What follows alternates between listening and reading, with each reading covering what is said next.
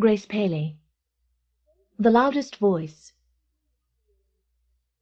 There is a certain place where dumbwaiters boom, doors slam, dishes crash. Every window is a mother's mouth bidding the street shut up. Go skate somewhere else. Come home. My voice is the loudest. There, my own mother is still as full of breathing as me and the grocer stands up to speak to her.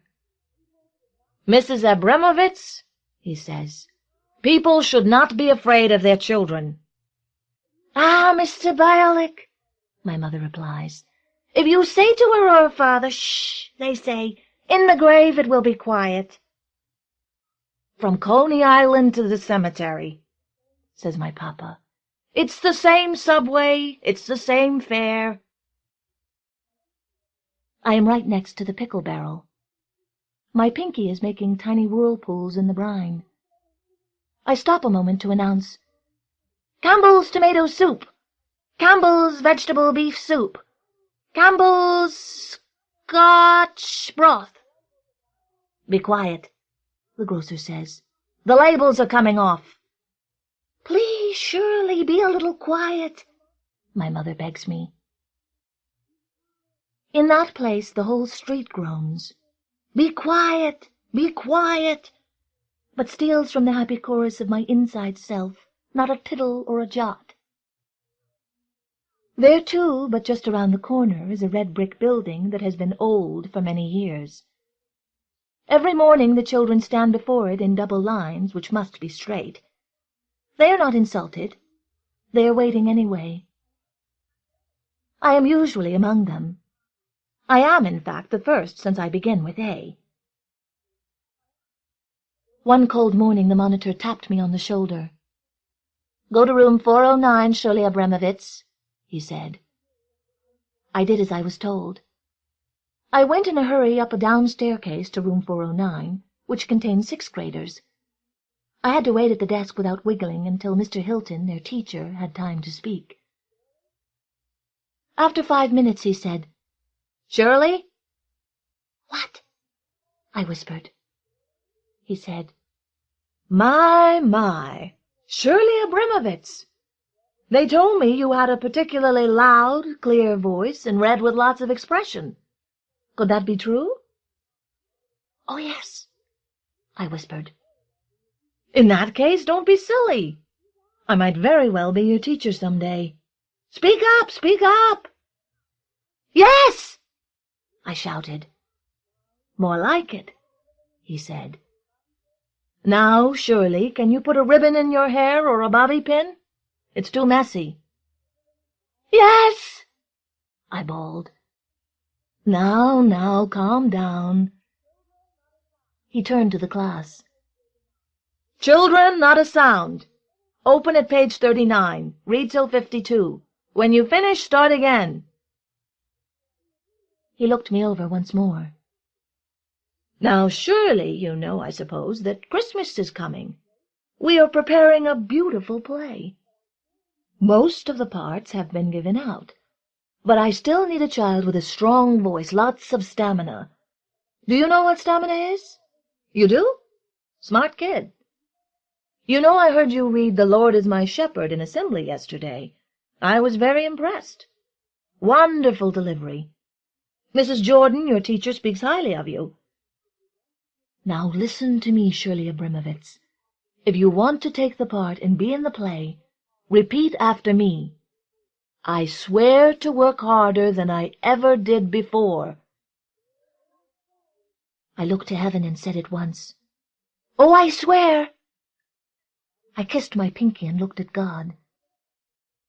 "That is an actor's life, my dear," he explained. "Like a soldier's, never tardy or disobedient to his general, the director. Everything," he said, "absolutely everything will depend on you." That afternoon, all over the building, children scraped and scrubbed the turkeys and the sheaves of corn off the schoolroom windows. Goodbye, Thanksgiving. The next morning a monitor brought red paper and green paper from the office. We made new shapes and hung them on the walls and glued them to the doors. The teachers became happier and happier. Their heads were ringing like the bells of childhood. My best friend Evie was prone to evil, but she did not get a single demerit for whispering. We learned Holy Night without an error. "How wonderful!" said Miss Glacé, the student teacher. "To think that some of you don't even speak the language." We learned Deck the Halls and Hark the Herald Angels. They weren't ashamed, and we weren't embarrassed. Oh, but when my mother heard about it all, she said to my father, "Misha, you don't know what's going on there. Kramer is the head of the tickets committee." "Who?" asked my father. "Kramer? Oh, yes, an active woman." "Active? Active has to have a reason. Listen," she said sadly, "I'm surprised to see my neighbors making tra-la-la for Christmas." My father couldn't think of what to say to that. Then he decided, "You're in America. Clara, you wanted to come here. In Palestine, the Arabs would be eating you alive. Europe, you had pogroms. Argentina is full of Indians. Here you got Christmas. Some joke, huh?" "Very funny, Misha. What is becoming of you? If we came to a new country a long time ago to run away from tyrants, and instead we fall into a creeping pogrom that our children learn a lot of lies, so what's the joke?" "Ach, Misha, your idealism is going away." "So is your sense of humor." "That I never had, but idealism you had a lot of." "I'm the same Misha Abramovich. I didn't change an iota. Ask anyone." "Only ask me," says my mamma, may she rest in peace. "I got the answer." Meanwhile, the neighbors had to think of what to say, too. Marty's father said, "You know he has a very important part, my boy." "Mine also," said Mr. Sauerfeld. "Not my boy," said Mrs. Klieg. "I said to him no. The answer is no. When I say no, I mean no." The rabbi's wife said, "It's disgusting." But no one listened to her. Under the narrow sky of God's great wisdom, she wore a strawberry blonde wig. Every day was noisy and full of experience. I was right-hand man. Mr. Hilton said, "How could I get along without you, Shirley?" He said, "Your mother and father ought to get down on their knees every night and thank God for giving them a child like you." He also said, "You're absolutely a pleasure to work with, my dear, dear child." Sometimes he said, "For God's sake, what did I do with the script? Shirley! Shirley, find it!" Then I answered quietly, "Here it is, Mr. Hilton." Once in a while, when he was very tired, he would cry out, "Shirley, I'm just tired of screaming at those kids. Will you tell Ira Pushkov not to come in till Lester points to that star the second time?" Then I roared, "Ira Pushkov, what's the matter with you? Dope? Mr. Hilton told you 5 times already. Don't come in till Lester points to that star the second time." "Ach, Clara," my father asked, "what does she do there till 6 o'clock? She can't even put the plates on the table?" "Christmas," said my mother coldly. "Ho, ho," my father said. "Christmas? What's the harm? After all, history teaches everyone. We learn from reading this is a holiday from pagan times also. Candles, lights, even Hanukkah. So we learn it's not altogether Christian. So if they think it's a private holiday, they're only ignorant, not patriotic. What belongs to history belongs to all men. You want to go back to the Middle Ages? Is it better to shave your head with a second-hand razor? Does it hurt Shirley to learn to speak up? It does not. So maybe someday she won't live between the kitchen and the shop. She's not a fool." I thank you, Papa, for your kindness. It is true about me to this day. I am foolish, but I am not a fool. That night my father kissed me and said with great interest in my career, "Shirley, tomorrow's your big day. Congrats." "Save it," my mother said. Then she shut all the windows in order to prevent tonsillitis. In the morning it snowed. On the street corner a tree had been decorated for us by a kind city administration. In order to miss its chilly shadow, our neighbors walked 3 blocks east to buy a loaf of bread. The butcher pulled down black window shades to keep the colored lights from shining on his chickens. Oh, not me. On the way to school, with both my hands, I tossed it a kiss of tolerance. Poor thing, it was a stranger in Egypt. I walked straight into the auditorium past the staring children. "Go ahead, Shirley," said the monitors. 4 boys, big for their age, had already started work as prop men and stagehands. Mr. Hilton was very nervous. He was not even happy. Whatever he started to say ended in a sideward look of sadness. He sat slumped in the middle of the first row and asked me to help Miss Glacé. I did this, although she thought my voice too resonant, and said, "Show off!" Parents began to arrive long before we were ready. They wanted to make a good impression. From among the yards of drapes I peeked out at the audience. I saw my embarrassed mother. Ira, Lester, and Meyer were pasted to their beards by Miss Glacé. She almost forgot to thread the star on its wire, but I reminded her. I coughed a few times to clear my throat. Miss Glacé looked around and saw that everyone was in costume and on line waiting to play his part. She whispered, "All right."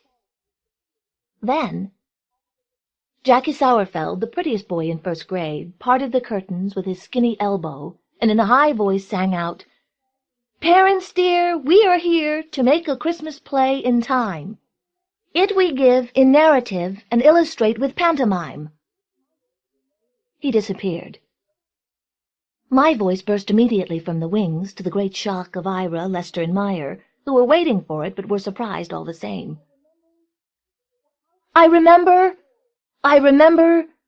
the house where I was born."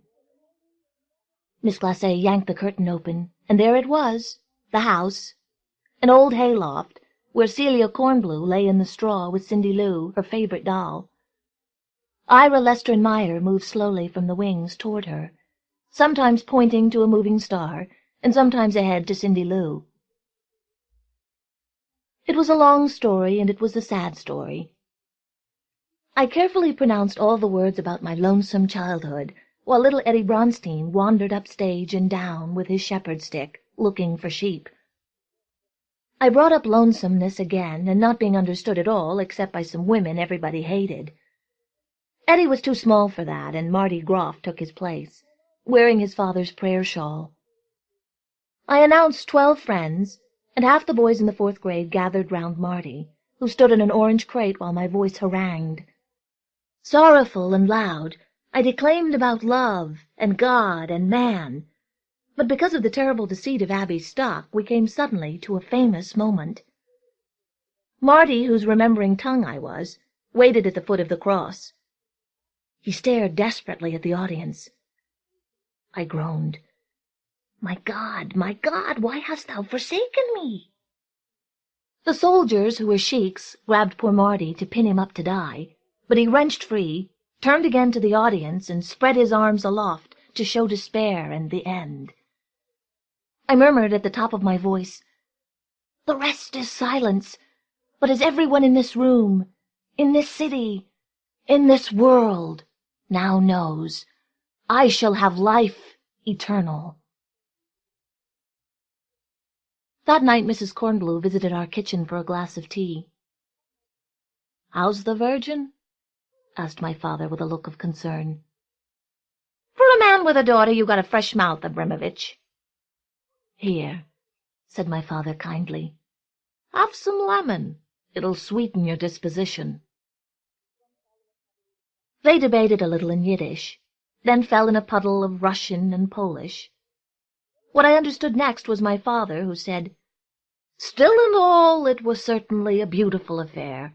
You have to admit, introducing us to the beliefs of a different culture." "Well, yes," said Mrs. Cornblue. "The only thing, you know Charlie Turner, that cute boy in Celia's class, a couple others? They got very small parts, or no part at all. In very bad taste, it seemed to me. After all, it's their religion." "Ah," explained my mother, "what could Mr. Hilton do? They got very small voices. After all, why should they holler?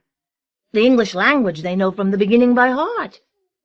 They're blonde like angels. You think it's so important they should get in the play? Christmas, the whole piece of goods. They own it." I listened and listened until I couldn't listen any more. Too sleepy, I climbed out of bed and kneeled.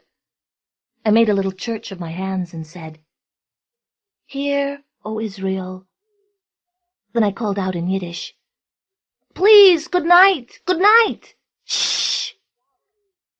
My father said, "Shh, yourself," and slammed the kitchen door.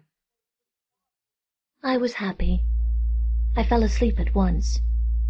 I had prayed for everybody, my talking family, cousins far away, passers-by, and all the lonesome Christians. I expected to be heard. My voice was certainly the loudest. Grace Paley. The Loudest Voice. There is a certain place where dumbwaiters boom, doors slam, dishes crash. Every window is a mother's mouth bidding the street shut up. Go skate somewhere else. Come home. My voice is the loudest. There, my own mother is still as full of breathing as me and the grocer stands up to speak to her. "Mrs. Abramovitz," he says, "people should not be afraid of their children." "Ah, Mr. Bialik," my mother replies, "if you say to her or her father, 'Shh,' they say, 'in the grave it will be quiet.'" "From Coney Island to the cemetery," says my papa.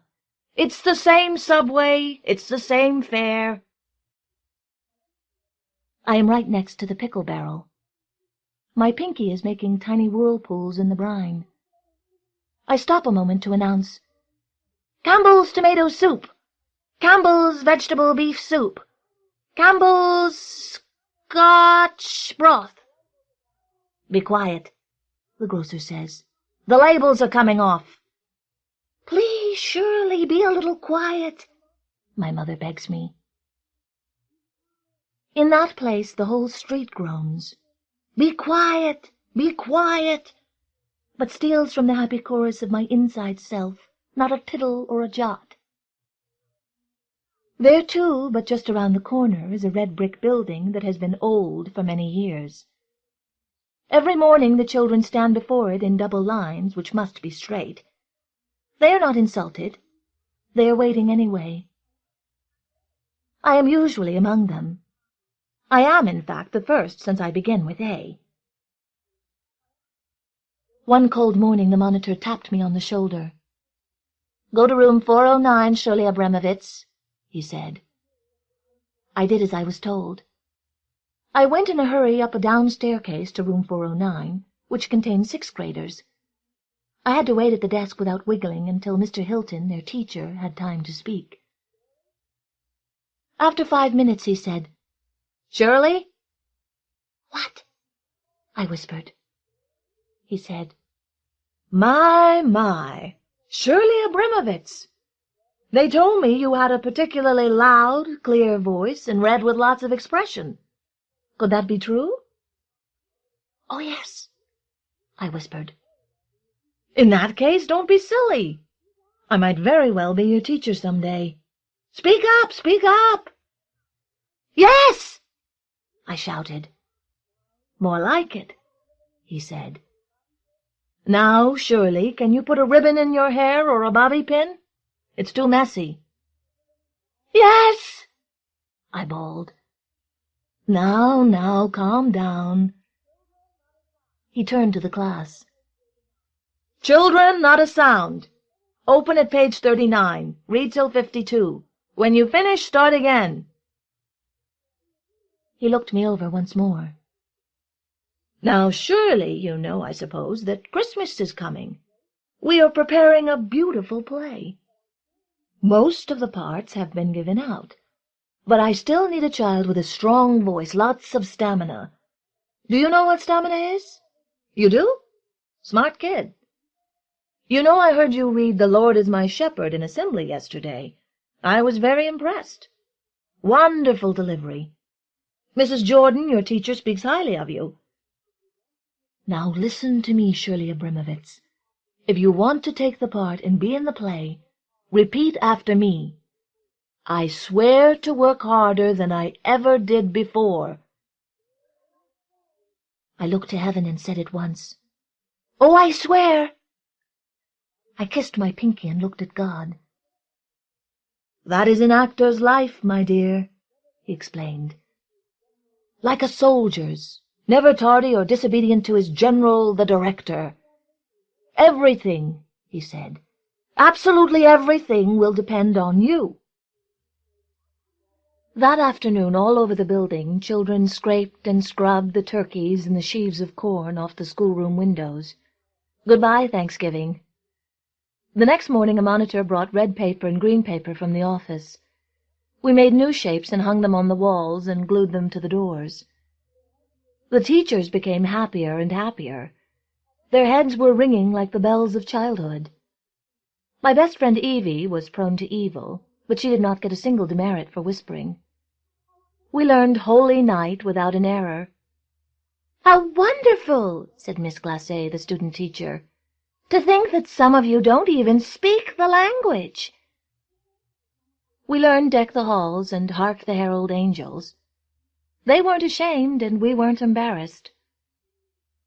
Oh, but when my mother heard about it all, she said to my father, "Misha, you don't know what's going on there.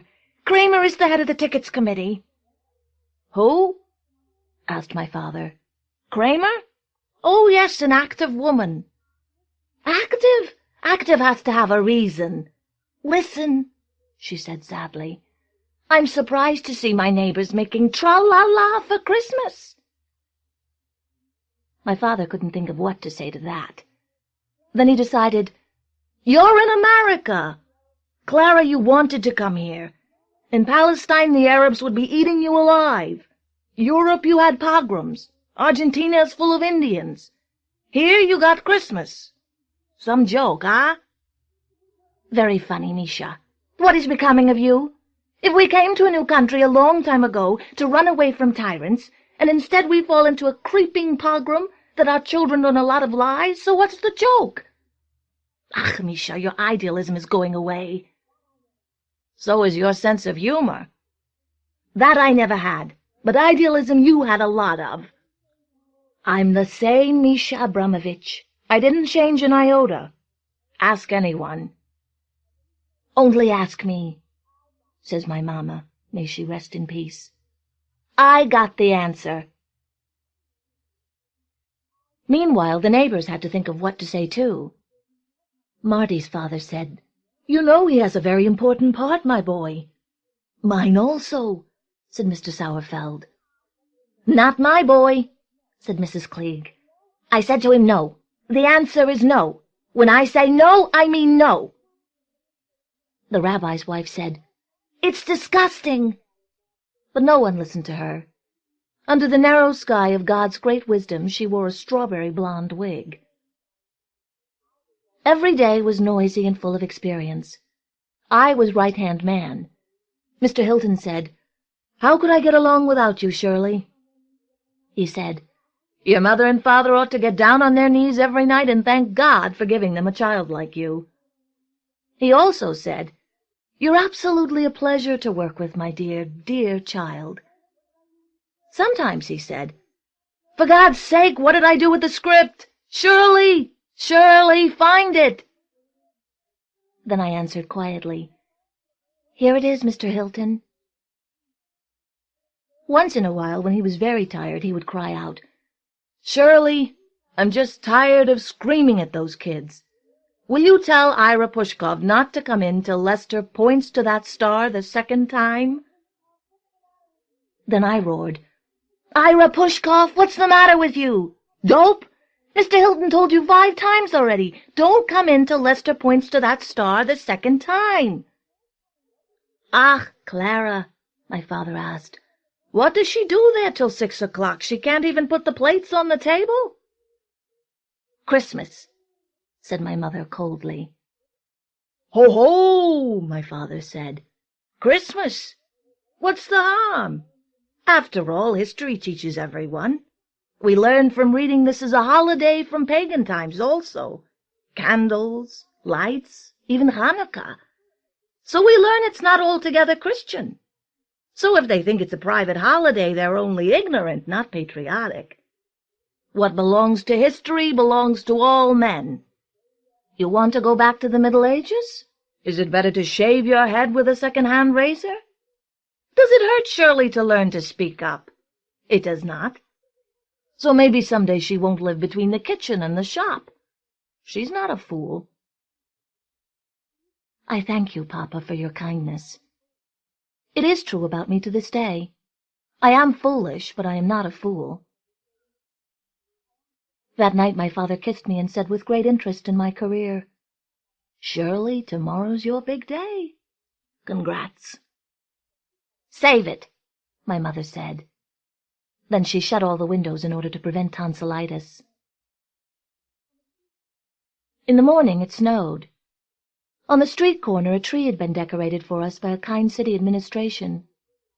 In order to miss its chilly shadow, our neighbors walked 3 blocks east to buy a loaf of bread. The butcher pulled down black window shades to keep the colored lights from shining on his chickens. Oh, not me.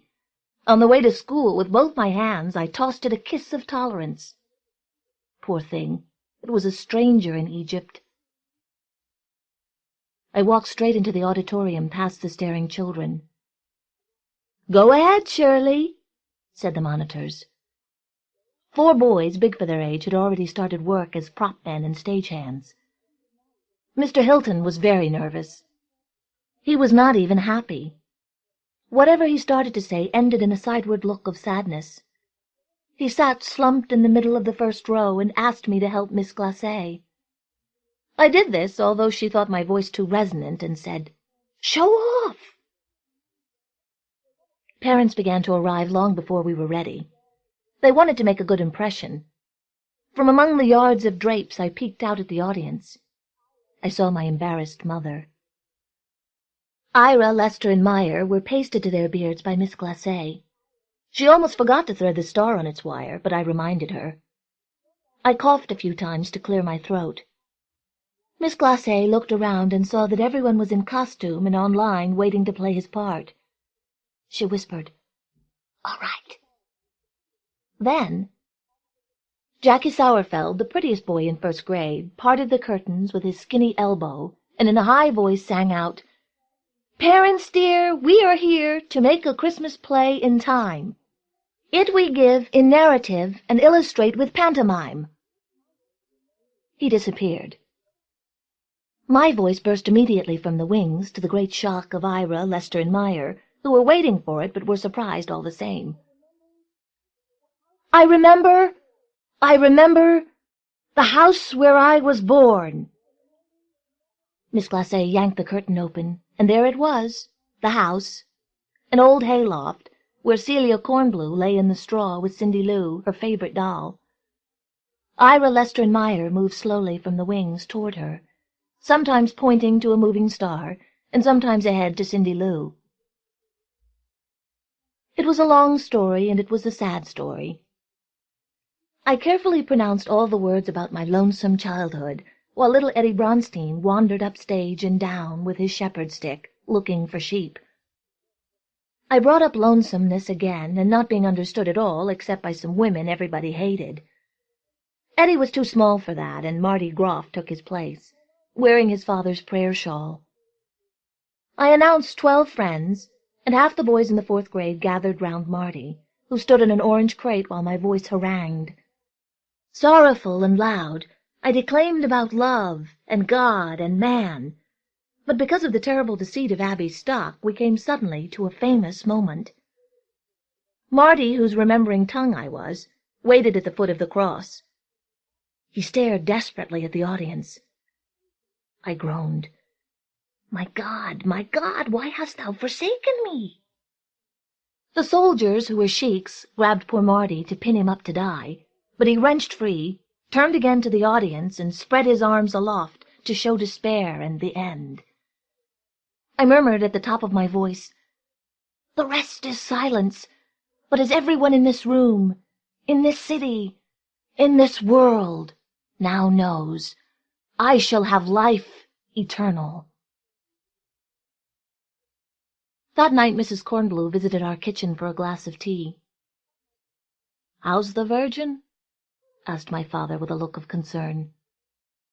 "For a man with a daughter, you got a fresh mouth, Abramovich." "Here," said my father kindly, "have some lemon. It'll sweeten your disposition." They debated a little in Yiddish, then fell in a puddle of Russian and Polish. What I understood next was my father, who said, "Still and all, it was certainly a beautiful affair. You have to admit, introducing us to the beliefs of a different culture." "Well, yes," said Mrs. Cornblue.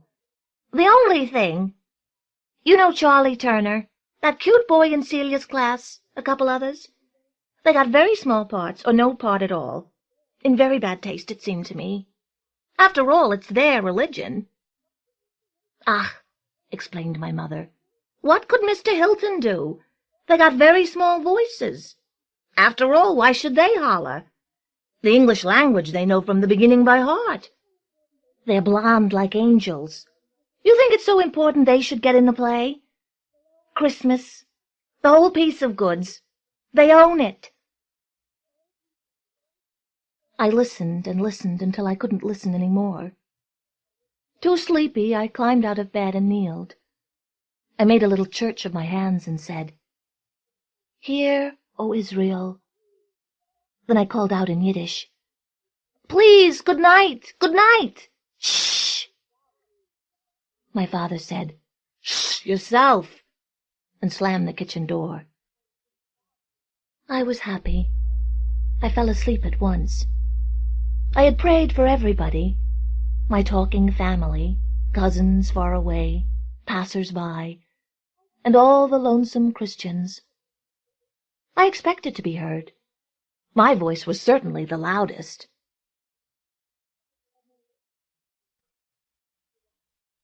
Edna O'Brien. The Doll. Every Christmas there came a present of a doll from a lady I scarcely knew.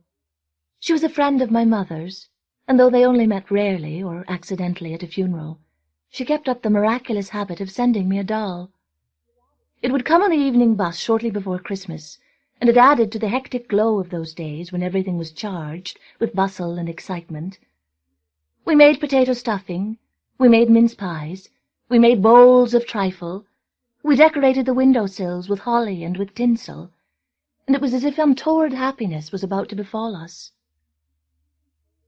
Each year's doll seemed to be more beautiful, more bewitching, and more sumptuously clad than the previous years.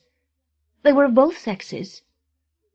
There was a jockey in bright red and saffron. There was a Dutch drummer boy in maroon velvet. There was a sleeping doll in a crinoline, a creature of such fragile beauty that I used to fear for her when my sisters picked her up clumsily or tried to make her flutter her eyelashes. Her eyes were suggestive of beads and small blue flowers, having the haunting colour of one and the smooth glaze of the other. She was named Rosalind. My sisters, of course, were jealous and riled against the unfairness of my getting a doll, whereas they only got the usual dull flannel sock with tiny things in it, necessary things such as pencils, copy-books, plus some toffees and a licorice pipe. Each of my dolls was given a name and a place of rest, in a corner or on a whatnot, or in an empty biscuit tin, and each had special conversations allotted to them, special endearments, and if necessary special chastisements. They had special times for fresh air. A doll would be brought out and splayed on a window-sill, or sunk down in the high grass and apparently abandoned. I had no favourites until the 7th doll came, and she was to me the living representation of a princess.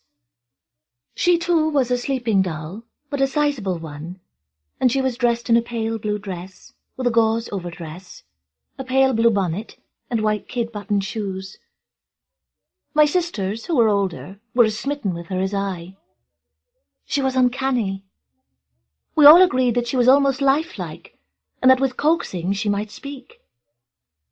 Her flaxen hair was like a feather to finger, her little wrists moved on a swivel, her eyelashes were black and sleek, and the gaze in her eyes so fetching that we often thought she was not an inanimate creature, that she had a soul and a sense of us.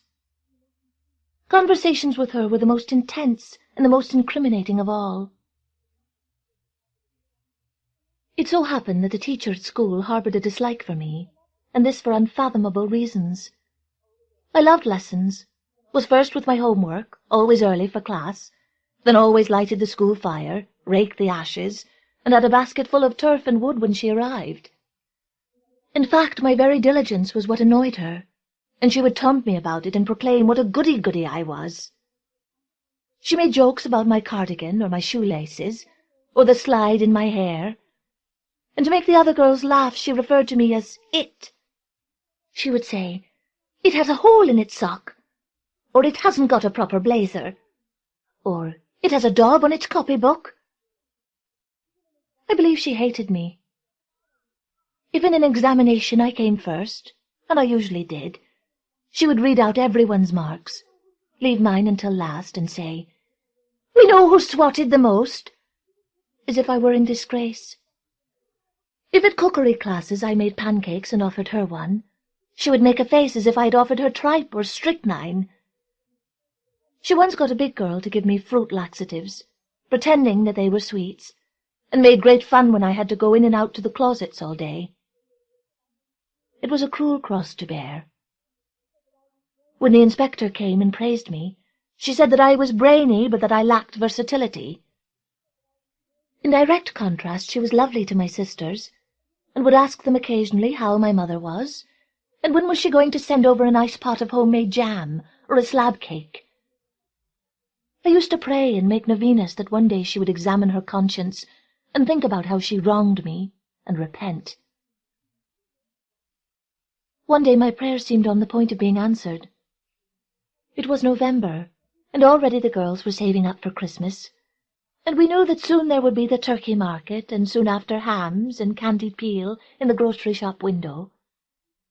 She said that since we'd all done so well in the catechism exam, she was going to get the infants to act in the school play, and that we would build a crib and stack it with fresh hay and statues. Somebody said that my doll would make a most beautiful virgin. Several girls had come home with me to see the doll, and had been allowed to peep in at her in her box, which was lined with silver chaff. I brought her next day, and every head in the classroom craned as the teacher lifted the lid of the black lacquered box and looked in. "She's passable," she said, and told one of the girls to put the doll in the cookery cupboard until such time as she was needed. I grieved at being parted from her, but I was proud of the fact that she would be in the school play and be the cynosure of all. I had made her a cloak, a flowing blue cloak with a sheath of net over it, and a little diamante clasp. She was like a creature of moonlight, shimmering, even on dark, wet days.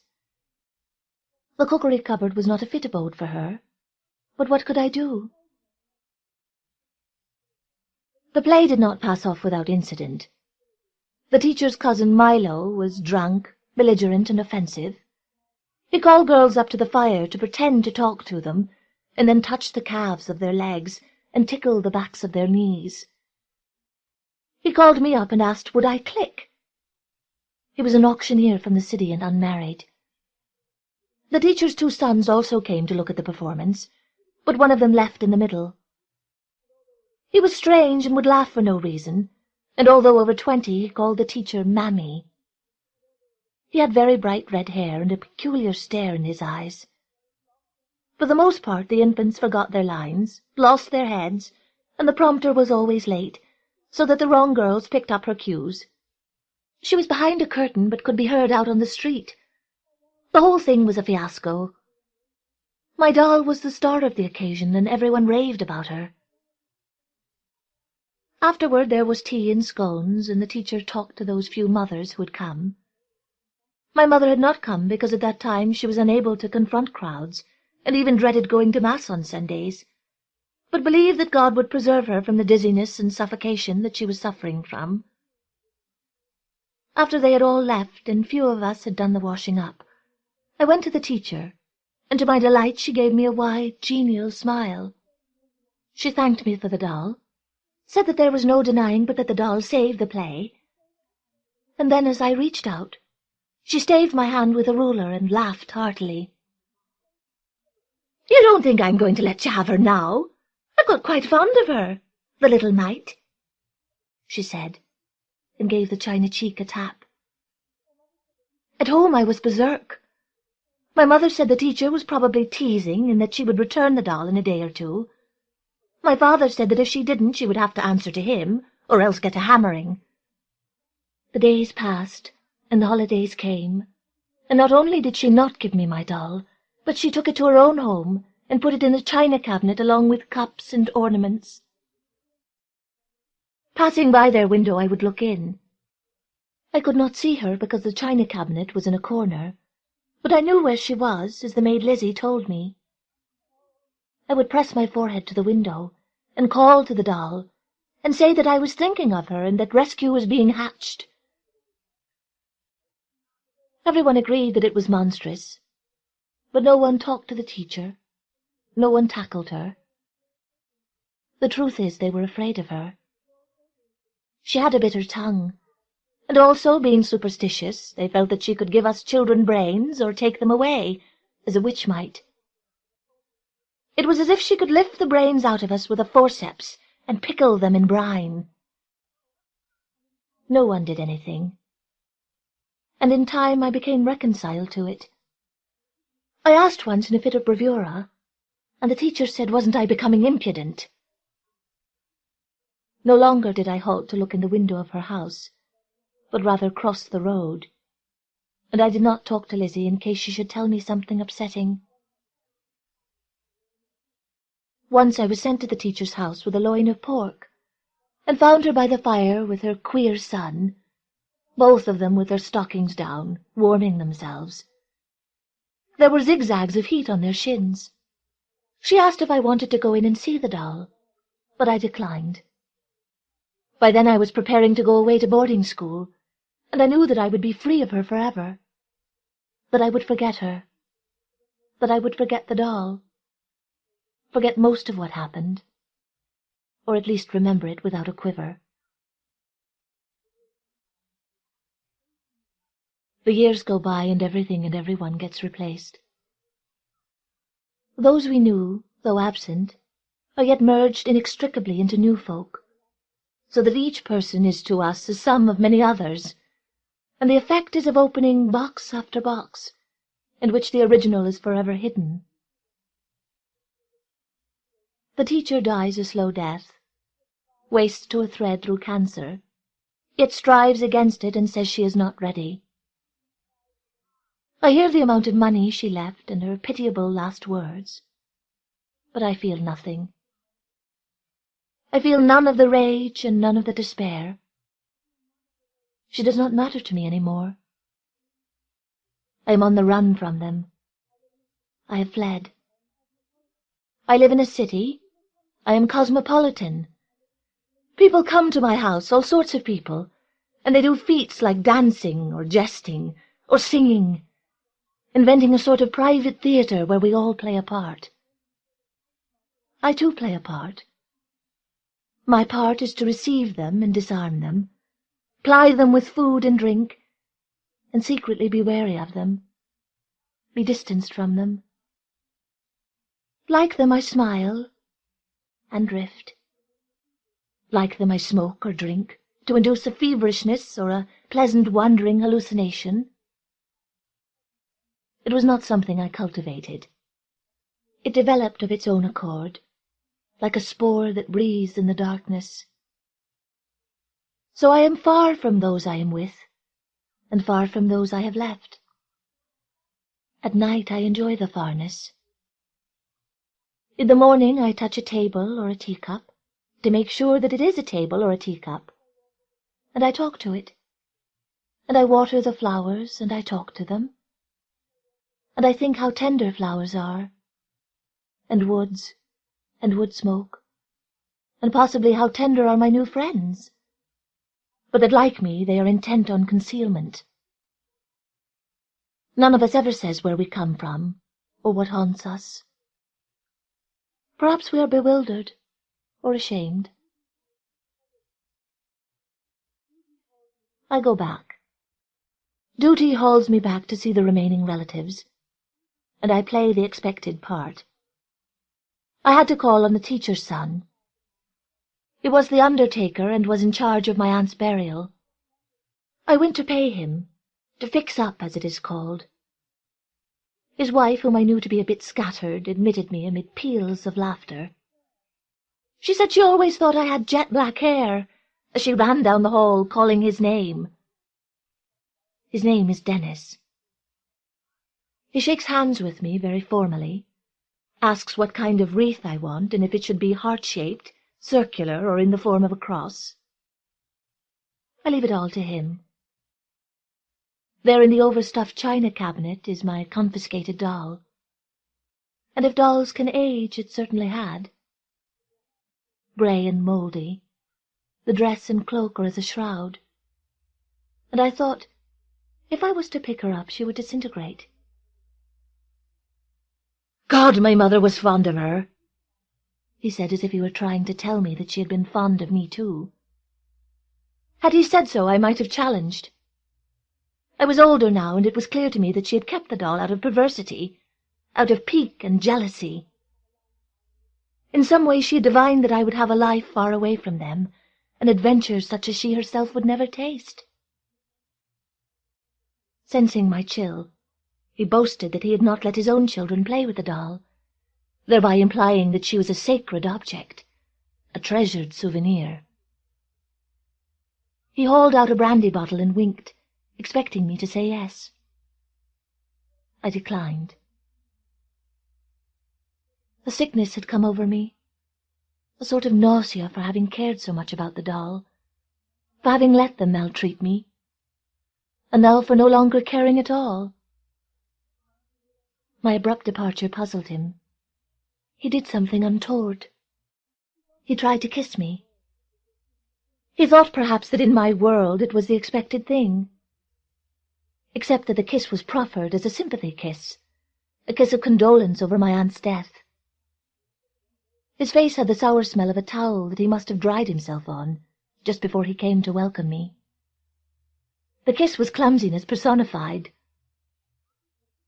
I pitied him, but I could not stay, and I could not reminisce, and I could not pretend to be the fast, kiss-easy woman he imagined me to be. Walking down the street, where I walk in memory, morning, noon, and night, I could not tell what it was precisely that reduced me to such wretchedness. Indeed, it was not death, but rather the knowing conviction of not having yet lived.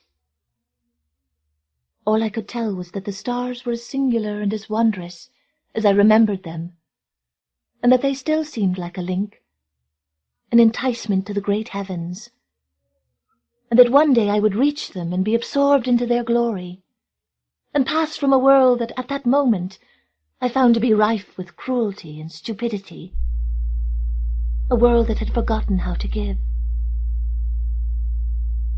Tomorrow, I thought, tomorrow I shall be gone, and realized that I had not lost the desire to escape, or the strenuous habit of hoping.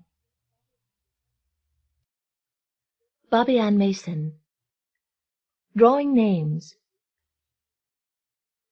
On Christmas Day, Carolyn Sisson went early to her parents' house to help her mother with the dinner. Carolyn had been divorced 2 years before, and last Christmas, coming alone, she had felt uncomfortable. This year she had invited her lover, Kent Ballard, to join the family gathering. She had even brought him a present to put under the tree, so he wouldn't feel left out. Kent was planning to drive over from Kentucky Lake by noon. He had gone there to inspect his boat because of an ice storm earlier in the week. He felt compelled to visit his boat on the holiday, Carolyn thought, as if it were a sad old relative in a retirement home. "We're having baked ham instead of turkey," Mom said. "Your daddy never did like ham baked, but who ever heard of fried ham on Christmas?" We have that all year round, and I'm burned out on it." "I love baked ham," said Carolyn. "Does Ken like it baked?" "I'm sure he does." Carolyn placed her gifts under the tree. The number of packages seemed unusually small. "It don't seem like Christmas with drawed names," said Mom. "Your star's about to fall off." Carolyn straightened the silver ornament at the tip of the tree. "I didn't decorate as much as I wanted to. I'm slowing down. Getting old, I guess." Mom had not combed her hair, and she was wearing a work shirt and tennis shoes. "You always try to do too much on Christmas, Mom." Carolyn knew the agreement to draw names had bothered her mother. But the 4 daughters were grown, and 2 had children. 16 people were expected today. Carolyn herself could not afford to buy 15 presents on her salary as a clerk at J.C. Penney's, and her parents' small farm had not been profitable in years. Carolyn's father appeared in the kitchen, and he hugged her so tightly she squealed in protest. "That's all I can afford this year," he said, laughing. As he took a piece of candy from a dish on the counter, Carolyn teased him. "You'd better watch your calories today." "Oh, not on Christmas." It made Carolyn sad to see her handsome father getting older. He was a shy man, awkward with his daughters, and Carolyn knew he had been deeply disappointed over her failed marriage, although he had never said so. Now he asked, "Who bought these toes?" He would no longer say nigger toes, his old name for the chocolate-covered creams. "Hattie Smoot brought those over," said Mom. "I made a pantsuit for her last week," she said to Carolyn. "She's the woman that had stomach bypass. When Pee Wee McLean had that, it didn't work, and they had to fix him back like he was," said Dad. He offered Carolyn a piece of candy, but she shook her head no. Mom said, "I made Hattie a dress back last spring for her boy's graduation, and she couldn't even find a pattern big enough. I had to 'low a foot. But after that bypass, she's down to a size 20. "I think we'll all need a stomach bypass after we eat this feast you're fixing," said Carolyn.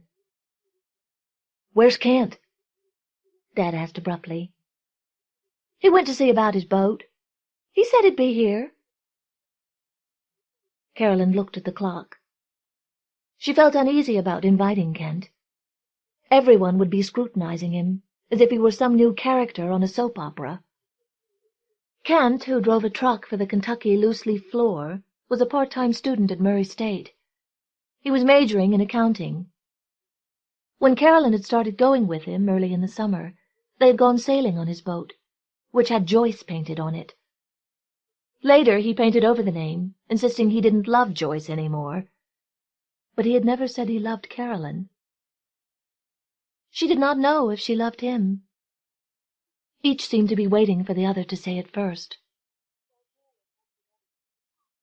While Carolyn helped her mother in the kitchen, Dad went to get her grandfather, her mother's father. Pappy, who had been disabled by a stroke, was cared for by a live-in housekeeper, who had gone home to her own family for the day. Carolyn diced apples and pears for fruit salad, while her mother shaped sweet potato balls with marshmallow centers and rolled them in crushed cornflakes. On TV in the living room, Days of Our Lives was beginning, but the Christmas tree blocked their view of the television set. "Whose name did you draw, Mom?" Carolyn asked as she began seeding the grapes.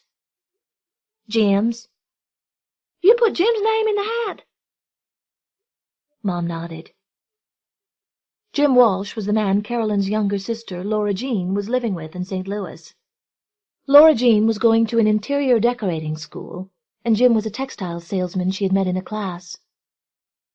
"I made him a shirt," Mom said. "I'm surprised at you." "Well, what was I to do?" "I'm just surprised." Carolyn ate a grape and spit out the seeds. "Emily Post says the couple should be offered the same room when they visit.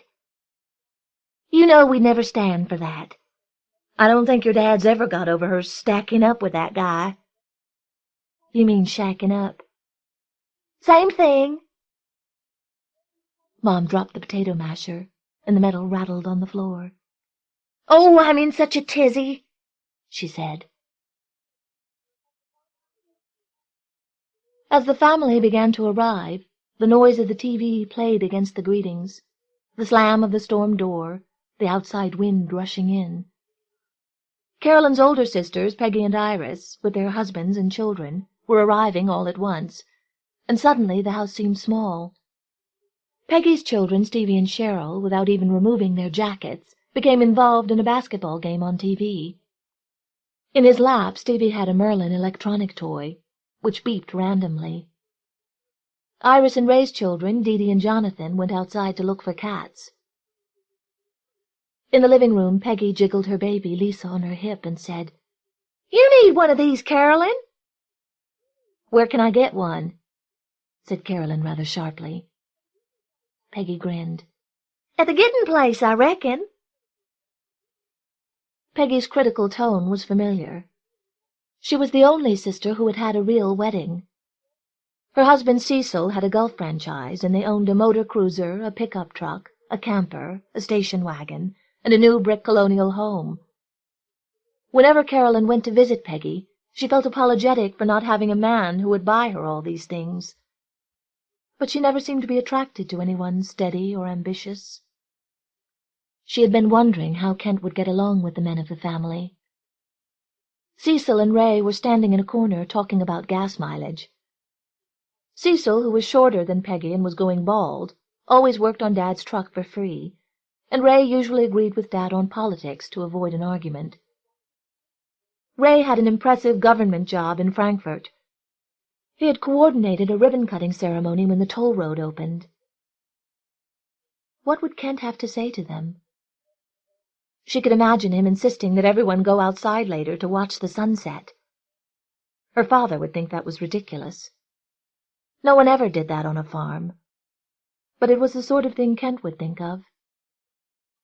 Yet she knew that spontaneity was what she liked in him. Dee and Jonathan, who were 10 and 6, came inside then, and immediately began shaking the presents under the tree. All the children were wearing new jeans and cowboy shirts, Carolyn noticed. "Why are y'all so quiet?" she asked. "I thought kids whooped and hollered on Christmas." "They've been up since 4, said Iris. She took a cigarette from her purse and accepted a light from Cecil. Exhaling smoke, she said to Carolyn, "We heard Kent was coming." Before Carolyn could reply, Iris scolded the children for shaking the packages. She seemed nervous. "He's supposed to be here by noon," said Carolyn. "There's somebody now. I hear a car." It might be Dad with Pappy. It was Laura Jean, showing off Jim Walsh as though he were a splendid Christmas gift she had just received. "Let me kiss everybody!" she cried, as the women rushed toward her. Laura Jean had not been home in 4 months. "Merry Christmas!" Jim said in a booming, official-sounding voice, something like a TV announcer, Carolyn thought. He embraced all the women, and then, with a theatrical gesture, he handed Mom a bottle of Rebel Yell bourbon and a carton of boiled custard, which he took from a shopping bag. The bourbon was in a decorative Christmas box. Mom threw up her hands. "Oh, no, I'm afraid I'll be an alcoholic." "Well, that's ridiculous, Mom," said Laura Jean, taking Jim's coat. "A couple of drinks a day are good for your heart."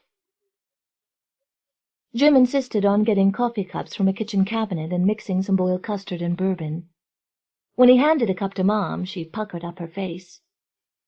"Law, don't let the preacher in," she said, taking a sip. "Boy, that sends my blood pressure up."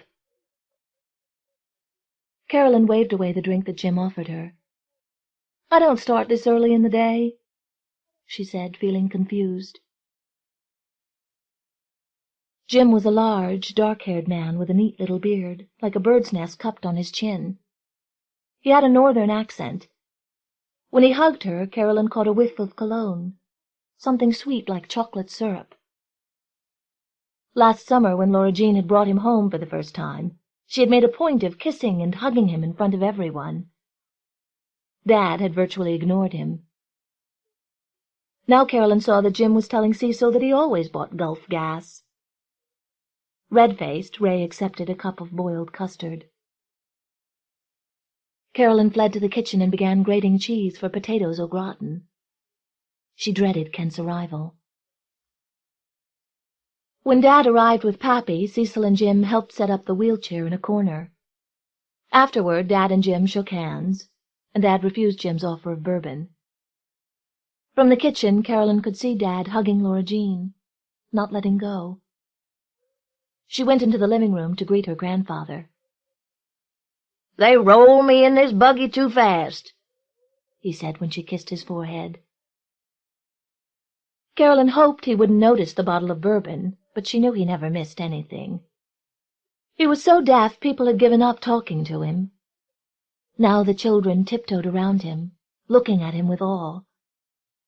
Somehow Carillon expected the children to notice that she was alone, like Pappy. At 10 minutes of 1, the telephone rang. Peggy answered and handed the receiver to Carillon. "It's Kent," she said. Kent had not left the lake yet. "I just got here an hour ago," he told Carillon. "I had to take my sister over to my mother's." "Is the boat okay?" "Yeah, just a little scraped paint. I'll be ready to go in a little while." He hesitated as though waiting for assurance that the invitation was real. "This whole gang's ready to eat," Carillon said. "Can't you hurry?" She should have remembered the way he tended to get sidetracked. Once it took them 3 hours to get to Paducah because he kept stopping at antique shops. After she hung up the telephone, her mother asked, "Should I put the rolls into brown yet?" "Wait just a little. He's just now leaving the lake." "When's this Kent feller coming?" asked Dad impatiently as he peered into the kitchen. "It's time to eat." "He's on his way," said Carillon. "Did you tell him we don't wait for stragglers?" "No." "When the plate rattles, we eat." "I know." "Did you tell him that?" "No, I didn't," cried Carillon, irritated. When they were alone in the kitchen, Carillon's mother said to her, "Your dad's not himself today. He's fit to be tied about Laura Jean bringing that guy down here again. And him bringing that whiskey." That was uncalled for, Carillon agreed. She had noticed that Mom had set her cup of eggnog in the refrigerator. "Besides, he's not too happy about that Kent Ballard you're running around with." "What's it to him?" "You know how he always was. He don't think anybody's good enough for one of his little girls, and he's afraid you'll get mistreated again. He don't think Kent's very dependable." "I guess Kent's proving Dad's point." Carillon's sister Iris had dark brown eyes, unique in the family. When Carillon was small, she tried to say Iris's eyes once, and called them Irish eyes, confusing them with a song their mother sometimes sang, "When Irish eyes are smiling." Thereafter they always teased Iris about her smiling Irish eyes. Today Iris was not smiling. Carillon found her in a bedroom smoking, holding an ashtray in her hand. "I drew your name," Carillon told her. "I got you something I wanted myself." "Well, if I don't want it, I guess I'll have to give it to you." "What's wrong with you today?" "Ray and me's getting a separation," said Iris. "Really?" Carillon was startled by the note of glee in her response.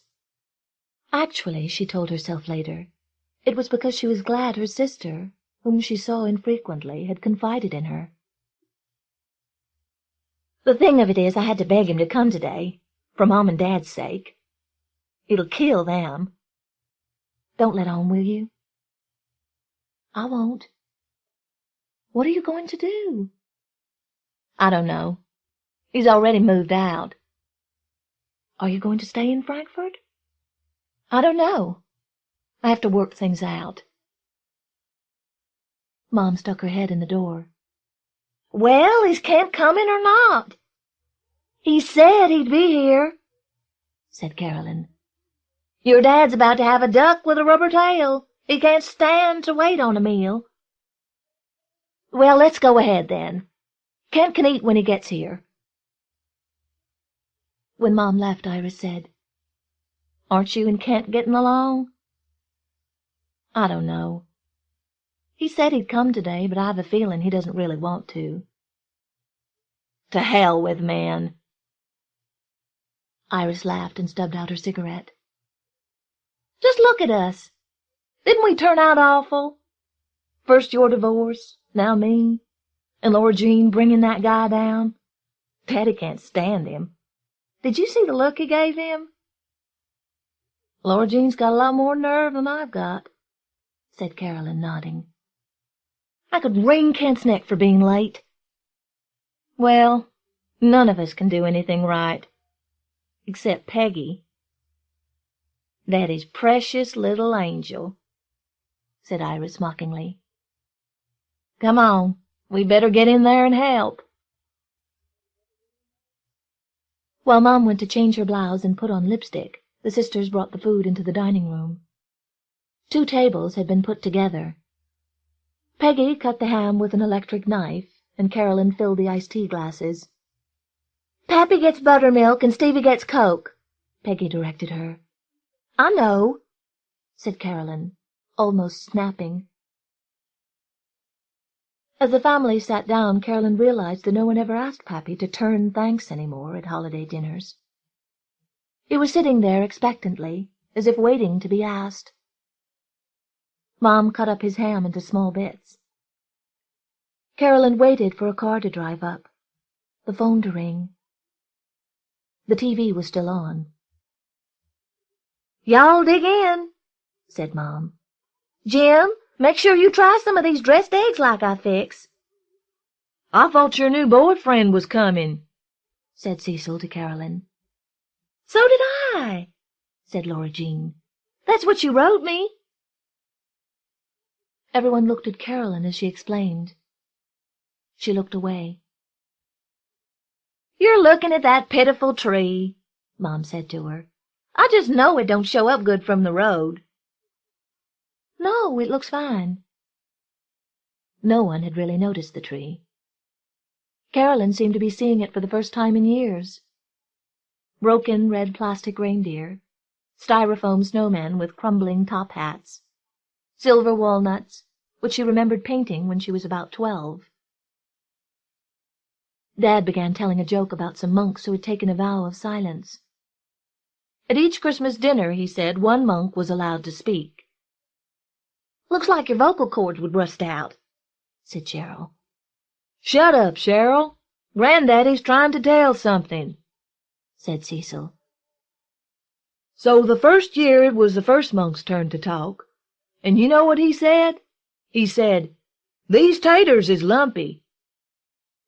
When several people laughed, Stevie asked, "Is that the joke?" Carolyn was baffled.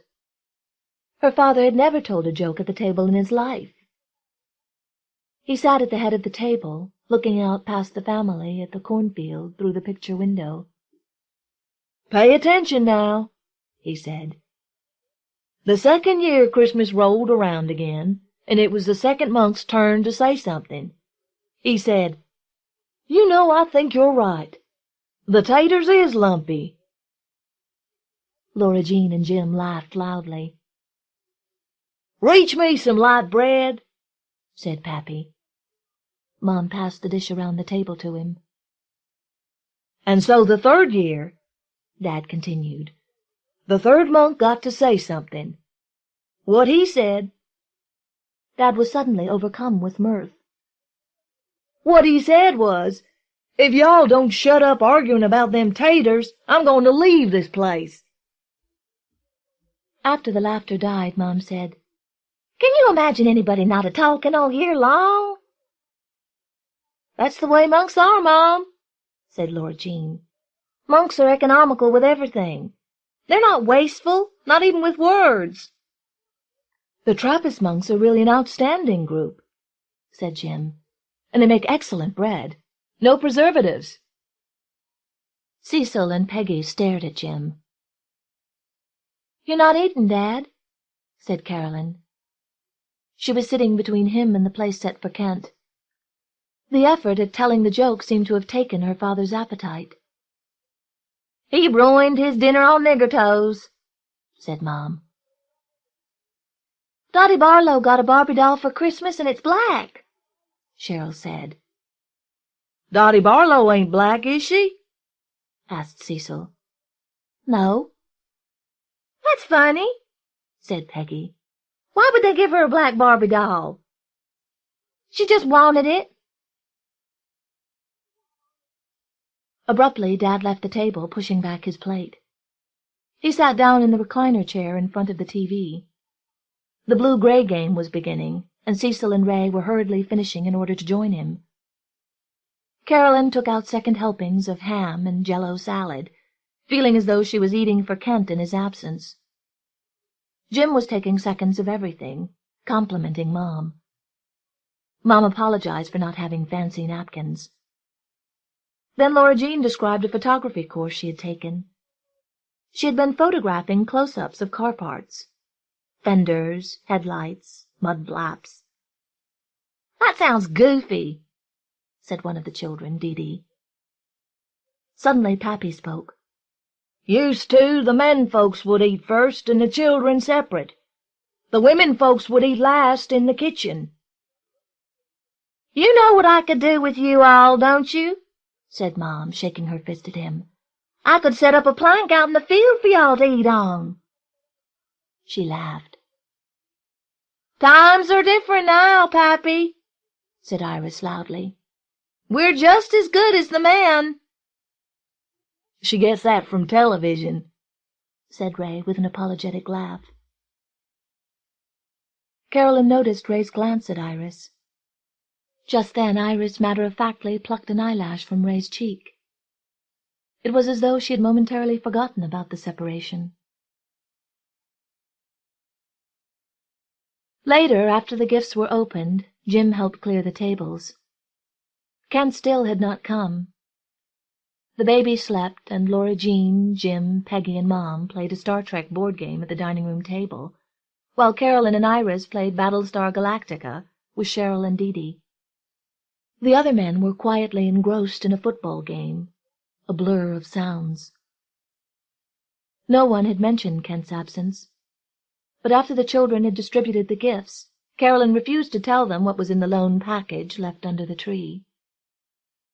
It was the most extravagantly wrapped of all the presents, with an immense ribbon, not a stick-on bow.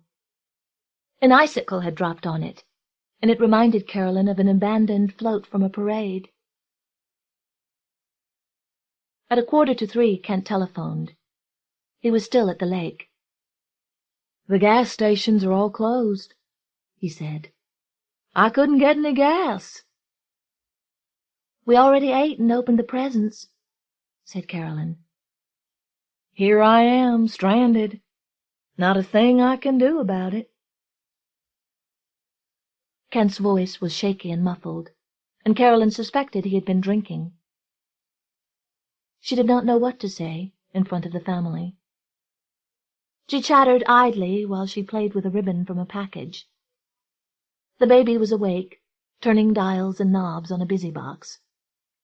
On TV, the Blues picked up 6 yards on an end sweep. Carolyn fixed her eyes on the tilted star at the top of the tree.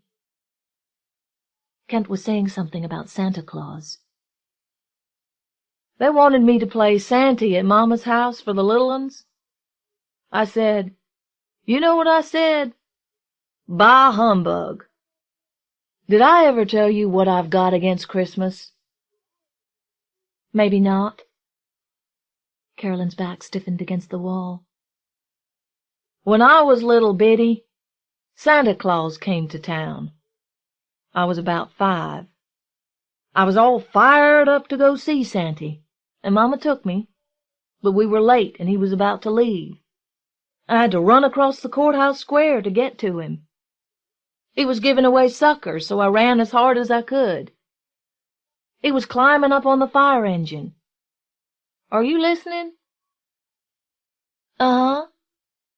Carolyn was watching her mother, who was folding Christmas paper to save for next year.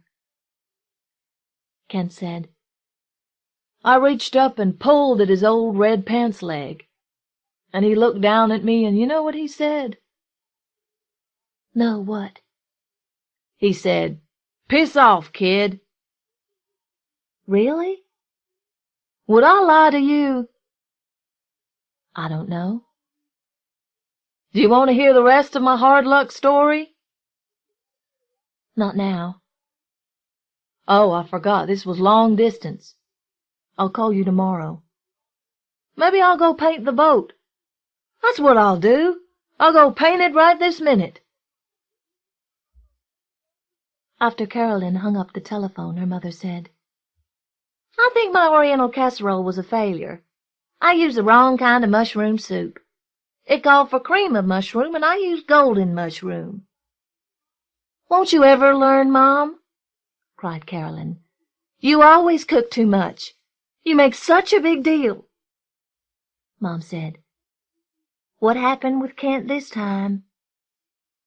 He couldn't get gas. He forgot the gas stations were closed. Jim and Laura Jean didn't have any trouble getting gas, said Peggy, looking up from the game. We tanked up yesterday, said Laura Jean. Of course you did, said Carolyn distractedly. You always think ahead. It's your time, Cheryl said, handing Carolyn the Battlestar Galactica toy. I did lousy. Not as lousy as I did, said Iris. Carolyn tried to concentrate on shooting enemy missiles raining through space. Her sisters seemed far away, like the spaceships.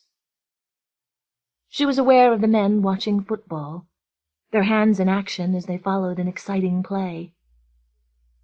Even though Pappy had fallen asleep, with his blanket in his lap, he looked like a king on a throne. Carolyn thought of the quiet accommodation her father had made to his father-in-law, just as Cecil and Ray had done with Dad, and her ex-husband had tried to do once. But Cecil had bought his way in, and now Ray was getting out. Kent had stayed away. Jim, the newcomer, was with the women, playing Star Trek as if his life depended upon it. Carolyn was glad now that Kent had not come. The story he had told made her angry, and his pity for his childhood made her think of something Pappy had often said.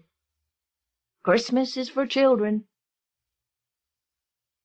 Earlier she had listened in amazement while Cheryl listed on her fingers the gifts she had received that morning.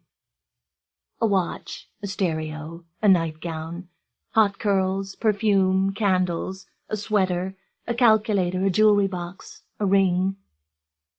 Now Carolyn saw Kent's boat as his toy, more important to him than the family obligations of the holiday. Mom was saying, I wanted to make a Christmas tablecloth out of red checks with green fringe. You wouldn't think knit would do for a tablecloth, but Hattie Smoot has the prettiest one. You can do incredible things with knit, said Jim with sudden enthusiasm. The shirt Mom had made him was bonded knit. Who's Hattie Smoot? asked Laura Jean. She was caressing the back of Jim's neck, as though soothing his nerves. Carolyn laughed when her mother began telling Jim and Laura Jean about Hattie Smoot's operation. Jim listened attentively, leaning forward with his elbows on the table, and asked eager questions, his eyes as alert as Pappy's. Is she telling a joke? Cheryl asked Carolyn. No, I'm not laughing at you, Mom, Carolyn said, touching her mother's hand. She felt relieved that the anticipation of Christmas had ended. Still laughing, she said, Pour me some of that rebel yell, Jim. It's time. I'm with you, Jim said, jumping up. In the kitchen, Carolyn located a clean spoon while Jim washed some cups. Carolyn couldn't find the cup Mom had left in the refrigerator. As she took out the carton of boiled custard, Jim said, "It must be a very difficult day for you." Carolyn was startled. His tone was unexpectedly kind, genuine. She was struck suddenly by what he must know about her, because of his intimacy with her sister. She knew nothing about him. When he smiled, she saw a gold cap on a molar, shining like a Christmas ornament. She managed to say, "It can't be any picnic for you, either. Kent didn't want to put up with us. Too bad he couldn't get gas." "I don't think he wanted to get gas." "Then you're better off without him." When Jim looked at her, Carolyn felt that he must be examining her resemblance to Laura Jean. He said, "I think your family's great." Carolyn laughed nervously. "We're hard on you. God, you're brave to come down here like this." "Well, Laura Jean's worth it." They took the boiled custard in cups into the dining room. As Carolyn sat down, her nephew Jonathan begged her to tell what was in the gift left under the tree. "I can't tell," she said. "Why not?" "I'm saving it till next year, in case I draw some man's name." "I hope it's mine," said Jonathan. Jim stirred bourbon into 3 cups of boiled custard, and gave 1 to Carolyn and 1 to Laura Jean. The others had declined. Then he leaned back in his chair, more relaxed now, and squeezed Laura Jean's hand. Carolyn wondered what they said to each other when they were alone in St. Louis. She knew with certainty that they would not be economical with words, like the monks in the story. She longed to be with them, to hear what they would say. She noticed her mother picking at a hangnail, quietly ignoring the bourbon. Looking at the bottle's gift box, which showed an old-fashioned scene, children on sleds in the snow, Carolyn thought of Kent's boat again. She felt she was in that snowy scene now, with Laura Jean and Jim, sailing in Kent's boat into the winter breeze, into falling snow. She thought of how silent it was out on the lake, as though the whiteness of the snow were the absence of sound. "Cheers," she said to Jim, lifting her cup. Ann Beattie, Where You'll Find Me. Friends keep calling my broken arm a broken wing. It's the left arm, now folded against my chest and kept in place with a blue scarf sling that is knotted behind my neck, and it weighs too much ever to have been wing-like. The accident happened when I ran for a bus. I tried to stop it from pulling away by shaking my shopping bags like maracas in the air, and that's when I slipped on the ice and went down. So I took the train from New York City to Saratoga yesterday instead of driving. I had the perfect excuse not to go to Saratoga to visit my brother at all. But once I had geared up for it, I decided to go through with the trip and avoid guilt. It isn't Howard I mind, but his wife's 2 children, a girl of 11 and a boy of 3. Becky either pays no attention to her brother Todd, or else she tortures him. Last winter she used to taunt him by stalking around the house on his heels, clomping close behind him wherever he went, which made him run and scream at the same time. Cade did not intervene until both children became hysterical and we could no longer shout over their voices. "I think I like it that they're physical," she said. "Maybe if they enact some of their hostility like this, they won't grow up with the habit of getting what they want by playing mind games with other people. It seems to me that they will not ever grow up, but will burn out like meteors." Howard has finally found what he wants, the opposite of domestic tranquility. For 6 years he lived in Oregon with a pale, passive woman. On the rebound he married an even paler pre-med student named Francine. That marriage lasted less than a year, and then on a blind date in Los Angeles he met Cade, whose husband was away on a business trip to Denmark just then.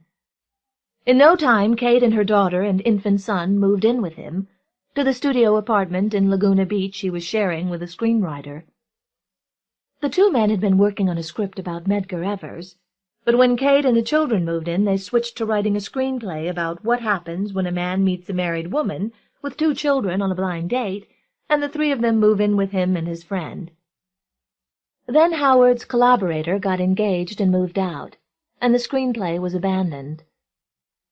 Howard accepted a last-minute invitation to teach writing at an upstate college in New York, and within a week they were all ensconced in a drafty Victorian house in Saratoga. Cade's husband had begun divorce proceedings before she moved in with Howard, but eventually he agreed not to sue for custody of Becky and Todd in exchange for child support payments that were less than half of what his lawyer thought he would have to pay.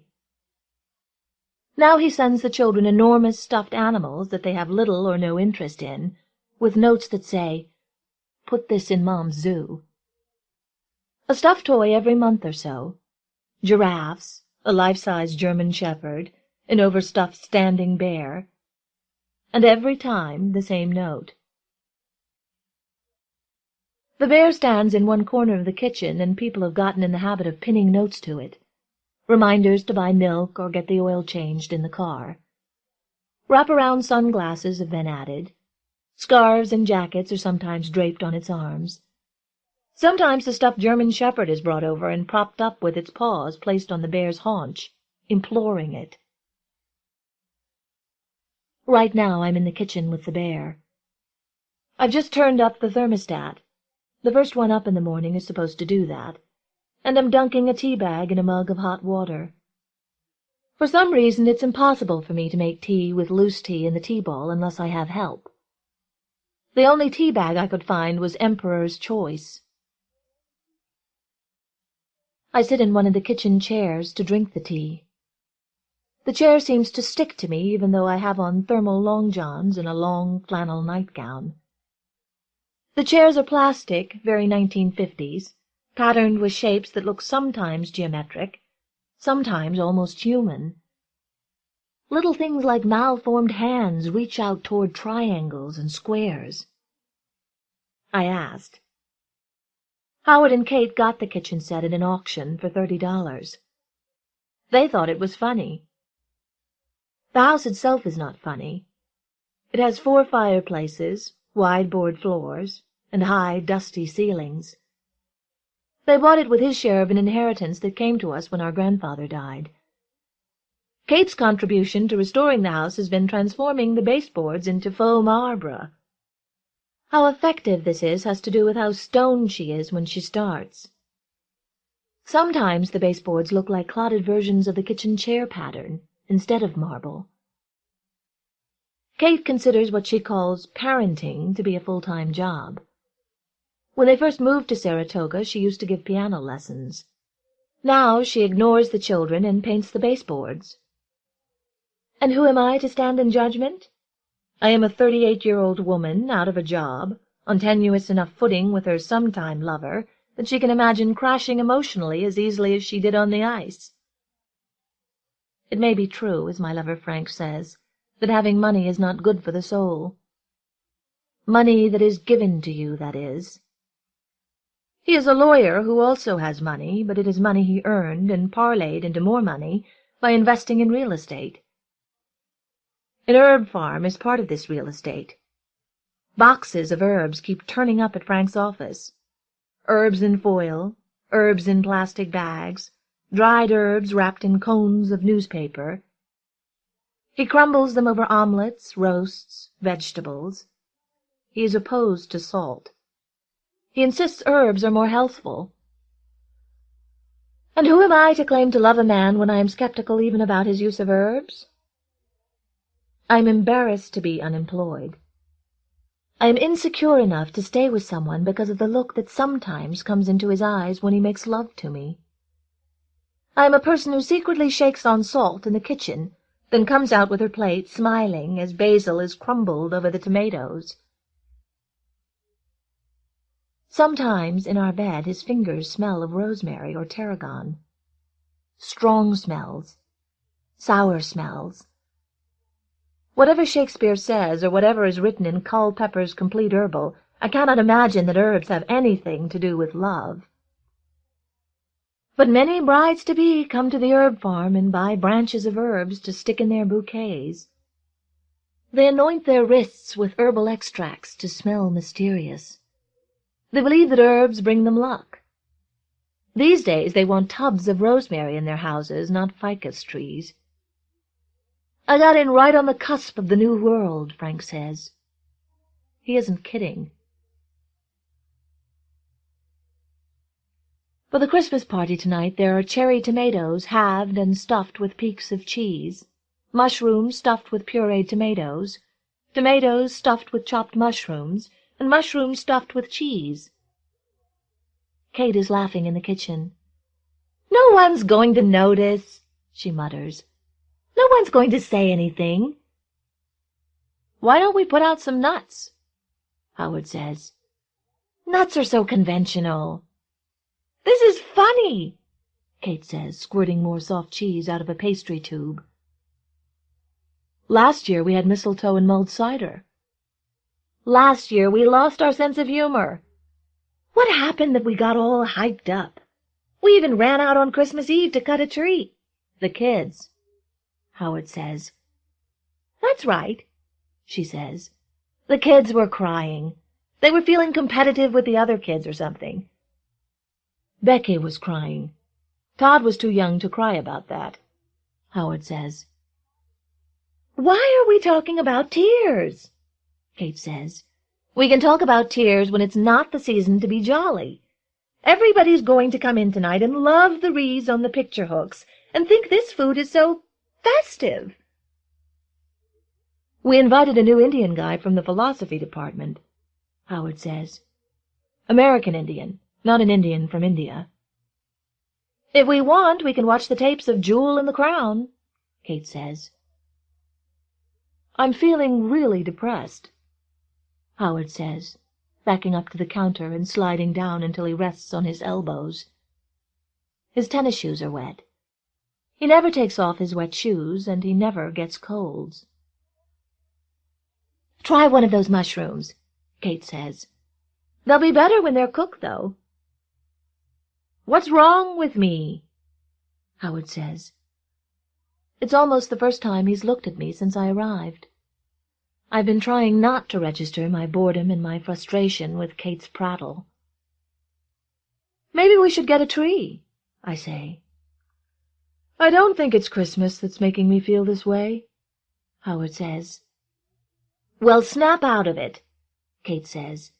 "You can open one of your presents early if you want to." No, Howard says. "It isn't Christmas." He hands a plate to Kate, who has begun to stack the dishwasher.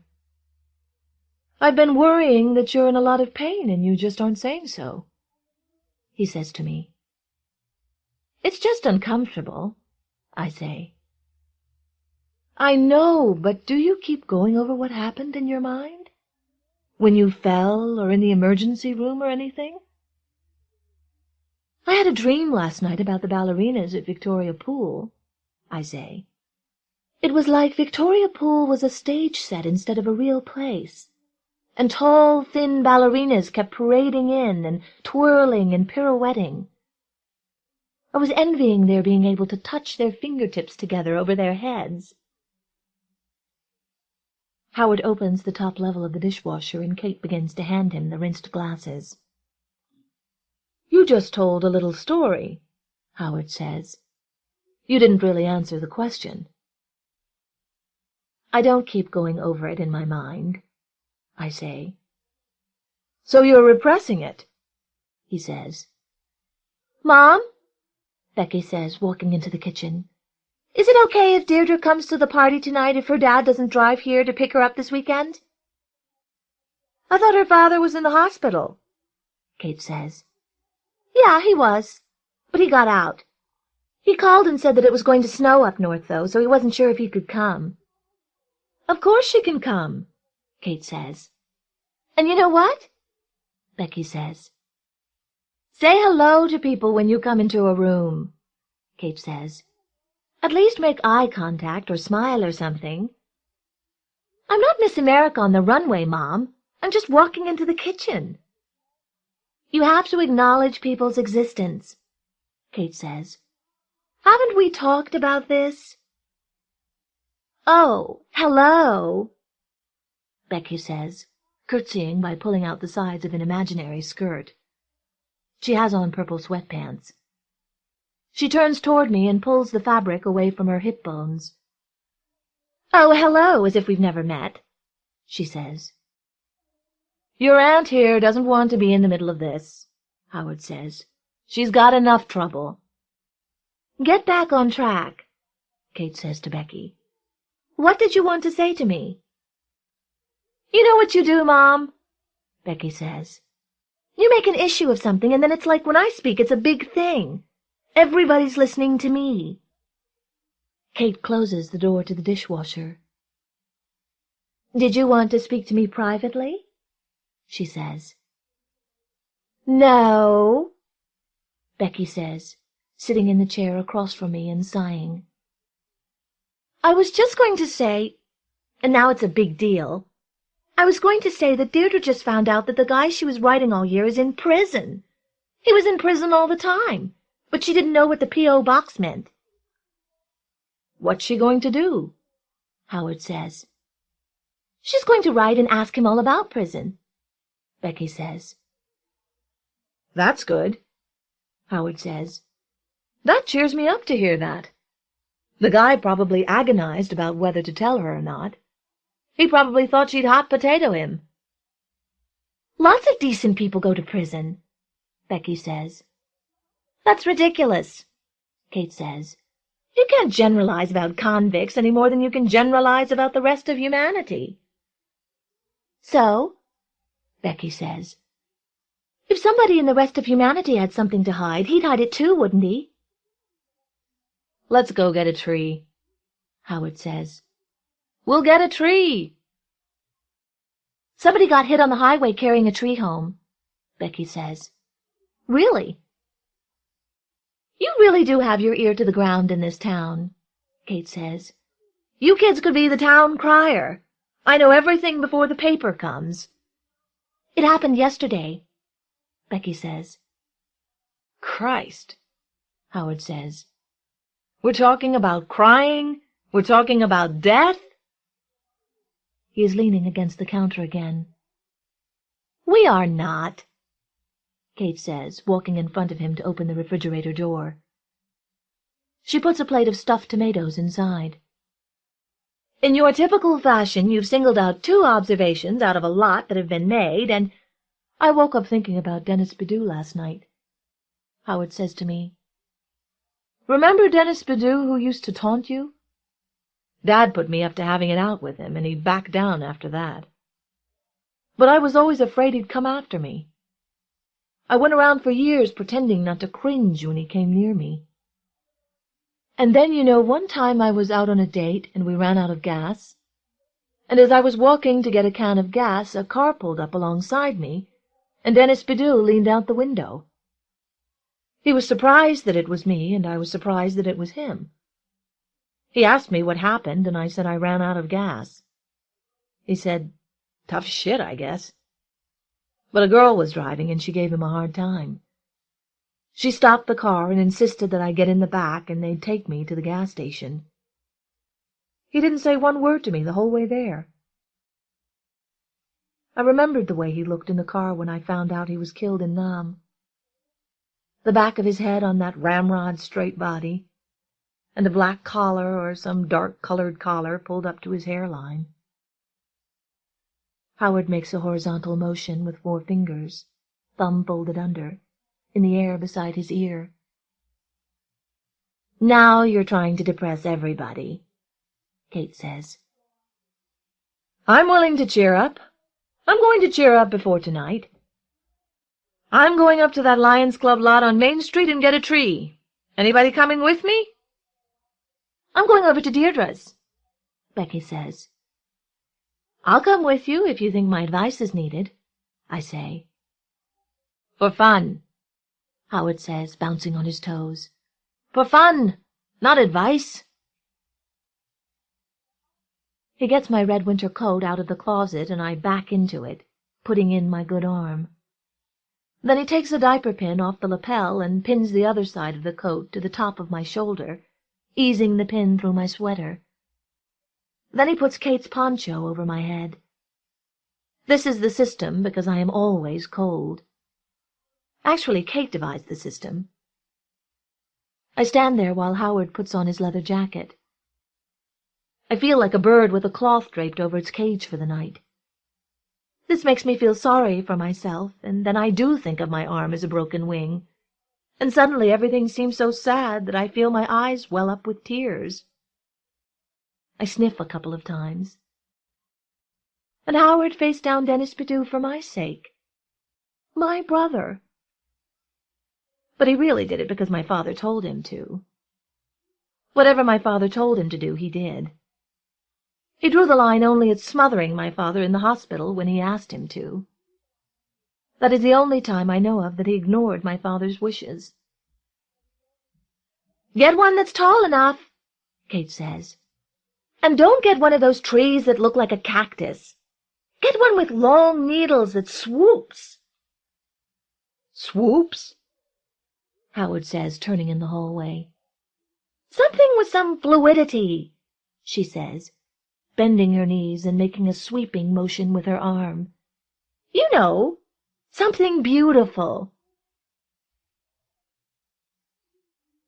Before the guests arrive, a neighbor woman has brought Todd back from his playgroup, and he is ready for bed, and the tree has been decorated with a few dozen Christmas balls and some stars cut out of typing paper, with paperclip hangers stuck through one point. The smaller animals in the stuffed toy menagerie, certainly not the bear, are under the tree, approximating the animals at the manger. The manger is a roasting pan with a green dinosaur inside. "How many of these people who are coming do I know?" I say. "You know? You know?" Howard is gnawing his lip. He takes another sip of wine, looks puzzled. "Well, you know Koenig," he says. "Koenig got married. You'll like his wife. They're coming separately because he's coming straight from work. You know the Miners. You know... You really like Lightfoot, the new guy in the philosophy department. Don't rush to tell him that you're tied up with somebody. He's a nice guy, and he deserves a chance." "I don't think I'm tied up with anybody," I say. "Have a drink. You'll feel better," Howard says. Honest to God. I was getting depressed this afternoon. When the light starts to sink so early, I never can figure out what I'm responding to. I gray over like the afternoon, you know? "Okay, I'll have a drink," I say. "The very fat man who's coming is in AA, Howard says, taking a glass off the bookshelf and pouring some wine into it. "These were just washed yesterday," he says. He hands me the glass of wine. "The fat guy's name is Dwight Cool. The Jansens, who are also coming, introduced us to him. He's a bachelor. Used to live in the Apple. Mystery man. Nobody knows. He's got a computer terminal in his house that's hooked up to some mysterious office in New York. Tells funny jokes. They come at him all day over the computer." "Who are the Jansens?" "You met her. The woman whose lover broke into the house and did caricatures of her and her husband all over the walls after she broke off with him. An amazing artist, from what I heard. You know about that, right?" "No," I say, smiling. "What does she look like?" "You met her at the races with us. Tall, red hair." "Oh, that woman. Why didn't you say so?" "I told you about the lover, right?" "I didn't know she had a lover." "Well, fortunately she had told her husband, and they decided to patch it up. So when they came home and saw the walls... I mean, I get the idea that it was rather graphic. Not like stumbling upon hieroglyphics in a cave or something. Husband told it as a story on himself, going down to the paint store and buying the darkest can of blue paint they had to do the painting over, because he wanted it done with. None of this three-coat stuff. Howard has another sip of wine. You haven't met her husband, he says. He's an anesthesiologist. What did her lover do? He ran the music store. He left town. Where did he go? Montpelier. How do you find all this stuff out? Ask, get told, Howard says. Then he was cleaning his gun in Montpelier the other day, and it went off, and he shot himself in the foot. Didn't do any real damage, though. It's hard to think of anything like that as poetic justice, I say. So are the Jansons happy again? I don't know. We don't see much of them, Howard says. We're not really involved in any social whirl, you know. You only visit during the holidays, and that's when we give the annual party. Oh, hello, Becky says, sweeping into the living room from the front door, bringing the cold and her girlfriend Deirdre in with her. Deirdre is giggling, head averted. My friends! My wonderful friends! Becky says, trotting past, hand waving madly. She stops in the doorway, and Deirdre collides with her. Deirdre puts her hand up to her mouth to muffle a yelp, then bolts past Becky into the kitchen. I can remember being that age, I say. I don't think I was ever that stupid, Howard says. A different thing happens with girls. Boys don't talk to each other all the time in quite the same intense way, do they? I mean, I can remember when it seemed that I never talked, but that I was always confiding something. Confide something in me, Howard says, coming back from flipping the Bach on the stereo. Girls just talk that way to other girls, I say, realizing he's serious. Gidon Kramer, Howard says, clamping his hand over his heart.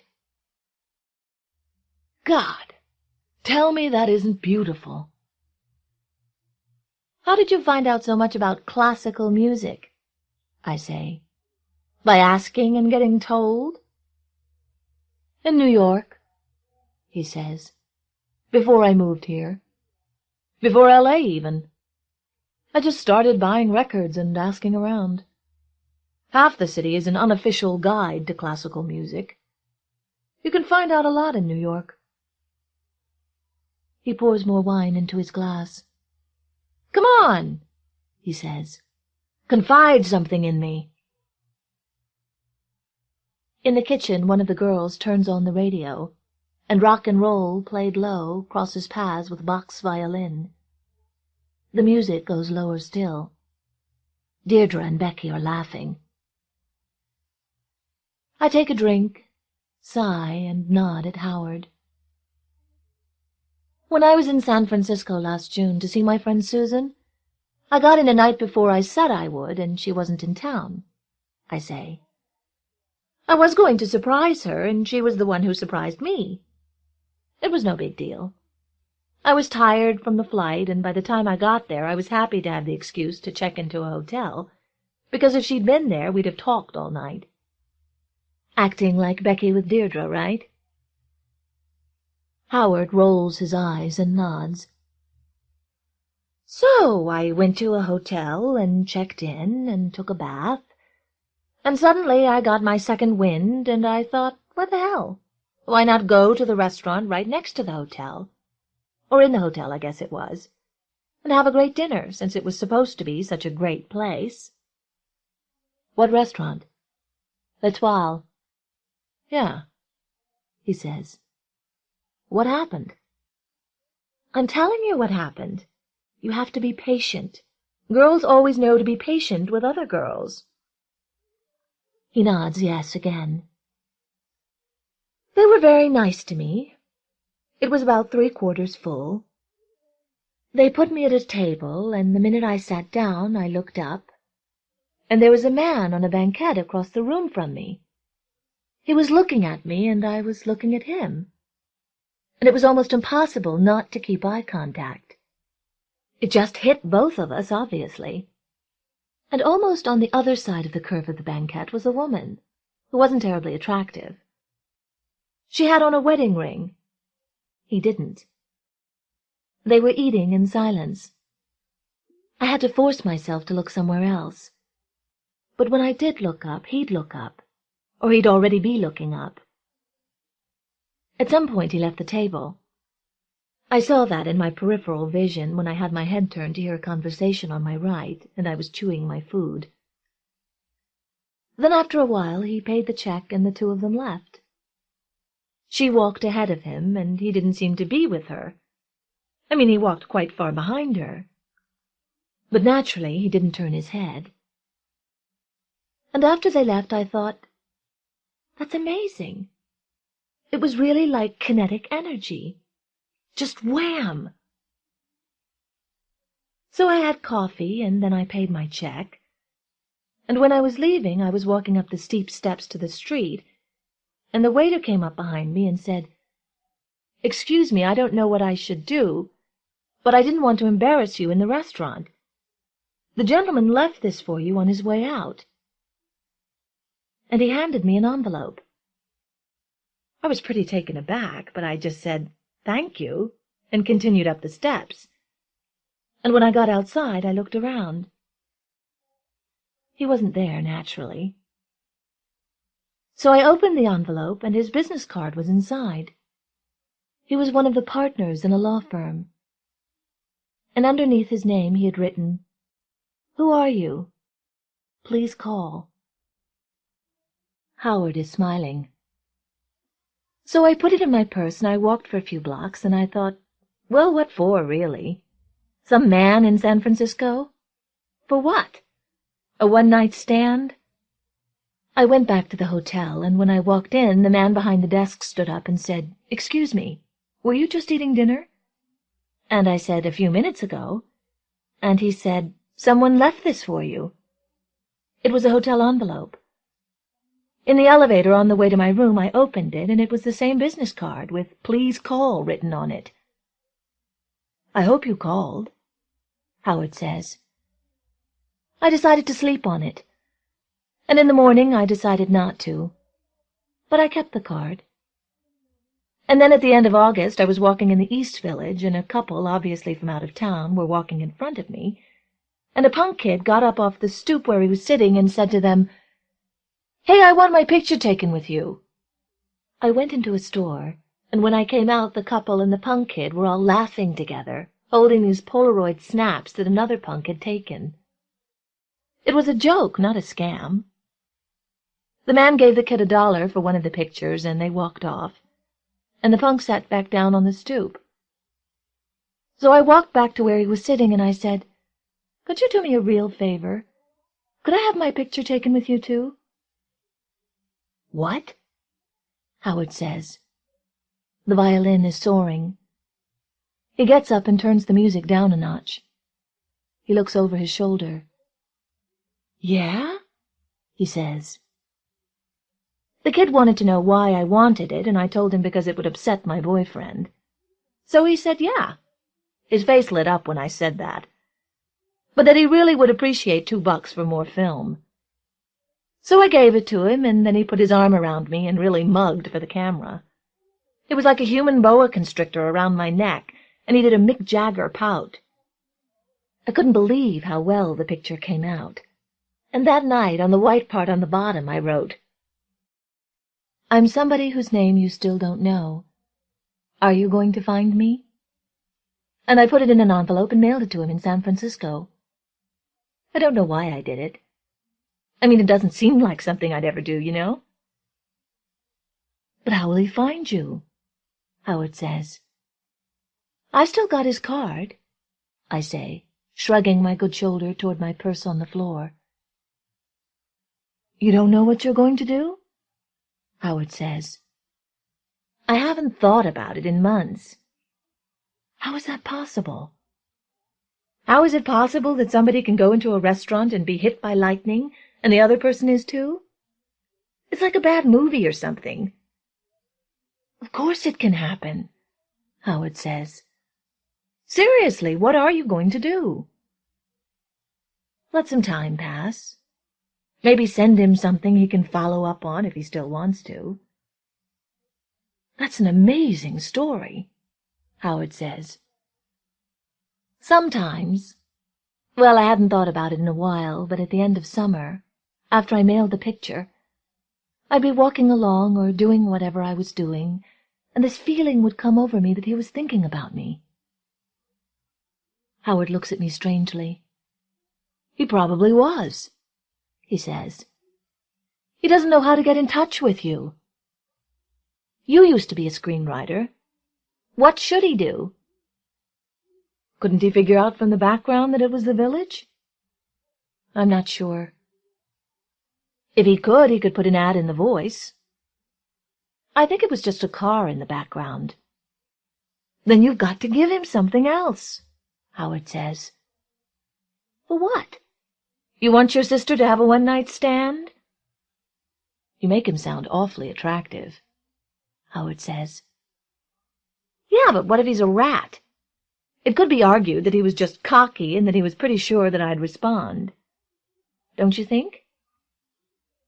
I think you should get in touch with him. Do it in some amusing way if you want, but I wouldn't let him slip away. I never had him, and from the looks of it he has a wife. You don't know that. No, I say. I guess I don't know. Do it, Howard says. I think you need this. And when he speaks, he whispers, just what a girl would do. He nods his head yes. Do it, he whispers again. Then he turns his head abruptly to see what I am staring at. It is Kate, wrapped in a towel after her bath, trailing the long cord of the extension phone with her. It's Frank, she whispers, her hand over the mouthpiece. He says he's going to come to the party after all. I look at her dumbly, surprised.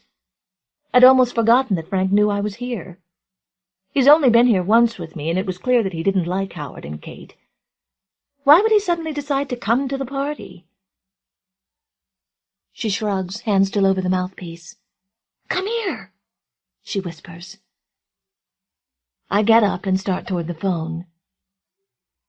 If it's not an awful imposition, she says, maybe he could bring Deirdre's father with him. He lives just around the corner from you in the city. Deirdre's father? I say. Here, she whispers. He'll hang up. Hi, Frank, I say, talking into the phone. My voice sounds high, false. I miss you, Frank says. I've got to get out of the city. I invited myself. I assume since it's an annual invitation it's all right, right? Oh, of course, I say. Can you just hold on for 1 second? Sure, he says. I cover the mouthpiece again. Cade is still standing next to me. I was talking to Deirdre's mother in the bathroom, Kate whispers. She says that her ex-husband's not really able to drive yet, and that Deirdre has been crying all day. If he could just give him a lift, they could take the train back, but... Frank? This is sort of crazy, and I don't quite understand the logistics, but I'm going to put Kate on. We need for you to do us a favor. Anything, he says. As long as it's not about Mrs. Joan Wildyoung's revision of a revision of a revision of a spiteful will. I hand the phone to Kate. Frank, she says, you're about to make a new friend. Be very nice to him because he just had his gallbladder out and he's got about as much strength as seaweed. He lives on 79th Street. I am in the car with Howard, huddled in my coat and the poncho. We are on what seems like an ironic mission. We are going to the 7-Eleven to get ice. The moon is shining brightly, and patches of snow shine like stepping stones in the field on my side of the car. Howard puts on his directional signal suddenly and turns, and I look over my shoulder to make sure we're not going to be hit from behind. "Sorry," he says. "My mind was wandering. Not that it's the best marked road to begin with." Miles Davis is on the tape deck. The very quiet kind of Miles Davis. "We've got a second for a detour," he says. "Why are we detouring?" "Just for a second," Howard says. "It's freezing," I say, dropping my chin to speak the word so my throat will warm up for a second. I raise my head. My clavicle is colder. "What you said about kinetic energy made me think about doing this," Howard says. "You can confide in me and I can confide in you, right?" "What are you talking about?" "This," he says, turning onto property marked "No Trespassing." The road is quite rutted where he turns onto it, but as it begins to weave up the hill it smooths out a little. He is driving with both hands gripping the wheel hard, sitting forward in the seat as if the extra inch plus the brights will help him see more clearly. The road levels off, and to our right is a pond. It is not frozen, but ice clings to the sides, like scum in an aquarium. Howard clicks out the tape, and we sit there in the cold and silence. He turns off the ignition. "There was a dog here last week," he says. I look at him. "Lots of dogs in the country, right?" he says. "What are we doing here?" I say, drawing up my knees. "I fell in love with somebody," he says. I had been looking at the water, but when he spoke I turned and looked at him again. "I didn't think she'd be here," he says quietly. "I didn't even really think that the dog would be here. I just felt drawn to the place, I guess. That's all. I wanted to see if I could get some of that feeling back if I came here." "You'd get it back if you called that man or wrote him." "It was real. I could tell when you were talking to me that it was real." "Howard, did you say that you fell in love with somebody?" "When?" "A few weeks ago. The semester's over. She's graduating. She's gone in January. A graduate student like that? A 22-year-old kid. One of my pal Lightfoot's philosophy students." Howard lets go of the wheel. When he turned the ignition off, he had continued to grip the wheel. Now his hands are on his thighs. We both seem to be examining his hands. At least I am looking at his hands so I do not stare into his face. And he has dropped his eyes. "It was all pretty crazy," he says. "There was so much passion, so fast. Maybe I'm kidding myself, but I don't think I let on to her how much I cared. She saw that I cared, but she didn't know my heart kept stopping, you know. We drove out here one day and had a picnic in the car. It would have been your nightmare picnic, it was so cold. And a dog came wandering up to the car. Big dog. Right over there." I look out my window, almost expecting that the dog may still be there. There were 3 freezing picnics. This dog turned up at the last one. She liked the dog. It looked like a mutt with maybe a lot of golden retriever mixed in. I thought it was inviting trouble for us to open the car door because it didn't look like a particularly friendly dog. But she was right and I was wrong. Her name is Robin, by the way. The minute she opened the door, the dog wagged its tail. We took a walk with it. He juts his chin forward. "Up that path there," he says. "We threw rocks for it. A sure crowd-pleaser with your average lost-in-the-woods American dog, right? I started kidding around, calling the dog Spot. When we were back at the car, Robin patted its head and closed the car door, and it backed off, looking very sad. Like we were really ruining its day to leave. As I was pulling out, she rolled down the window and said, "Goodbye, Rover." And I swear its face came alive. I think his name really was Rover. "What did you do?" I say. "You mean about the dog, or about the two of us?" I shake my head. I don't know which I mean. I backed out, and the dog let us go. It just stood there. I got to look at it in the rearview mirror until the road dipped and it was out of sight. Robin didn't look back. "What are you going to do?" "Get ice," he says, starting the ignition. But that isn't what you meant either, is it? He backs up, and as we swing around toward our own tire tracks, I turn my head again. But there is no dog there, watching us in the moonlight. Back at the house, as Howard goes in front of me up the flagstone pathway, I walk slower than I usually do in the cold, trying to give myself time to puzzle out what he makes me think of just then. It comes to me at the moment when my attention is diverted by a patch of ice I'm terrified of slipping on. He reminds me of that courthouse figure. I don't know what it's called. The statue of a blindfolded woman holding the scales of justice. Bag of ice in the left hand, bag of ice in the right. But there's no blindfold. The door is suddenly opened, and what Howard and I see before us is Koenig, his customary bandana tied around his head, smiling welcome, and behind him, in the glare of the already begun party, the woman with red hair holding Todd, who clutches his green dinosaur in one hand and rubs his sleepy, crying face with the other.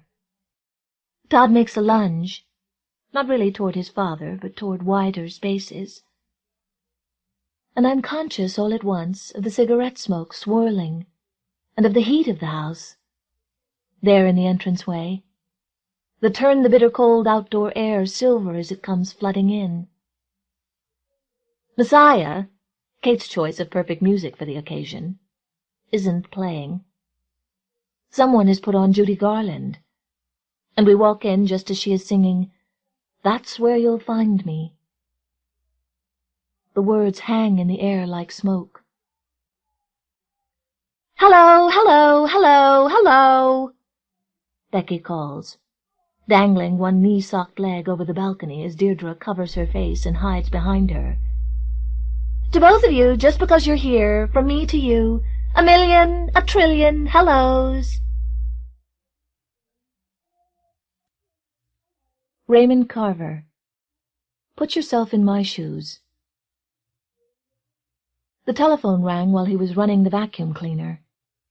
He had worked his way through the apartment and was doing the living room, using the nozzle attachment to get at the cat hairs between the cushions. He stopped and listened, and then switched off the vacuum. He went to answer the telephone. "Hello," he said. "Myers here." "Myers," she said. "How are you? What are you doing?" "Nothing," he said. "Hello, Paula." "There's an office party this afternoon," she said. "You're invited. Dick invited you." "I don't think I can come," Myers said. "Dick just this minute said, 'Get that old man of yours on the phone. Get him down here for a drink. Get him out of his ivory tower and back into the real world for a while.' Dick's funny when he's drinking." "Myers?" "I heard you," Myers said. Myers used to work for Dick. Dick always talked of going to Paris to write a novel, and when Myers had quit to write a novel, Dick had said he would watch for Myers' name on the bestseller list. "I can't come now," Myers said. We found out some horrible news this morning, Paula continued as if she had not heard him. You remember Larry Godinez? He was still here when you came to work. He helped out on science books for a while, and then they put him in the field, and then they canned him. We heard this morning he committed suicide. He shot himself in the mouth. Can you imagine? Myers? I heard you, Myers said. He tried to remember Larry Godinez, and recalled a tall, stooped man with wire-frame glasses, bright ties, and a receding hairline. He could imagine the jolt, the head snapping back. Jesus, Myers said. Well, I'm sorry to hear that. Come down to the office, honey, all right? Paula said. Everybody is just talking and having some drinks and listening to Christmas music. Come down, she said. Myers could hear it all at the other end of the line. I don't want to come down, he said. Paula? A few snowflakes drifted past the window as he watched. He rubbed his fingers across the glass and then began to write his name on the glass as he waited. What? I heard, she said. All right, Paula said. Well, then, why don't we meet at Boyle's for a drink? Myers? Okay, he said. Boyle's. All right. Everybody here will be disappointed you didn't come, she said. Dick especially. Dick admires you, you know. He does. He's told me so. He admires your nerve. He said if he had your nerve he would have quit years ago. Dick said it takes nerve to do what you did. Myers? I'm right here, Myers said. I think I can get my car started. If I can't start it, I'll call you back. All right, she said. I'll see you at Voiles. I'll leave here in 5 minutes if I don't hear from you. Say hello to Dick for me, Myers said. I will, Paula said. He's talking about you. Myers put the vacuum cleaner away. He walked down the 2 flights and went to his car, which was in the last stall and covered with snow. He got in, worked the pedal a number of times, and tried the starter. It turned over. He kept the pedal down. As he drove, he looked at the people who hurried along the sidewalks with shopping bags.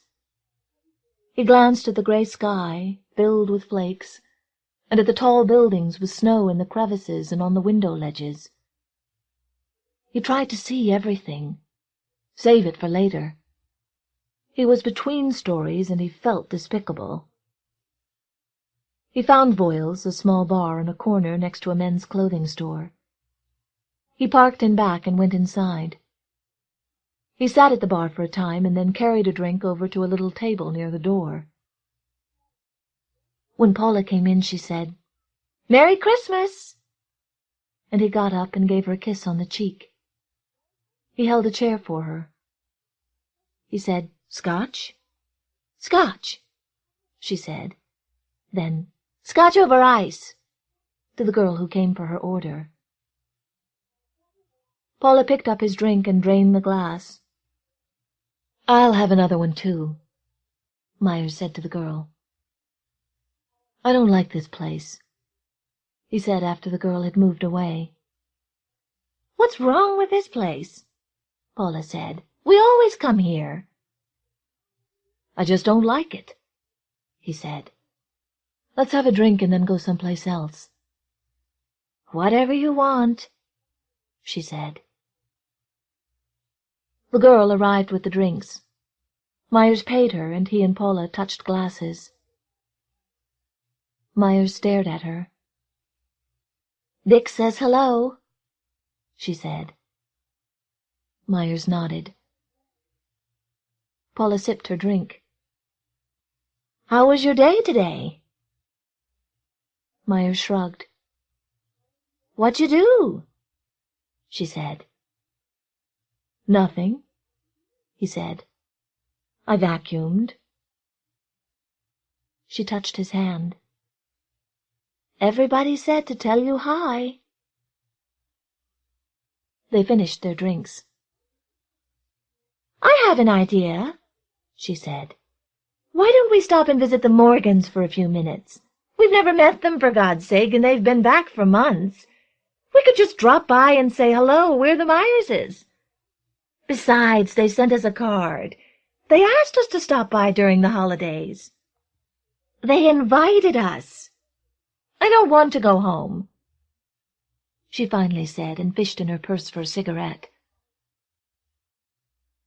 Myers recalled setting the furnace and turning out all the lights before he had left. And then he thought of the snow drifting past the window. "What about that insulting letter they sent telling us they heard we were keeping a cat in the house?" he said. "They've forgotten about that by now," she said. "That wasn't anything serious anyway. Oh, let's do it, Myers. Let's go by." "We should call first if we're going to do anything like that," he said. "No," she said. "That's part of it. Let's not call. Let's just go knock on the door and say, 'Hello, we used to live here.' All right? Myers?" "I think we should call first," he said. "It's the holidays," she said, getting up from her chair. "Come on, baby." She took his arm and they went out into the snow. She suggested they take her car and pick up his car later. He opened the door for her and then went around to the passenger's side. Something took him when he saw the lighted windows, saw snow on the roof, saw the station wagon in the driveway. The curtains were open and Christmas tree lights blinked at them from the window. They got out of the car. He held her elbow as they stepped over a pile of snow and started up the walk to the front porch. They had gone a few steps when a large, bushy dog hurtled around the corner of the garage and headed straight for Myers. "Oh, God," he said, hunching, stepping back, bringing his hands up. He slipped on the walk, his coat flapped, and he fell onto the frozen grass with the dread certainty that the dog would go for his throat. The dog growled once and then began to sniff Myers's coat. Paula picked up a handful of snow and threw it at the dog. The porch light came on, the door opened, and a man called, "Buzzy!" Myers got to his feet and brushed himself off. "What's going on?" the man in the doorway said. "Who is it? Buzzy, come here, fellow. Come here." "We're the Myerses," Paula said. "We came to wish you a Merry Christmas." "The Myerses?" the man in the doorway said. "Get out. Get in the garage, Buzzy. Get! It's the Myerses," the man said to the woman who stood behind him, trying to look past his shoulder. "The Myerses?" she said. "Well, ask them in, for heaven's sake." She stepped onto the porch and said, "Come in, please, it's freezing. I'm Hilda Morgan and this is Edgar. We're happy to meet you. Please come in." They all shook hands quickly on the front porch. Myers and Paula stepped inside, and Edgar Morgan shut the door. "Let me have your coats. Take off your coats," Edgar Morgan said. "You're all right?" he said to Myers, observing him closely, and Myers nodded. "I knew that dog was crazy, but he's never pulled anything like this. I saw it. I was looking out the window when it happened." This remark seemed odd to Myers, and he looked at the man. Edgar Morgan was in his 40s, nearly bald, and was dressed in slacks and a sweater and was wearing leather slippers. "His name is Buzzy," Hilda Morgan announced and made a face. "It's Edgar's dog. I can't have an animal in the house myself, but Edgar bought this dog and promised to keep him outside." "He sleeps in the garage," Edgar Morgan said. He begs to come in the house, but we can't allow it, you know." Morgan chuckled. "But sit down if you can find a place with this clutter. Hilda, dear, move some of those things off the couch so Mr. and Mrs. Myers can sit down." Hilda Morgan cleared the couch of packages, wrapping paper, scissors, a box of ribbons, bows. She put everything on the floor. Myers noticed Morgan staring at him again, not smiling now. Paula said, "Myers, there's something in your hair, dearest." Myers put a hand up to the back of his head and found a twig and put it in his pocket. "That dog," Morgan said, and chuckled again. "We were just having a hot drink and wrapping some last-minute gifts. Will you join us in a cup of holiday cheer? What would you like?" "Anything is fine," Paula said. "Anything," Myers said. "We wouldn't have interrupted." "Nonsense," Morgan said. "We've been very curious about the Myerses. You'll have a hot drink, sir?" "That's fine," Myers said. "Mrs. Myers?" Morgan said. Paula nodded. "2 hot drinks coming up," Morgan said. "Dear, I think we're ready too, aren't we?" he said to his wife. "This is certainly an occasion." He took her cup and went out to the kitchen. Myers heard the cupboard door bang and heard a muffled word that sounded like a curse. Myers blinked. He looked at Hilda Morgan, who was settling herself into a chair at the end of the couch. "Sit down over here, you two," Hilda Morgan said. She patted the arm of the couch. "Over here by the fire. We'll have Mr. Morgan build it up again when he returns." They sat. Hilda Morgan clasped her hands in her lap and leaned forward slightly, examining Myers's face. The living room was as he remembered it, except that on the wall behind Hilda Morgan's chair he saw 3 small framed prints. In one print a man in a vest and frock-coat was tipping his hat to 2 ladies who held parasols. All this was happening on a broad concourse with horses and carriages. "How was Germany?" Paula said. She sat on the edge of the cushion and held her purse on her knees. "We love Germany," Edgar Morgan said, coming in from the kitchen with a tray and 4 large cups. Myers recognized the cups. "Have you been to Germany, Mrs. Myers?" Morgan asked. "We want to go," Paula said. "Don't we, Myers?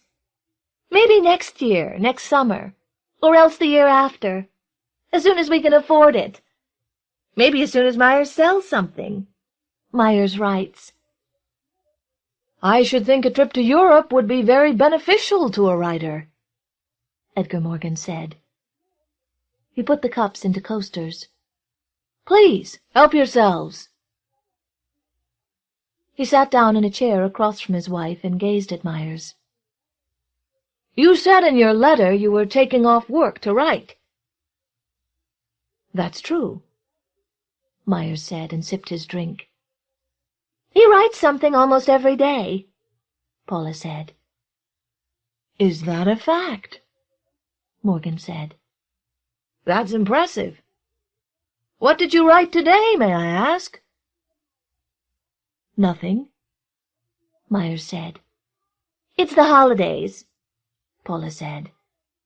"You must be proud of him, Mrs. Myers," Hilda Morgan said.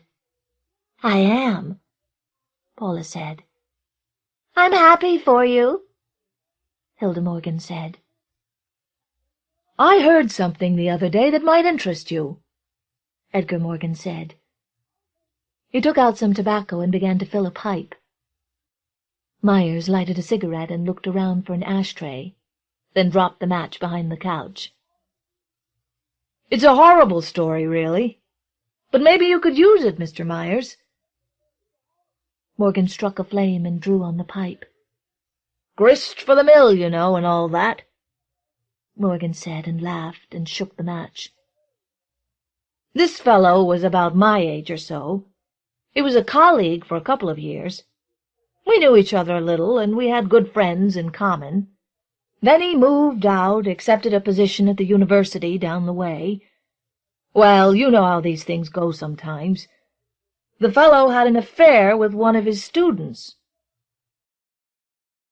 Mrs. Morgan made a disapproving noise with her tongue. She reached down for a small package that was wrapped in green paper and began to affix a red bow to the paper. According to all accounts, it was a torrid affair that lasted for some months, Morgan continued. Right up until a short time ago, in fact. A week ago, to be exact. On that day, it was in the evening, he announced to his wife, they'd been married for 20 years, he announced to his wife that he wanted a divorce. You can imagine how the fool woman took it, coming out of the blue like that, so to speak. There was quite a row. The whole family got into it. She ordered him out of the house then and there. But just as the fellow was leaving, his son threw a can of tomato soup at him and hit him in the forehead. It caused a concussion that sent the man to the hospital. His condition is quite serious. Morgan drew on his pipe and gazed at Myers. "I've never heard such a story," Mrs. Morgan said. "Edgar, that's disgusting." "Horrible," Paula said. Myers grinned. "Now there's a tale for you, Mr. Myers," Morgan said, catching the grin and narrowing his eyes. "Think of the story you'd have if you could get inside that man's head." "Or her head," Mrs. Morgan said. "The wife's. Think of her story. To be betrayed in such fashion after 20 years. Think how she must feel." "But imagine what the poor boy must be going through," Paula said. "Imagine having almost killed his father." "Yes, that's all true," Morgan said. "But here's something I don't think any of you has thought about. Think about this for a moment, Mr. Myers. Are you listening? Tell me what you think of this. Put yourself in the shoes of that 18-year-old co-ed who fell in love with a married man. Think about her for a moment, and then you see the possibilities for your story." Morgan nodded and leaned back in the chair with a satisfied expression. "I'm afraid I don't have any sympathy for her," Mrs. Morgan said. "I can imagine the sort she is. We all know what she's like, that kind preys on older men. I don't have any sympathy for him either, the man, the chaser. No, I don't. I'm afraid my sympathies in this case are entirely with the wife and son." "It would take a Tolstoy to tell it, and tell it right," Morgan said. "No less than a Tolstoy. Mr. Myers, the water is still hot." "Time to go," Myers said. He stood up and threw his cigarette into the fire. "Stay," Mrs. Morgan said. "We haven't gotten acquainted yet. You don't know how we have speculated about you. Now that we're together at last, stay a little while. It's such a pleasant surprise." "We appreciated the card and your note," Paula said. "The card?" Mrs. Morgan said. Myers sat down. "We decided not to mail any cards this year," Paula said. "I didn't get around to it when I should have, and it seemed futile to do it at the last minute." "You'll have another one, Mrs. Myers?" Morgan said, standing in front of her now with his hand on her cup. "You'll set an example for your husband." "It was good," Paula said. "It warms you." "Right," Morgan said. "It warms you. That's right. Dear, did you hear, Mrs. Myers? It warms you. That's very good." Mr. Myers? Morgan said and waited. You'll join us?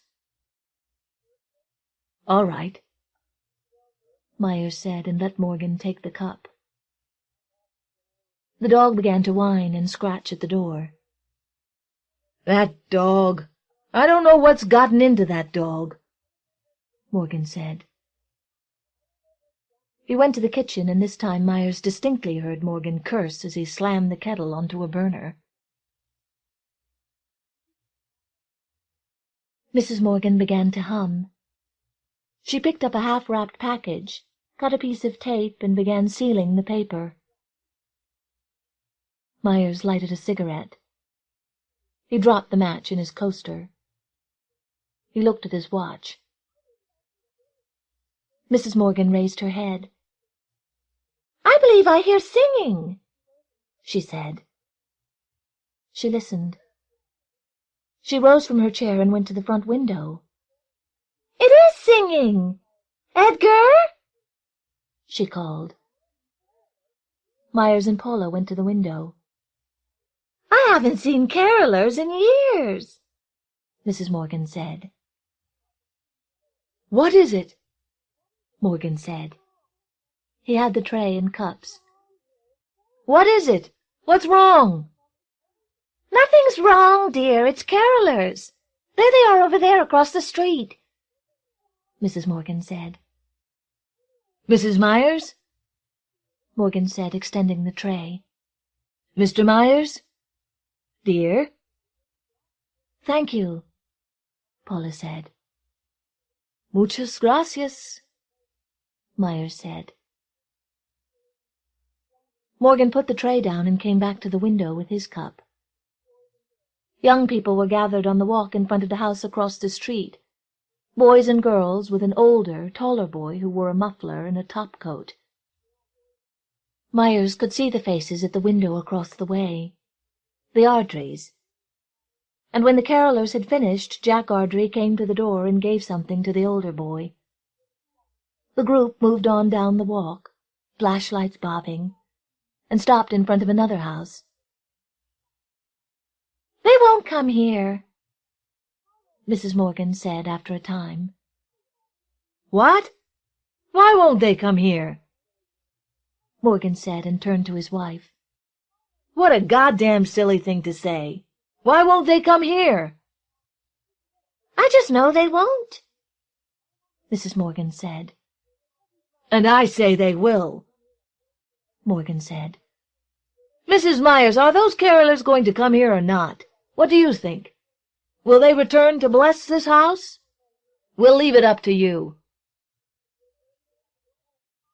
Paula pressed closer to the window.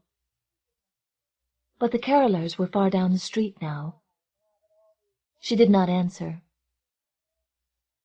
Well, now that all the excitement is over, Morgan said and went over to his chair. He sat down, frowned, and began to fill his pipe. Myers and Paula went back to the couch. Mrs. Morgan moved away from the window at last. She sat down. She smiled and gazed into her cup. Then she put the cup down and began to weep. Morgan gave his handkerchief to his wife. He looked at Myers. Presently Morgan began to drum on the arm of his chair. Myers moved his feet. Paula looked into her purse for a cigarette. See what you've caused? Morgan said as he stared at something on the carpet near Myers's shoes. Myers gathered himself to stand. "Edgar, get them another drink," Mrs. Morgan said as she dabbed at her eyes. She used the handkerchief on her nose. "I want them to hear about Mrs. Attenborough. Mr. Myers writes. I think he might appreciate this. We'll wait until you come back before we begin the story." Morgan collected the cups. He carried them into the kitchen. Myers heard dishes clatter, cupboard doors bang. Mrs. Morgan looked at Myers and smiled faintly. "We have to go," Myers said. "We have to go. Paula, get your coat." No, we insist, Mr. Myers," Mrs. Morgan said. "We want you to hear about Mrs. Attenborough, poor Mrs. Attenborough. You might appreciate this story, too, Mrs. Myers. This is your chance to see how your husband's mind goes to work on raw material." Morgan came back and passed out the hot drinks. He sat down quickly.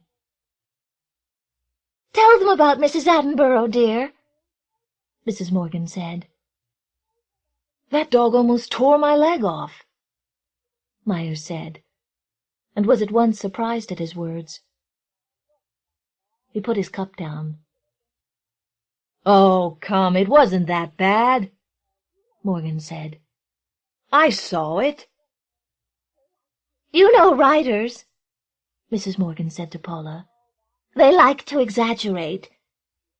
"The power of the pen and all that," Morgan said. "That's it," Mrs. Morgan said. "Bend your pen into a plowshare, Mr. Myers." "We'll let Mrs. Morgan tell the story of Mrs. Attenborough," Morgan said, ignoring Myers, who stood up at that moment. "Mrs. Morgan was intimately connected with the affair. I've already told you of the fellow who was knocked for a loop by a can of soup." Morgan chuckled. "We'll let Mrs. Morgan tell this one." "You tell it, dear, and Mr. Myers, you listen closely," Mrs. Morgan said. "We have to go," Myers said. "Paula, let's go." "Talk about honesty," Mrs. Morgan said. "Let's talk about it," Myers said. Then he said, "Paula, are you coming?" "I want you to hear this story," Morgan said, raising his voice. "You will insult Mrs. Morgan, you will insult us both, if you don't listen to this story." Morgan clenched his pipe. "Myers, please," Paula said anxiously. "I want to hear it. Then we'll go. Myers? Please, honey, sit down for another minute." Myers looked at her. She moved her fingers as if signaling him. He hesitated, and then he sat next to her. Mrs. Morgan began. "One afternoon in Munich, Edgar and I went to the Dortmunder Museum. There was a Bauhaus exhibit that fall, and Edgar said, 'The heck with it, let's take a day off.' He was doing his research, you see. 'The heck with it, let's take a day off.' We caught a tram and rode across Munich to the museum. We spent several hours viewing the exhibit and revisiting some of the galleries to pay homage to a few of our favorites amongst the old masters. Just as we were to leave, I stepped into the ladies' room. I left my purse. In the purse was Edgar's monthly check from home that had come the day before, and $120 cash that I was going to deposit along with the check. I also had my identification cards in the purse. I did not miss my purse until we arrived home. Edgar immediately telephoned the museum authorities. But while he was talking, I saw a taxi out front. A well-dressed woman with white hair got out. She was a stout woman, and she was carrying 2 purses. I called for Edgar and went to the door. The woman introduced herself as Mrs. Attenborough, gave me my purse, and explained that she too had visited the museum that afternoon, and while in the ladies' room had noticed a purse in the trash can. She, of course, had opened the purse in an effort to trace the owner. There were the identification cards and such giving our local address.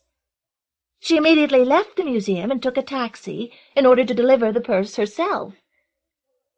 Edgar's check was there, but the money, the $120, was gone. Nevertheless, I was grateful the other things were intact.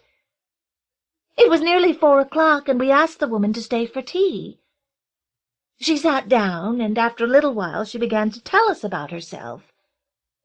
She had been born and reared in Australia, had married young, had had 3 children, all sons, been widowed, and still lived in Australia with 2 of her sons.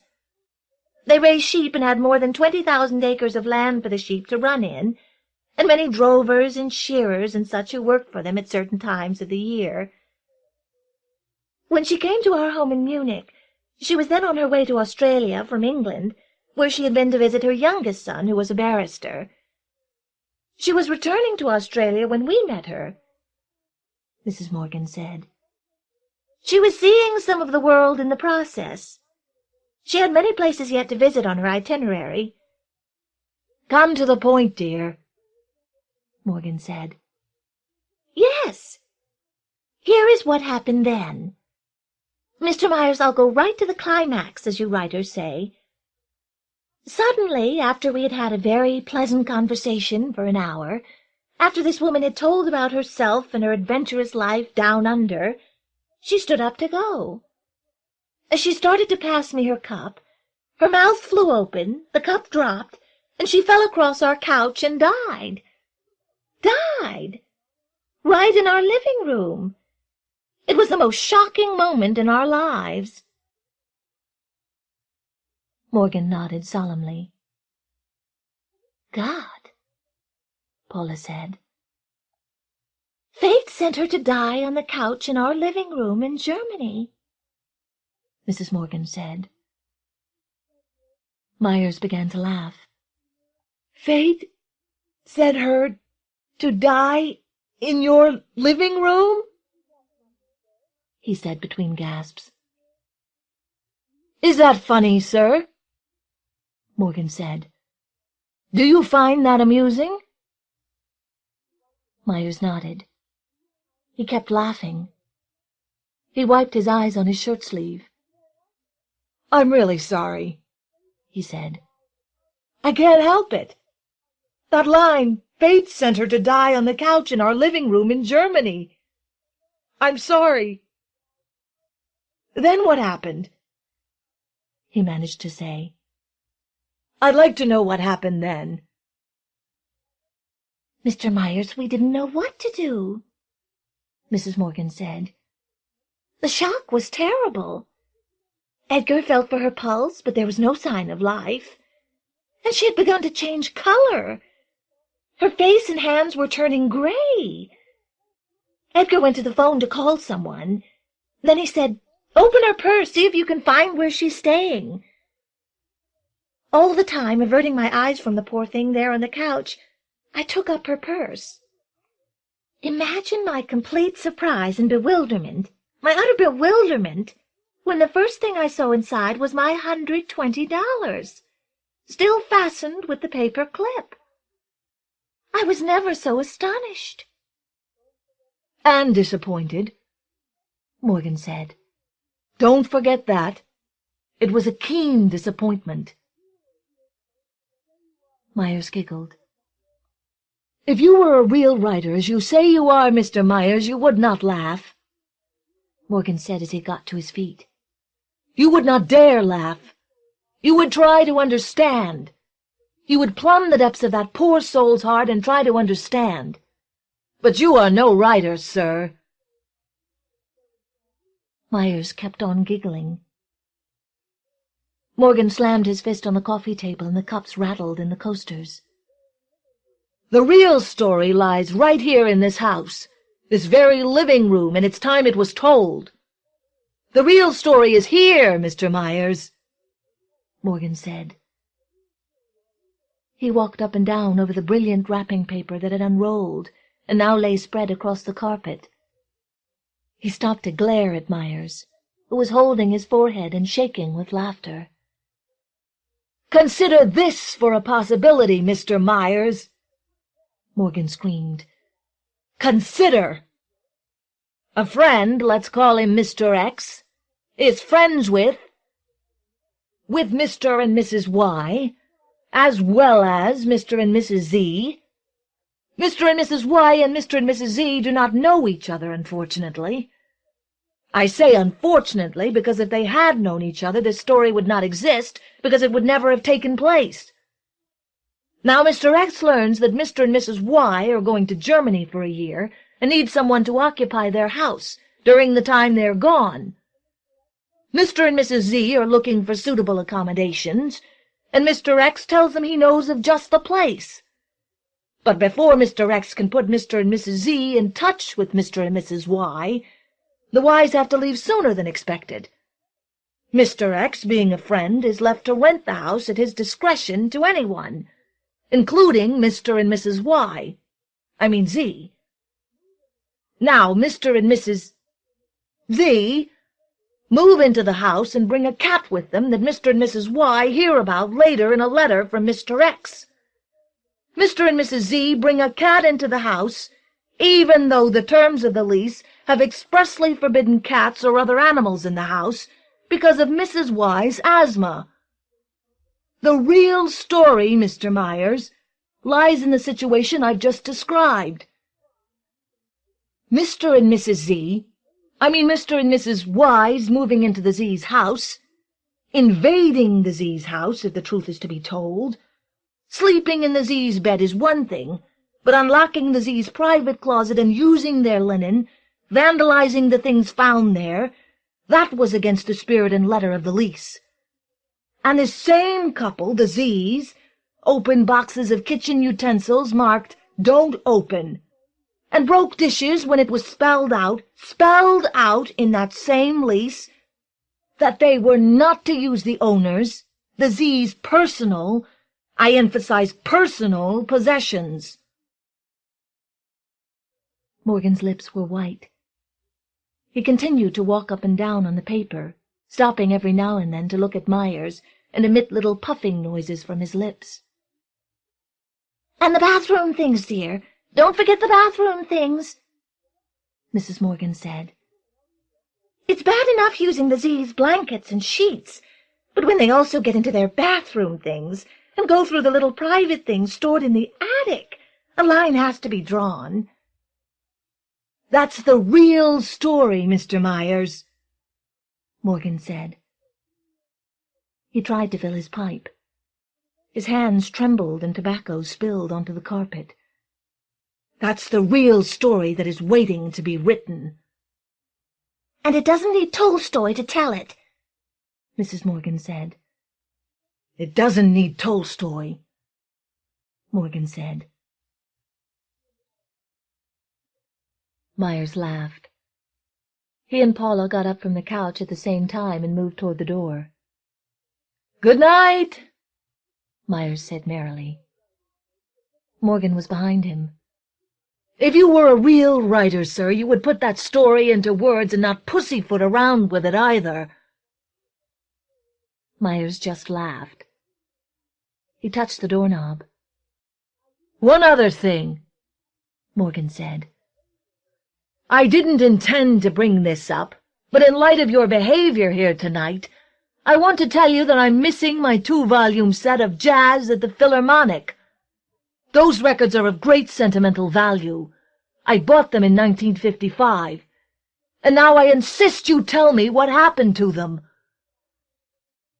"In all fairness, Edgar," Mrs. Morgan said as she helped Paula on with her coat, "after you took inventory of the records, you admitted you couldn't recall the last time you had seen those records." "But I am sure of it now," Morgan said. "I am positive I saw those records just before we left. And now I'd like this writer to tell me exactly what he knows of their whereabouts. Mr. Myers?" But Myers was already outdoors, and taking his wife by the hand, he hurried her down the walk to the car. They surprised Buzzy. The dog yelped in what seemed fear and then jumped to the side. "I insist on knowing," Morgan called. "I am waiting, sir."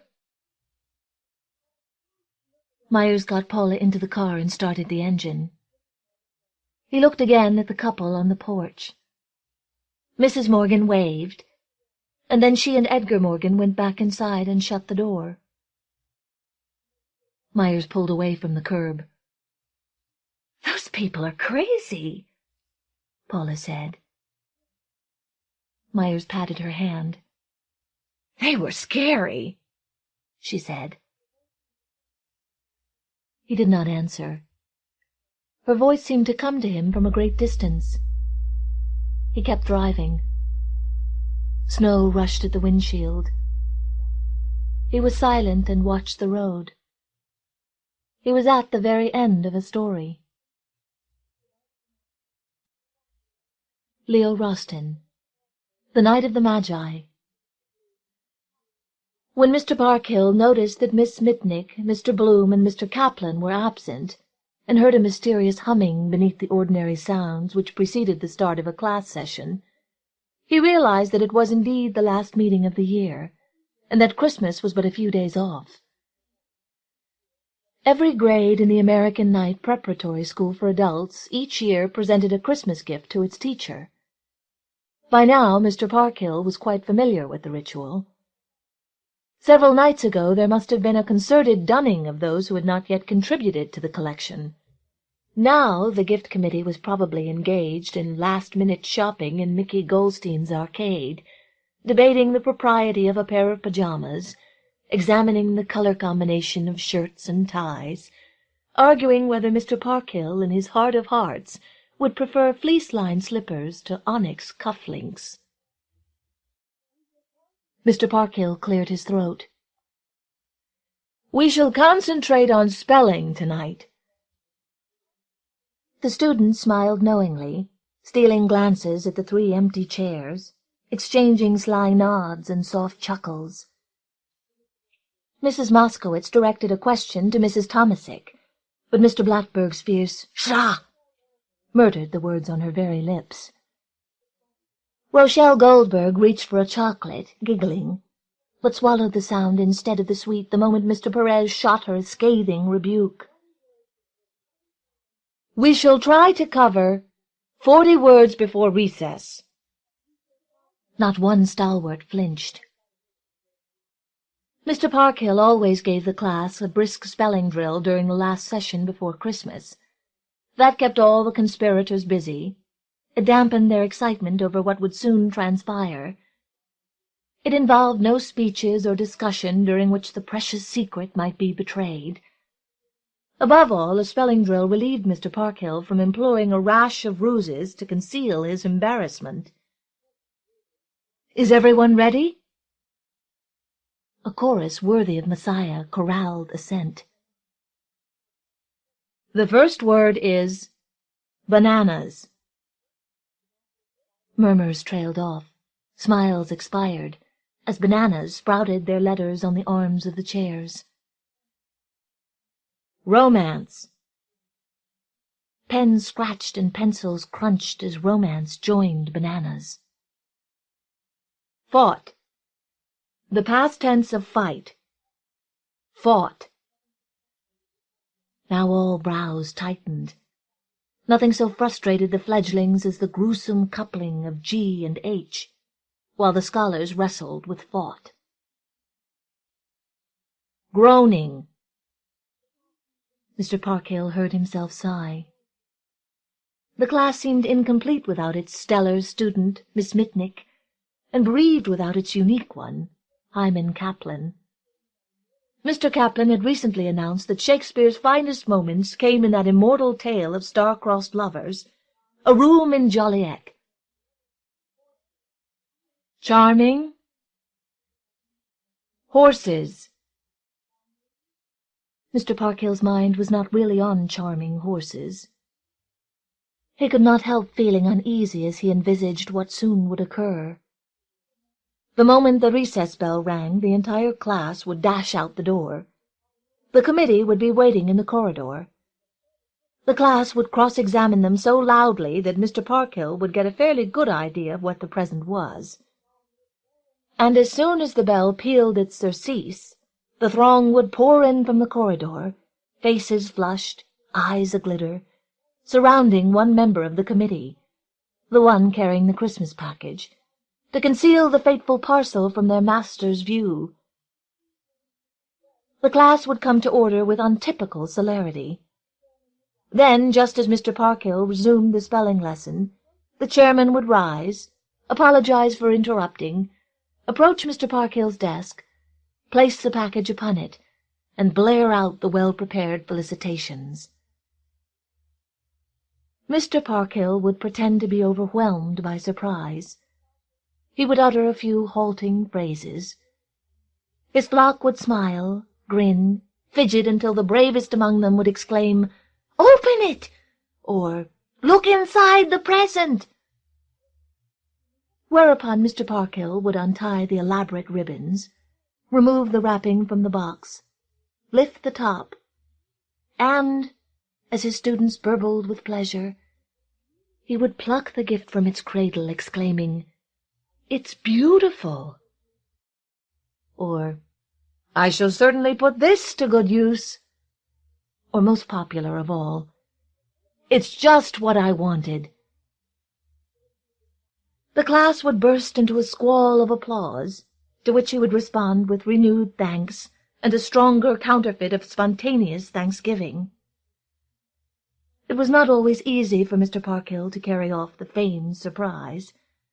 It was even harder for him to pretend he was bowled over by pleasure. One year the committee, chairmaned by Mr. David Natkowitz, had given him a porcelain nymph, a pixie executing a fandango despite the barometer in her right hand and the thermometer in her left. As Mr. Parkhill's remarks concluded and the class's "Don't mention it!"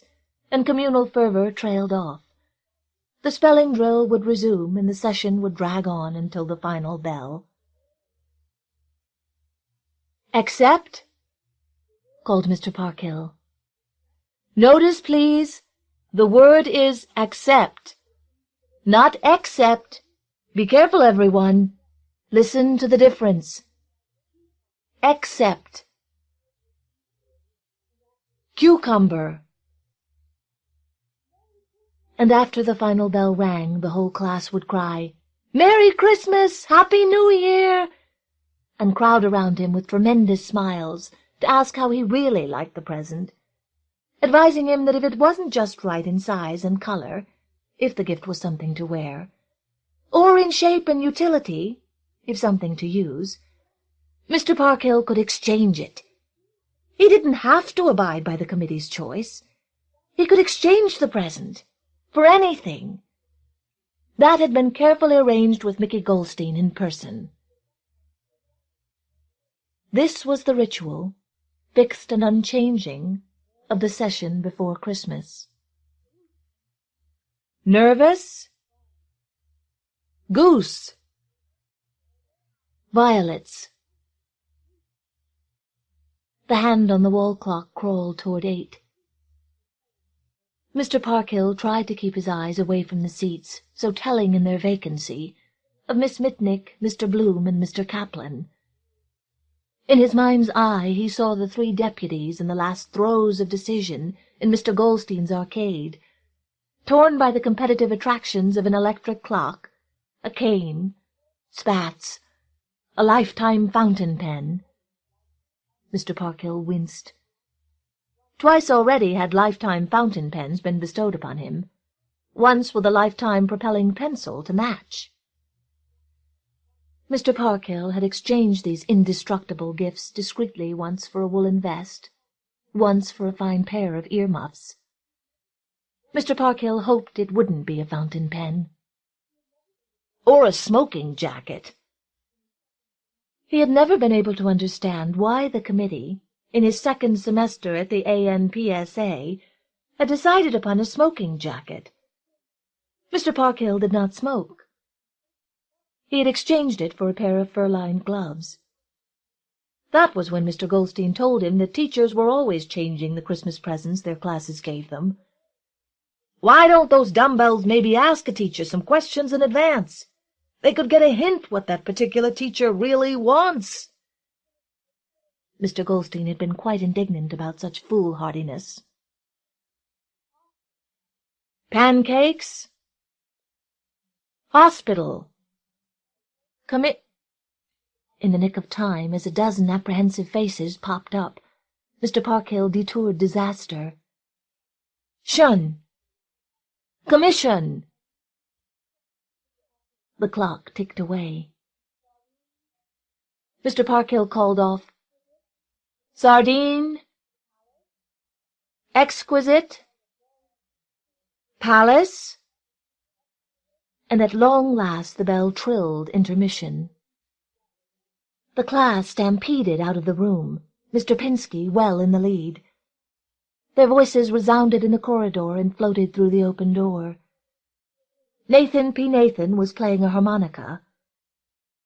Mr. Parkhill began to print bananas on the blackboard. He would ask his pupils to correct their own papers after the recess. He tried to shut his ears to the babbling forum outside the door, but the voices chattered like shrill sparrows. "Hullo, Mitnick! Bloom, what you choose? Is it for where? So what did you got, Keplin? Tell!" Mr. Parkhill heard Miss Mitnick's "We bought," instantly squashed by Mr. Kaplan's stern "Mitnick, don't say. Everybody come down with your voices. Teacher will hear such hollering. Be soft, quiet." Mr. Kaplan was born to command. "Did you bought a Schaeffer's fountain pen set? Guaranteed for life, like I said?" That was Mrs. Moskowitz. Poor dear Mrs. Moskowitz. She showed as little imagination in her benefactions as in her homework. "Moskowitz, mein Gott!" The stentor was Kaplan. "Why you don't use a loudspeaker? Class, let's go to the other end from the hall." The voices of the beginners' grade dwindled as they marched to the other end of the corridor, rather like the chorus in Aida, which in fact Mr. Nathan was playing, off-key, vanishing into Pharaoh's wings. Mr. Parkhill printed horses on the board, then accept, and he began to practice the murmur, "Thank you, all of you. It's just what I wanted." Once he had forgotten to say, "It's just what I wanted," and Miss Helga Pedersen, chairman of the committee that year, had been hounded by her classmates well into the third week of January. It seemed an hour before the gong summoned the scholars back to their quarters. They poured in en masse, restraining their excitement by straining their expressions, resuming their seats with simulated insipidity. Mr. Parkhill, printing cucumber on the board, did not turn to face his congregation. "Please compare your own spelling with mine," came a heated whispering. "Stand up, Mitnick." That was Mr. Kaplan. "You should stand up, too." "The whole committee," Mr. Bloom rasped.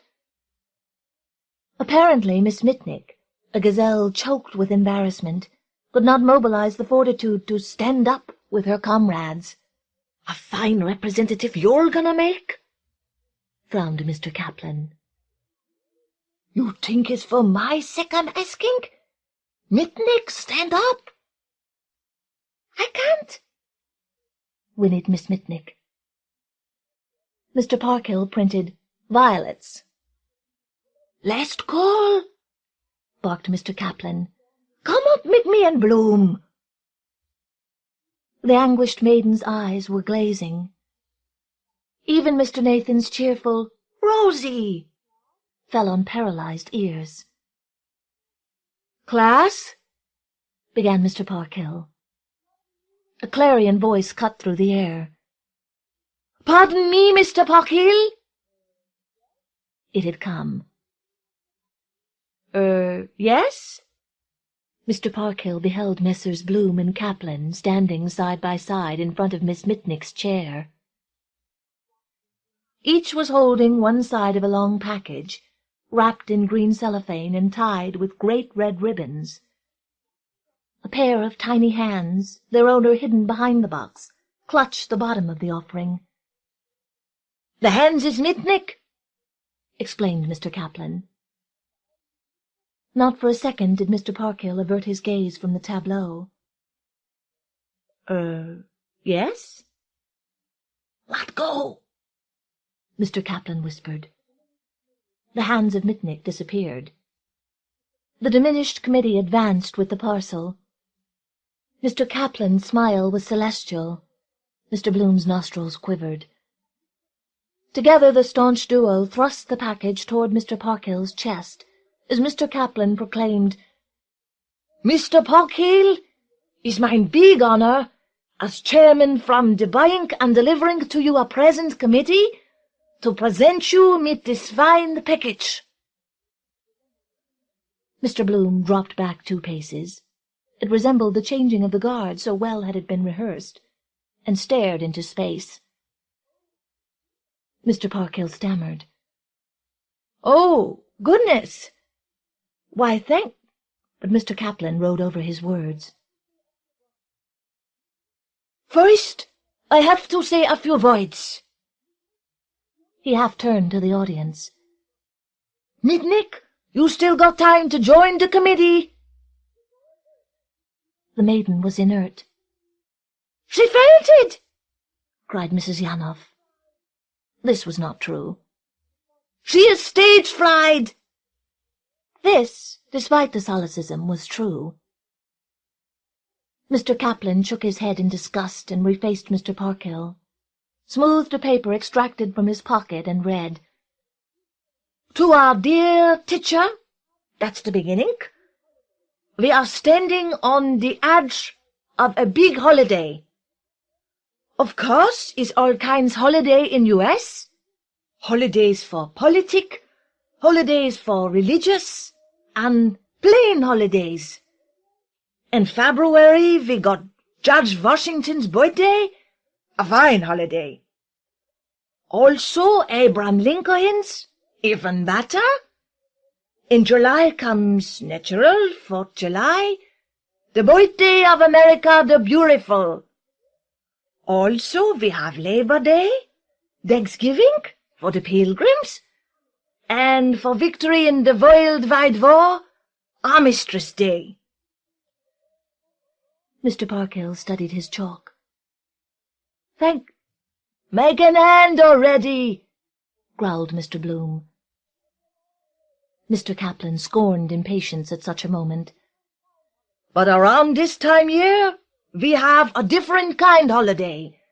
A special, marvelous time. Christmas. All over the world are people celebrating. Because for some people is Christmas like for other people Hanukkah. The most secret holiday from the whole bunch." "Sacred, Mr. Kaplan. Sacred." "When we're walking down the street, and there's snow on the floor, and all kinds terrible cold."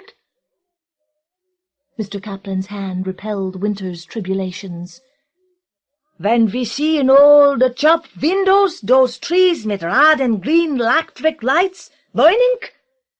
When the time comes for telling fancy tales about Santa Claus." "Fairy tales." "Flying down from the North Pole on rain animals, and climbing down the chimneys with stockings for all the little kids. When we hear the beautiful thoughts of the 3 wise guys chasing a star on the desert to Bethlehem." "Mr. Kaplan." "When people saying, 'Oh, Merry Christmas! Oh, Happy New Year's! Oh, best regards!' then we all got a warm feeling in the heart for all humanity which should be brothers. We know you got that feeling, Mr. Parkhill. I got the feeling. Caravello, Matsukas, even Mitnick." Mr. Kaplan was not one to let perfidy go unchastised. "Got that feeling." "I feel my feet dying," muttered Mr. Bloom. "And what do we call this feeling?" cried Mr. Kaplan. "The Christmas spirits." "Spirit, Mr. Kaplan. Now I'll present the present." The class leaned forward. Mr. Parkhill straightened his shoulders. "Because you are first-class teacher, Mr. Parkhill, and we all appreciate how you explain the hardest parts grammar, spelling, pronunciation, which we know has plenty had to do with greenhorns. We all thought you should get a sample of our... Mr. Kaplan turned his page over hastily. Of our sentimental. So, in the name of the beginners grades of American Night Preparatory School for Adults, I'm presenting the surprise present to our wonderful teacher, lovely Mr. Parkhill. Beloved Mr. Kaplan. A hush gripped the chamber. Mr. Parkhill tried to say, "Thank you, Mr. Kaplan. Thank you, class."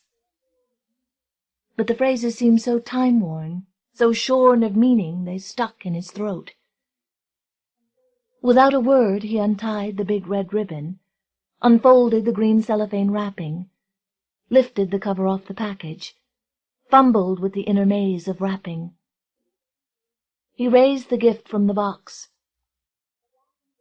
It was a smoking jacket. A black and gold smoking jacket. Black velvet, the lapels a lustrous gold. On the breast pocket an exotic ideograph sparkled, and a dragon was embroidered all across the front and back. Its tongue flickered across the sleeves.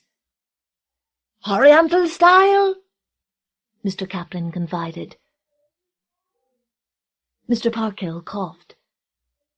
The room seemed very warm.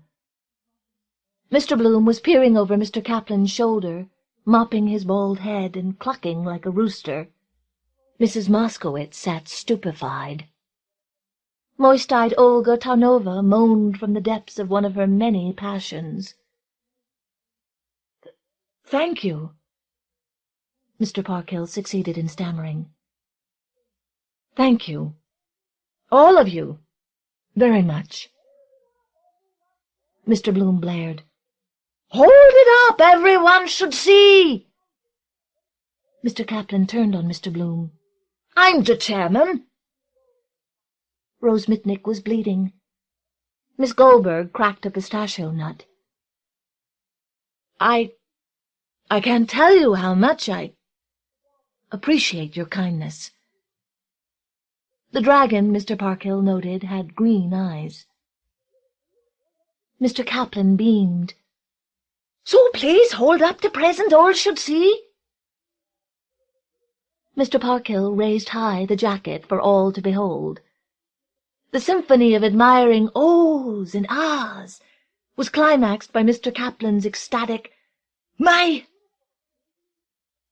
It's beautiful," said Mr. Parkhill. "Maybe you should turn around to check it," suggested Mr. Kaplan. As Mr. Parkhill revolved the jacket slowly, the dragon writhed in the folds. "A work of art," sang Mr. Pinsky. "Maybe we made a mistake," whispered Hyman Kaplan. "I beg your pardon?"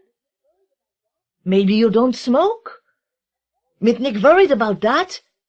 But I said, of course a teacher smokes. Not in class, natural. At home. At least a pipe." No, you didn't make a mistake. I do, occasionally, smoke. A pipe." Mr. Parkhill cleared his larynx. "Why, it's just what I wanted." The class burst into cheers. "Hooray!" laughed Mr. Trabish. "I knew it!" boomed Mr. Blackberg, whirling his grandson's tooth. "Hurrah!" growled Gus Matsukas. "Bravo!" chimed Miss Caravello. "In Russia we sung in all the churches," droned Olga Tarnova. "On different day, but wear it in the best of health," cried Mr. Kaplan. "Thank you, I will. Class, you have been most generous. Thank you." "You're welcome," came the congregation's response. It was over. Mr. Parkhill started to fold the dragon back into its lair. Mr. Bloom marched to his seat, acknowledging the praises due a connoisseur who had participated in such a choice. But Mr. Kaplan stepped closer to Mr. Parkhill's desk. Thank you, Mr. Kaplan," said Mr. Parkhill. The chairman of the committee shuffled his feet and craned his neck. And why, for the first time since Mr. Parkhill had known him, Mr. Kaplan was embarrassed. "Is anything wrong?" asked Mr. Parkhill anxiously. Sotto voce, so that no ears but Mr. Parkhill's could hear it, Mr. Kaplan said, "Maybe mein speech was too long, or too formal? But, Mr. Parkhill, every word I said came from below mine heart." For all the unorthodox English, thought Mr. Parkhill, Mr. Kaplan had spoken like one of the Magi. Hortense Calisher, A Christmas Carillon. About 4 weeks before Christmas, Grawley, in combined shame and panic, began to angle for an invitation to somewhere, anywhere, for Christmas Day.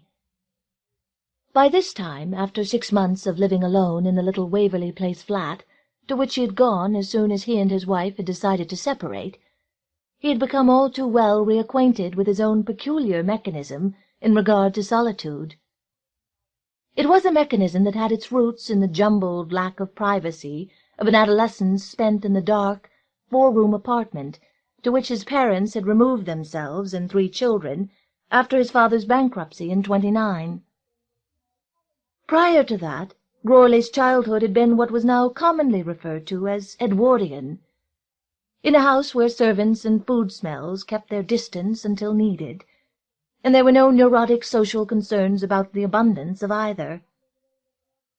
A house where there was always plush under the buttocks, a multiplicity of tureens and napery at table, lace on the pillow, and above all that general expectancy of creature comfort and spiritual order which novelists now relegated to the days before 1914. That it had lasted considerably later, Grawley knew, since this had been the year of his own birth, but although he had been 15 when they had moved, it was the substantial years before that had faded to fantasy.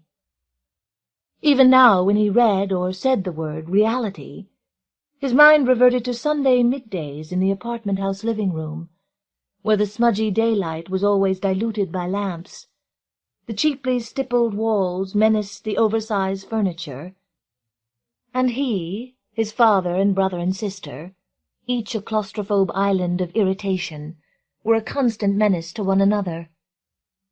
Only his mother, struggling alone in the kitchen with the conventions of roast chicken and gravy, had perhaps achieved something in the solitude they all had craved.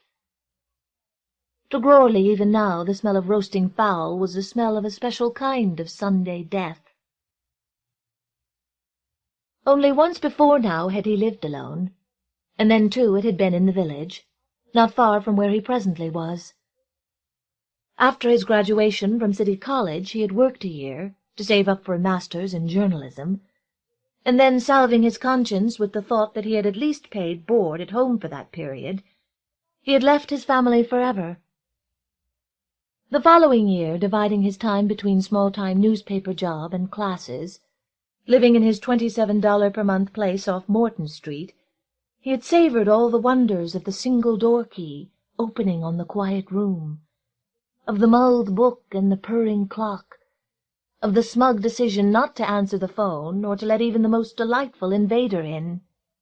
Now that he looked back on it, of course, he recalled that the room had rung pretty steadily with the voices of many such who had been admitted, but half the pleasure had been because it had been at his own behest. That had been a happy time, when he had been a gourmet of loneliness, prowling bachelor style on the edge of society, dipping inward when he chose. Of all the habitations he had had since, that had been the one whose confirmations he remembered best, down to the last worn dimple of brick. When he had house-hunted last June, he had returned instinctively to the neighborhood of that time. Only a practicality born of superstition had kept him from hunting up the very street, the very house. He had had over 2 years of that earlier freedom, although the last third of it had been rather obscured by his courtship of Eunice. Among the girl students of the village there had been quite a few who, although they dressed like ballerinas and prattled of art like painters' mistresses, drew both their incomes and their morality from good, solid, middle-class families back home. Eunice had been the prettiest and most sought-after of these, and part of her attraction for some, and certainly for Goarly, had been that she seemed to be, quite honestly, one of those rare girls who were not particularly eager to marry and settle down. Goarly had been so entranced at finding like feelings in a girl, and in such a beautiful one, that he had quite forgotten that in coaxing her out of her freedom he was persuading himself out of his own. He hadn't realized this with any force until the children came, 2 within the first 4 years of the marriage. Before that, in the first fusion of love, it had seemed to Goarly that 2 could indeed live more delightfully alone than 1, and added to this had been that wonderful release from jealousy which requited love brings, half the great comfort of the loved one's presence being that ipso facto she is with no one else. During this period of happy though enlarged privacy, Goarly confided to Eunice some, though not all, of his feelings about family life and solitude. He was, he told her, the kind of person who needed to be alone a great deal, although this, of course, excepted her. But they must never spend their Sundays and holidays frowsting in the house like the rest of the world, sitting there stuffed and droning, with murder in their hearts. They must always have plans laid well in advance, plans which would keep the 2 of them emotionally limber, so to speak, and en plein air. Since these plans were always pleasant, tickets to the Philharmonic, with after-theatre suppers, hikes along the Palisades, fishing expeditions to little-known ponds back of the Westchester parkways, whose intricacies Goarly, out of a history of Sunday afternoons, knew as well as certain guides knew Boca Raton, Eunice was quite willing to accede. In time she grew very tactful, almost smug, over Goarly's little idiosyncrasy, and he sometimes heard her on the phone fending people off. "Not Sunday. Gordon and I have a thing about holidays, you know." By this time, too, they had both decided that, although Goarly would keep his now very respectable desk job at the paper, his real destiny was to write. And to Eunice, who respected imagination as only the unimaginative can, Goarly's foible was the very proper defect of a noble intelligence. But with the coming of the children it was brought home to Goarly that he was face to face with one of those major rearrangements of existence for which mere tact would not suffice. Eunice, during her first pregnancy, was as natural and unassuming about it as a man could wish. She went on their Sunday sorties to the very last, and maintained their gallant privacy right up to the door of the delivery-room. But the child of so natural a mother was bound to be natural, too. It contracted odd fevers whenever it wished, and frequently on Sundays, became passionately endeared to their most expensive sitter, or would have none at all, and in general permeated their lives as only the most powerfully frail of responsibilities can. And when the second one arrived, it did so, it seemed to Goarly, only to egg the other one on. There came a morning, the Christmas morning of the 4th year, when Goarly, sitting in the odour of baked meat, first admitted that his hydra-headed privacy was no longer a privacy at all. He had created, he saw, his own monster. Sex and the devil had had their sport with him, and he was, in a sense that no mere woman would understand, all too heavily in the family way. Looking at Eunice, still neat, still very pretty, but with her lovely mouth pursed with maternity, her gaze sharp enough for Kinder and Kulka, but abstract apparently for him, he saw that she had gone over to the enemy and was no longer his. Eunice had become the family, too. It was as a direct consequence of this that Goarly wrote the book which was his making. Right after that fatal morning he had engaged a room in a cheap downtown hotel. He and Eunice were living out in Astoria at the time, with the intention, as he explained to Eunice, of writing there after he left the paper, and coming home weekends. He had also warned her that because of the abrasive effects of family life, it would probably be quite some time before the springs of reverie, a phrase he had lifted from Ellen Glasgow, would start churning. His real intention was, of course, to prowl, and for some weeks thereafter he joined the company of those men who could be found, night after night, in places where they could enjoy the freedom of not having gone home where they belonged. To his surprise, he found all too quickly that though his intentions were of the worst, he had somehow lost the moral force to pursue them. He had never been much for continuous strong drink, and that crude savoir-faire which was needed for the preliminaries to lechery seemed to have grown creaky with the years. He took to spending odd hours in the newspaper morgue, correlating in a half-hearted way certain current affairs that interested him. After some months he suddenly realized that he had enough material for a book. It found a publisher almost immediately. Since he was much more a child of his period than he knew, he had hit upon exactly that note between disaffection and hope which met response in the breasts of those who regarded themselves as permanent political independents. His book was an instant success with those who thought of themselves as thinking for themselves, if they had only had time for it. Quick to capitalize upon this, Grawley's paper gave him a bi-weekly column, and he developed a considerable talent for telling men of goodwill, over Wednesday breakfast, the very thing they had been saying to one another at Tuesday night dinner. Grawley spent the war years doing this, always careful to keep his column, like his readers, one step behind events. With certain minor changes he kept to that scheme of life which had started him writing, changing only, with affluence, to a more comfortable hotel. In time also that savoir-faire whose loss he had mourned returned to him, and his success at his profession erased any guilt he might otherwise have had. A wider experience, he told himself, being not only necessary to a man of his trade, but almost unavoidable in the practice of it. He often congratulated himself at having achieved, in a country which had almost completely domesticated the male, the perfect pattern for a man of temperament, and at times he became almost insufferable to some of his married men friends, when he dilated on the contrast between his continental way of life and their own. For by then Grawley had reversed himself. It was his weekends and holidays that were now spent cosily en famille.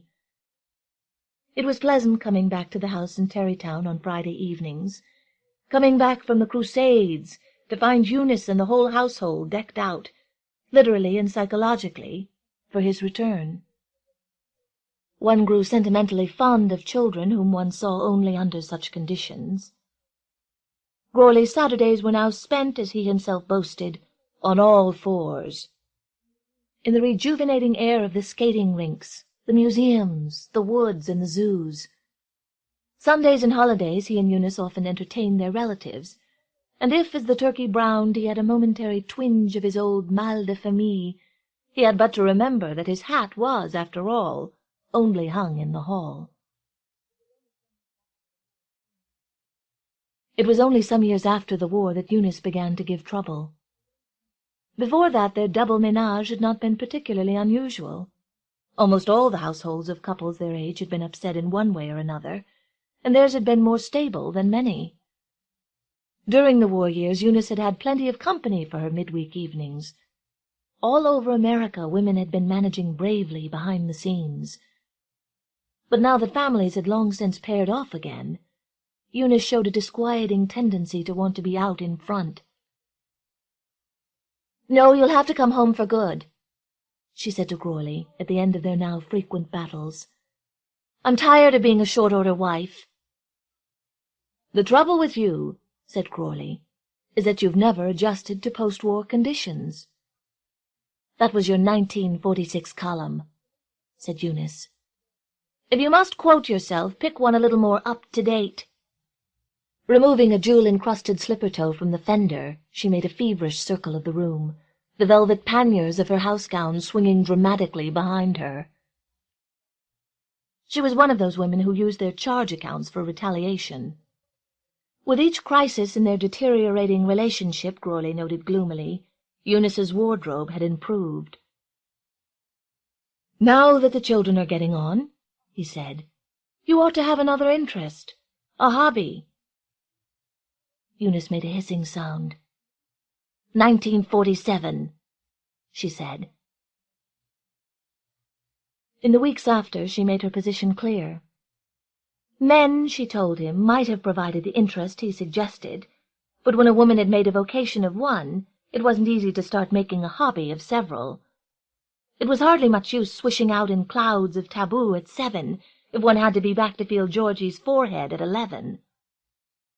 Besides, at their age, the only odd men out were likely to be hypochondriacs, or bachelors still dreaming of mother, or very odd men indeed. "All the others," she said nastily, "are already on somebody else's hearthrug, or out making the rounds with you." Worst of all, she seemed to have lost her former reverence for Crawley's work. If he'd been a novelist or a poet, she said, she even made use of the sticky word creative, there'd have been more excuse for his need to go off into the silence. As it was, she saw no reason for his having to be so broody over analyzing the day's proceedings at the UN. If he wanted an office, that should take care of things very adequately. But if he did not wish to live with her, then he could not go on living with her. "Mentally," she said, "you're still in the village. Maybe you better go back there." Things were at this pass when Crawley's paper sent him to London on an assignment that kept him there for several months. He was put up for membership in 1 or 2 exclusively masculine clubs, and in their leonine atmosphere his outraged vanity, creative indeed, swelled anew. Finally, regrettably near the end of his stay, he met up with a red-headed young woman named Vida, who worked for a junior magazine by day, wrote poetry by night, and had once been in America for 3 weeks. She and Crawley held hands over the mutual hazards of the creative life, and on her lips the word was like a caress. For a woman, too, she was remarkably perceptive about the possessiveness of other women. "Yes, quite," she had said. "Yes, quite." When she and Crawley made their final adieu in her Chelsea flat, she held him for just a minute at arm's length. "I shall be thinking of you over there in one of those ghastly, what do you call them, living rooms of yours? Everybody matted together, and the floor all over children, like beetles. Poor dear. I should think those living rooms must be the curse of the American family. Poor, poor dear." On his return home in June, Crawley and Eunice agreed on a 6 months' trial separation prior to a divorce. Eunice showed a rather unfeeling calm in the lawyer's office, immediately afterward popped the children in camp, and went off to the Gaspé with friends. Crawley took a sublet on the apartment in Waverley Place. It was furnished in a monastic modern admirably suited to the novel he intended to write, that he had promised Vida to write. He had always liked summers in town, when the real aficionados of the city took over, and now this summer seemed to him intoxicating, flowing with the peppery currents of his youth. In the daytime his freedom slouched unshaven. In the evenings the streets echoed and banged with life, and the moon made a hot harlequinade of every alley. He revisited the San Remo, Julius's, Chumley's, Jack Delaney's, and all the little Italian bars with backyard restaurants, his full heart and wallet carrying him quickly into the camaraderie of each. Occasionally he invited home some of the remarkables he met on his rounds. A young Italian bookie, a huge St. Bernard of a woman who drove a taxi and had once lived on a barge on the East River, an attenuated young couple from Chapel Hill, who were honeymooning at the new school. Now and then a few of his men friends from uptown joined him in a night out. A few of these, in turn, invited him home for the weekend, but although he kept sensibly silent on the subject of their fraternal jaunts, he detected some animus in the hospitality of their wives. By October, Goarly was having a certain difficulty with his weekends.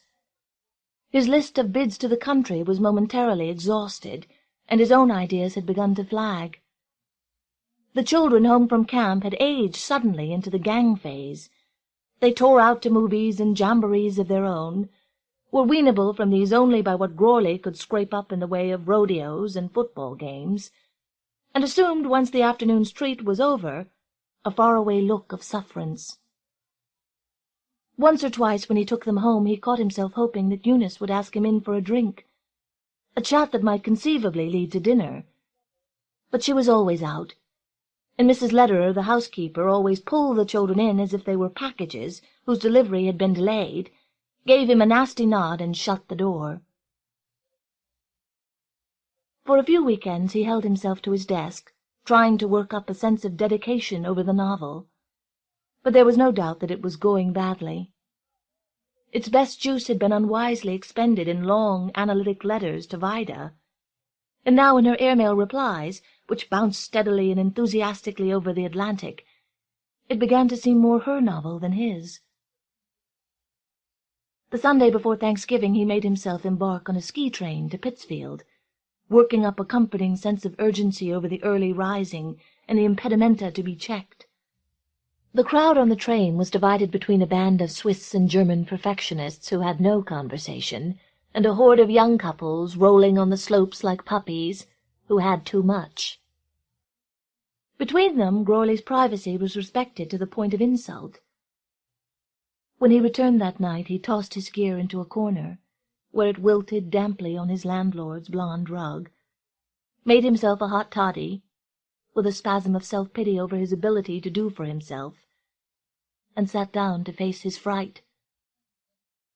For years his regular intervals at home had been like the chewed coffee bean that renewed the wine-taster's palate. He had lost the background from which to rebel. Thanksgiving Day was the worst. The day dawned oyster-pale and stayed that way. Goarly slept as late as he could, then went out for a walk. The streets were slack, without the twitch of crowds, and the houses had a tight look of inner concentration. He turned toward the streets which held only shops, and walked uptown as far as Rockefeller Center. The rink was open with its usual cast of characters, ricocheting children, a satiny professional twirler from the ice show, and several solemn old men who skated upright in some Euclidean absorption of their own. Except for a few couples strolling along in the twin featurelessness of love, the crowd around the rink was typecast too. Here, it told itself, it participated in life. Here, in this flying spectacle of flag and stone, it could not possibly be alone. With set, shy smiles it glanced sideways at its neighbors, rounded its shoulders to the wind, turned up its collar, and leaned closer to the musical bonfire of the square. Goarly straightened up, turned on his heel, smoothed down his collar, and walked rapidly toward 6th Avenue. He filled himself full of ham and eggs in one of the quick-order places that had no season, taxied home, downed a drink, swallowed 2 Seconal tablets, and went to bed. The next morning, seated at his desk, he took a relieved look at the street. People were hard at their normal grind again. For a while the vacuum was past. But Christmas was not going to catch him alone. He picked up the phone. At the end of the day he was quite heartened. Although he had not yet turned up an invitation for Christmas Day, he had netted himself a cocktail party, which might easily go on to dinner, for 2 days before, a bid to an eggnog party on New Year's Day, and one weekend toward the middle of December. A lot of people did things impromptu. A phone call now and then would fix him up somehow. But by Christmas week he was haggard. He had visualized himself as bidden to share, in a pleasantly avuncular capacity, some close friend's family gathering. He had seen himself as indolently and safely centered, but not anchored in the bright poinsettia of their day. Apparently their vision of him was cast in a harsher mold. They returned his innuendos with little more than a pointed sympathy. Only 2 propositions had turned up. One from a group of men, alone like himself for one reason or another, who were forming a party at an inn in the Poconos, and one from a waif-like spinster. "Last Christmas was my last one with dear mother," who offered to cook dinner for him in her apartment. Shuddering, he turned down both of these. The last thing he wanted to do on that day was to ally himself with waifs of any description. On that day he very definitely wanted to be safely inside some cozy family cocoon, looking out at them. Finally, the day before Christmas, he thought of the Meachers. Ted was that blue-ribbon bore, the successful account executive who believed his own slogans, and his wife, a former social worker, matched him in her own field. Out of Ted's sense of what was due his position in the agency and Sybil's sense of duty to the world, they had created a model home in Chappaqua, equipped with 4 children, 2 Bedlingtons, a games room, and a part-time pony. Despite this, they were often hard up for company, since most people could seldom be compelled twice to their table, where a guest was the focus of a constant stream of self-congratulation from either end. Moreover, Ted had wormed his way into more than one stag party at Crawley's, and could hardly refuse a touch. And their Christmas, whatever its other drawbacks, would be a 4-color job on the best stock. But Ted's voice, plumb smooth when he took the phone from his secretary, turned reedy and doubtful when he heard Crawley's inquiry. "Uh-oh. 'Fraid that puts me on the spot, fella. Yeah, kind of got it in the neck from Sybil last time I came home from your place. Yeah, had a real old-fashioned hassle. Guess I better not risk reminding her just yet. But say, how about coming up here right now for the office party?" Crawley declined and hung up. Off-campus boy this time of year, that's what I am, he thought. He looked at his mantelpiece crowded with its reminders. Greetings from Grace and Bill, Jane and Tom, Peg and Jack, etc., and Mrs. etc. On top of the pile was another airmail from Vida, received that morning, picture enclosed. Saw's the red in the hair, without the thrush tones of the assenting voice. She looked a little long in the teeth. Her hands and feet, he remembered, were always cold. Somehow or other, looking at the picture, he didn't think that central heating would improve them. "The living room is the curse," she'd said. That's it, he thought. That's it. And this, Vida, is the season of the living room. He looked down into the street. The village was all right for the summer, he thought. But now the periphery of the season had changed. In summer the year spins on a youth-charged axis, and a man's muscles have a spurious oil. But this is the end toward which it spins. Only 300 days to Christmas. Only a month. A week. And then every year the damn day itself, catching him with its holly claws, sounding its platitudes like carillons. Down at the corner, carols bugled steamily from a mission soup kitchen. There's no escape from it, he thought. Turn on the radio, and its Alleluia licks you with tremolo tongue. In every store window flameth house gown, nuzzleth slipper. In all the streets the heavenly shops proclaim. The season has shifted inward, Crawley, and you're on the outside looking in. He moved toward the phone, grabbed it, and dialed the number before he remembered that you had to dial the code for Terrytown. He replaced the receiver. Whatever he had to say, and he wasn't quite sure what, or how, it wasn't for the ears of the kids or the letterer woman. He jammed on his hat. Better get there first.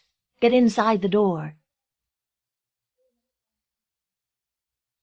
Going up to Grand Central in the cab, he pressed his face against the glass.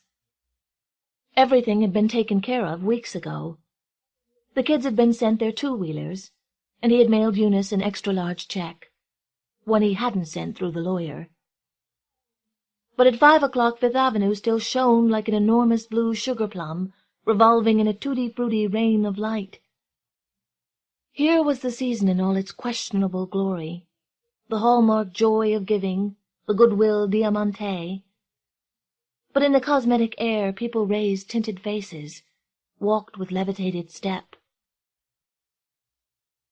In the train he avoided the smoker and chose an uncrowded car up front. At his station he waited until all the gleaming car muzzles pointed at the train had picked up their loads and gone, then walked through the main street which led to his part of town. All was lighted up here, too, with a more intimate household shine. He passed the pink damp of a butcher's, the bright fuzz of Woolworth's. "Sold out," said a woman emerging. "Just try the A&P." He walked on, invisible, his face pressed to the shop window of the world. At Schlumbahn's credit jewelry corner he paused, feeling for the wallet filled with cash yesterday, for the still not impossible yes over the phone. This was the sort of store that he and Eunice, people like them, never thought of entering. It sold watches pinned to cards, zircons, musical powder boxes, bracelets clasped with fat 10-carat hearts, Raja pearl necklaces and true love blue-white diamonds. Something for everybody, it said. He opened the door. Inside, a magnetic salesgirl nipped him toward her like a pin. He had barely stuttered his wants before he acquired an Ada pearl necklace for Sally, 2 genuine pin-seal handbags for his mother-in-law and Mrs. Lederer, and a staghorn knife with 3 blades, a nail file, and a corkscrew for young George. He had left Eunice until last, but with each purchase a shabby telephoning day had dropped from him. Dizzy with participation, he surveyed the mottoed store. Something for the wife, he said. "Our lovely lifetime watch, perhaps? Or something in silver for the house?"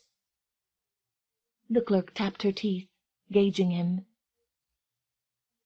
He leaned closer, understanding suddenly why housewives insisted in lonely houses, burbled confidences to the grocer, made an audience of the milkman. "We've had a little tiff." "Oh," said the clerk, adjusting her face. "Now, let me see." She kindled suddenly, raised a sibylline finger, beckoned him farther down the counter, and drew out a tray of gold charms. Rummaging among them with a long opalescent nail, she passed over minute cocktail shakers, bird cages, tennis rackets, a tiny scroll bearing the words, "If you can see this, you're too darn close," and seized a trinket she held up for view. A large gold shamrock hung on a chain by a swivel through its middle. It bore the letter I on its upper leaf, on its nether one the letter U. She reversed it. LOVE was engraved across the diameter of the other side. The clerk spun it with her accomplished nail. "See?" she said. "Spin it! Spin it and it says, 'I love you.'" Said Gourley, clearing his throat. "Well, guess you can't fob some women off with just a diamond bracelet." She tittered dutifully, but as she handed it to him with his other packages and closed the glass door behind him, he saw her shrug something, laughing, to another clerk. She had seen that he was not Schlumbahn's usual, after all. As he walked up his own street, he felt that he was, after all, hardly anybody's usual tonight. It was a pretty street, of no particular architectural striving. Not a competitive street, except sometimes in summer, on the subject of gardens. And, of course, now. In every house the tree was up and lighted, in the window nearest the passer-by. Here was his own, with the same blue lights that had lasted, with some tinkering on his part, year after year. Eunice must have had a man in to fix them. He stopped on the path. A man in. She was pretty, scorned, and he had cavalierly assumed, miserable. He had taken for granted that his family in his absence would have remained reasonably static. They always had. He'd been thinking of himself. Silently he peeled off another layer of self-knowledge. He still was. He walked up the steps wondering what kind of man might rise to be introduced, perhaps from his own armchair. One of her faded, footballish resurrections from Ohio State U, perhaps? "Gordon, this is Jim Jerk from home." Or would she hand it to him at once? Would it be, "Dear, this is Gordon"? The door was unlocked. He closed it softly behind him and stood listening. This was the unmistakable quiet of an empty house, as if the secret respiration of all objects in it had just stopped at his entrance. The only light downstairs was the glowing tree. He went up the stairs. In the bedroom the curtains were drawn, the nightlight on. The bed was piled with an abandoned muddle of silver wrappings, tissue paper, ribbons. He dropped the presents on the bed, tossed his hat after them, let his coat slip down on the familiar chair, and parted the curtains. It had a good view of the river, his house. He stood there, savoring it. He was still there when a car door slammed and the family came up the path. The Christmas Eve pantomime, of course, held every year at the village hall. Georgie had on one of those white burnouses they always draped the boys in, and Sally in long dress and coned hat seemed to be a medieval lady. He saw that this year she had the waist for it. Eunice and Mrs. Lederer walked behind them. He tapped on the glass. They raised their faces in tableau. The children waved, catcalled, and disappeared through the downstairs door. Mrs. Lederer followed them. Below, Eunice stared upward, in the shine from the tree window. Behind him he heard that sound made only by children, the noise of bodies falling up a staircase. As they swarmed in on him, she disappeared. "You should have been to the hall," said Georgie, seizing him. "Christmas at King Arthur's Court. I was a knight." "Was it corny?" said Sally from a distance. She caught sight of herself in a pier-glass. "I was Guinevere." "Had to do some last-minute shopping," said Crawley. "I saw my bike," said Georgie. "It's in the cellar." "Oh, Georgie," said Sally. "Well, I couldn't help seeing it." "Over there are some Christmas Eve presents," said Crawley. "Open now?" they said. He nodded. They fell upon them. "Gee," said Georgie, looking down at the knife. "Is that neat?" From his tone it was clear that he, at least, was Schlumbann's usual. "Oh, Dad!" Sally had the necklace around her neck. She raised her arms artistically above her head, in the 5th position, minced forward and placed their slender wreath around Crawley's neck. As she hung on him, sack-like, he felt that she saw them both, a tender picture, in some lurking pier-glass of her mind. The door opened and Eunice came in. She shut it behind her with a not-before-the-servants air, and stood looking at him. Her face was blurred at the edges. She hadn't decked herself out for anybody. She looked the way a tired, pretty woman of a certain age and responsibilities might look at the hour before dinner, at the moment when age and prettiness tussle for her face, and age momentarily has won. "Look what I got!" Georgie brandished the knife. "And mine!" Sally undulated herself. "Mums, doesn't it just go?" She stopped, looking from father to mother, her face hesitant but shrewd. "Open yours, Mums. Go on." "Later," said Eunice. "Right now I think Mrs. Lederer wants you both to help with the chestnuts." "No fair, no fair," said Georgie. "You saw ours." "Do what your mother says," said Gourley. The paternal phrase, how it steadied him, was almost a hearthstone under his feet. "Oh, well," said Eunice, wilting toward the children as she invariably did when he was stern with them. Opening the package he indicated, she drew out the bauble. Georgie rushed to look at it, awarded it a quick, classifying disinterest, and returned to his knife. "Oh, I know how to work those. Margie's sister has one," said Sally. She worked it. "If that isn't corny," she gurgled. Eunice's head was bent over the gift. Sally straightened up, gave her and Gourley a swift, amending glance. "But cute," she said. She blushed. Then, with one of the lightning changes that were the bane of her 13 years, she began to cry. "Honestly, it's sweet," she said. Gourley looped an arm around her, gave her a squeeze and a kiss. "Now shoo," he said. "Both of you."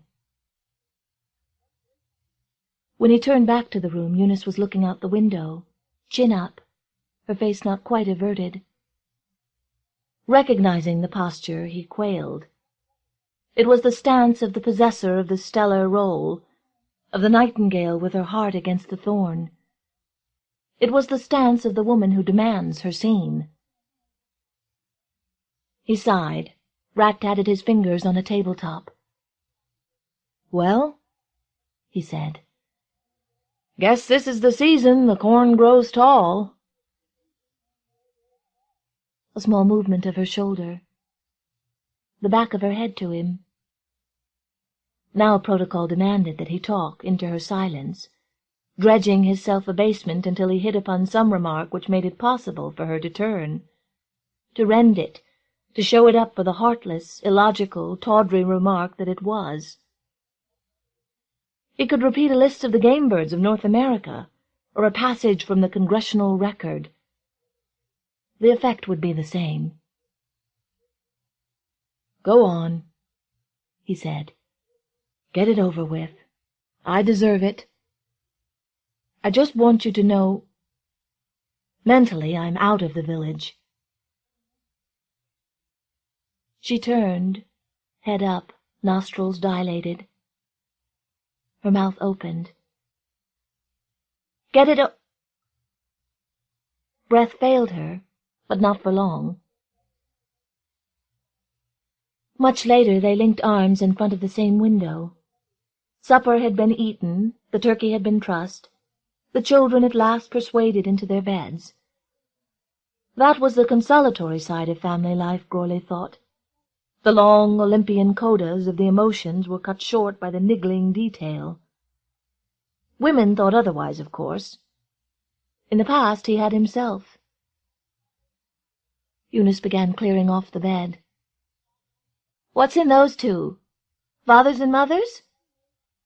"Oh, Lord, I forgot father." "Never mind. I'll look in the white elephant box." The household phrase, how comfortably it rang. She looked up. "What's in these, then?" "For Mother and Mrs. Lederer. Those leather satchel things. Pin seal." "Both the same, I'll bet." He nodded. Eunice began to laugh. "Oh, Lord, how they'll hate it." She continued to laugh, fondly, until Gourley smirked response.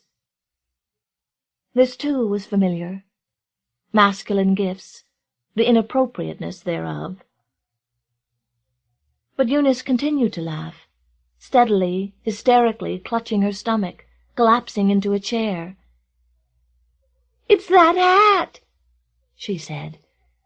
It's that specimen of a hat!"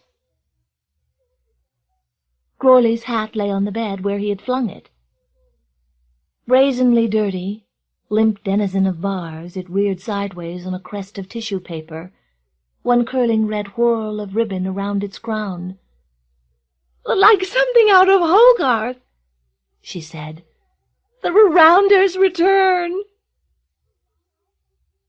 Crawley forced a smile. "You can buy me another." For Christmas." She stopped laughing. "You know, I think that's what convinced me. You're coming back tonight. Knowing you, that complex of yours. Suppose I felt if you meant to stand us through the holidays, you meant to stand us for good." Crawley coughed, bent to stuff some paper into the wastebasket. In fancy he was stuffing in a picture, too. Portrait of Vida, woman of imagination, outdistanced forever by the value of a woman who had none. Eunice yawned. "Oh, I forgot to turn out the tree." "I'll go down." "Here, take this along." She piled his arms with crushed paper. In grinning afterthought, she clapped the hat on his head. He went to the kitchen and emptied his arms in the bin. The kitchen was in chaos, the cookery methods of Alt Wien demanding that each meal rise like a phoenix from a flaming muddle below stairs. Tomorrow, as Mrs. Lederer mellowed with wine, they would hear once again of her grandfather's house, where the coffee was not even roasted until the guests' carriages appeared in the driveway. In the dining-room the table was set in state, from damask to silver nut dishes. Father would sit there. He was teetotal, but anecdotalism signs no pledge. His jousts as purchasing agent for the city of his birth now left both narrator and listener with the impression that he had built it as well. They would hear from Mother, too.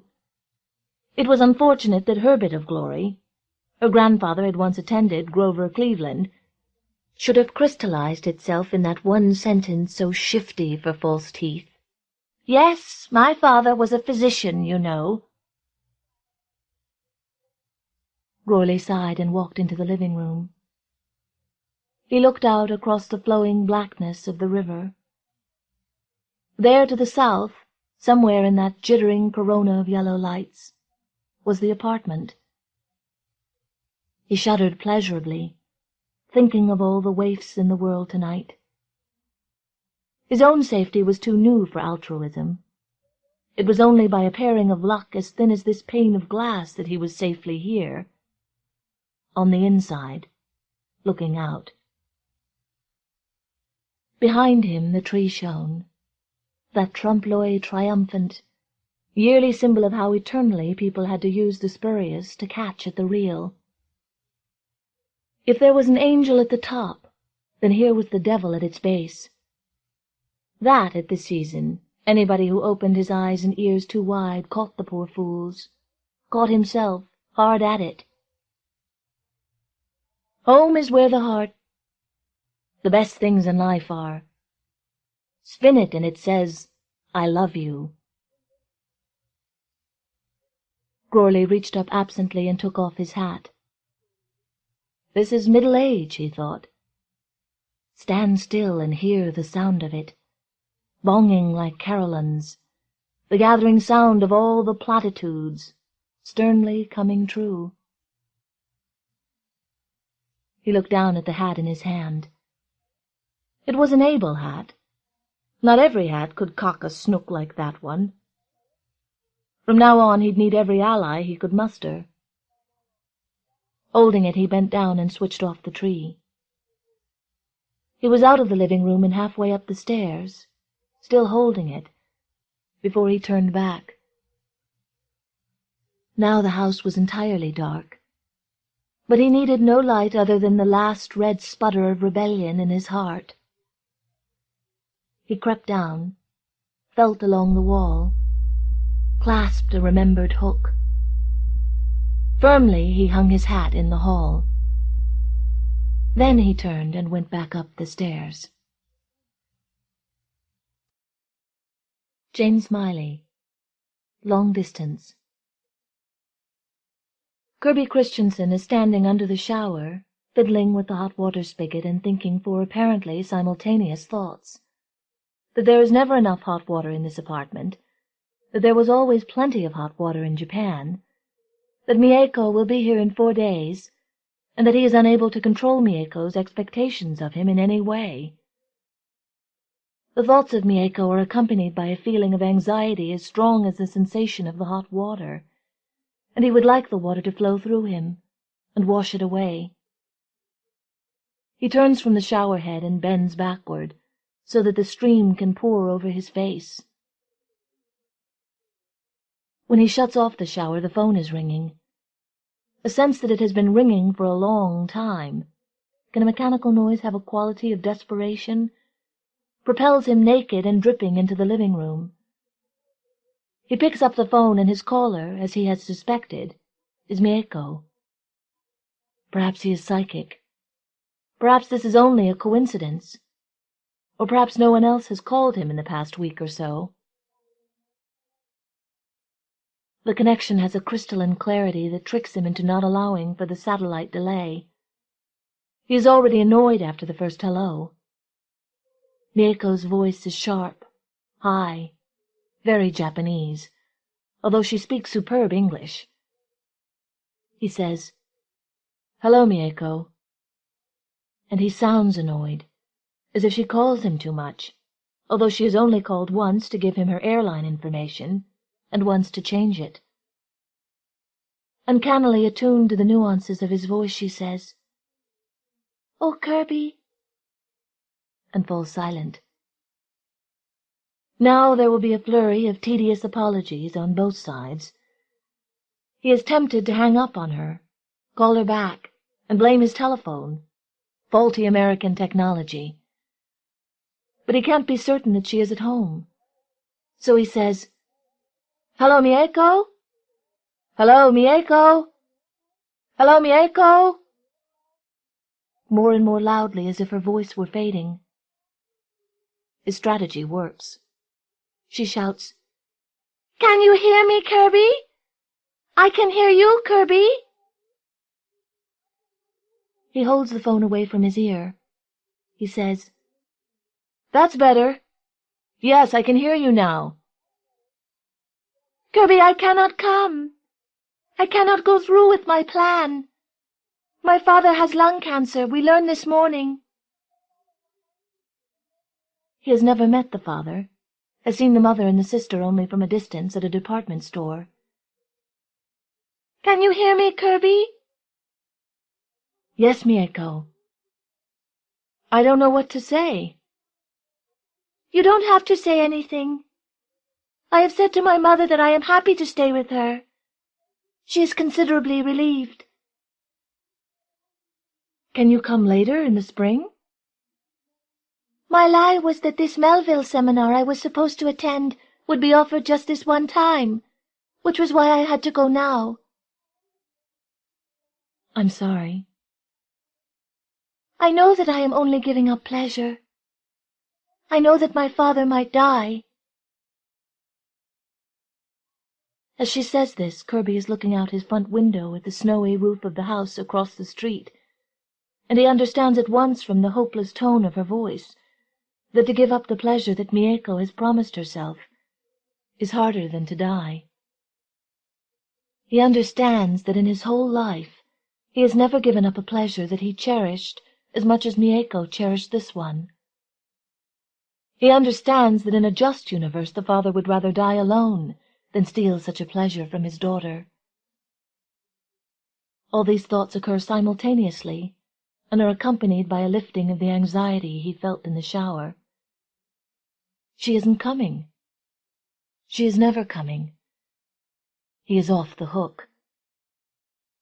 He says, "But it's hard for you to give it up, Mieko." "It is for me, too. I'm sorry."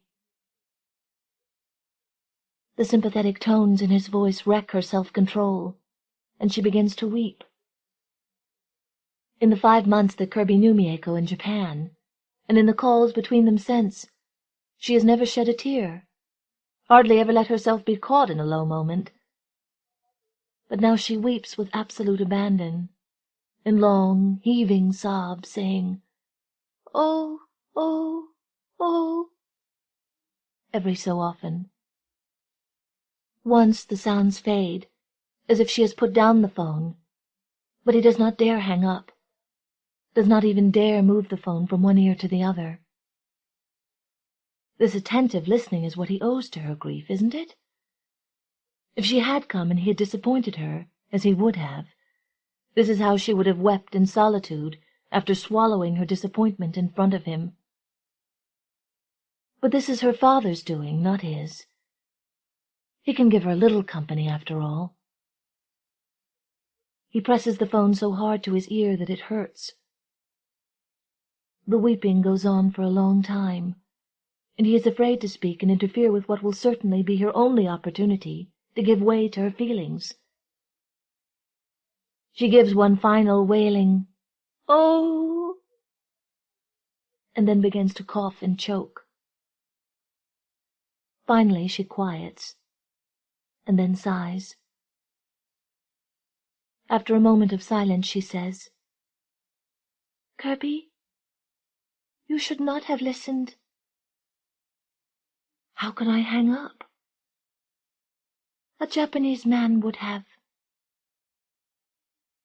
"You sound better if you are back to comparing me with Japanese men." "I am going to hang up now, Kirby. I am sorry not to come. Goodbye."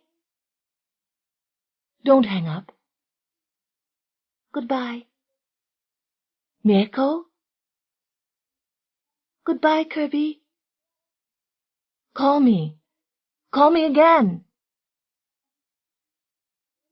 He is not sure that she hears him. He looks at the phone and then puts it on the cradle.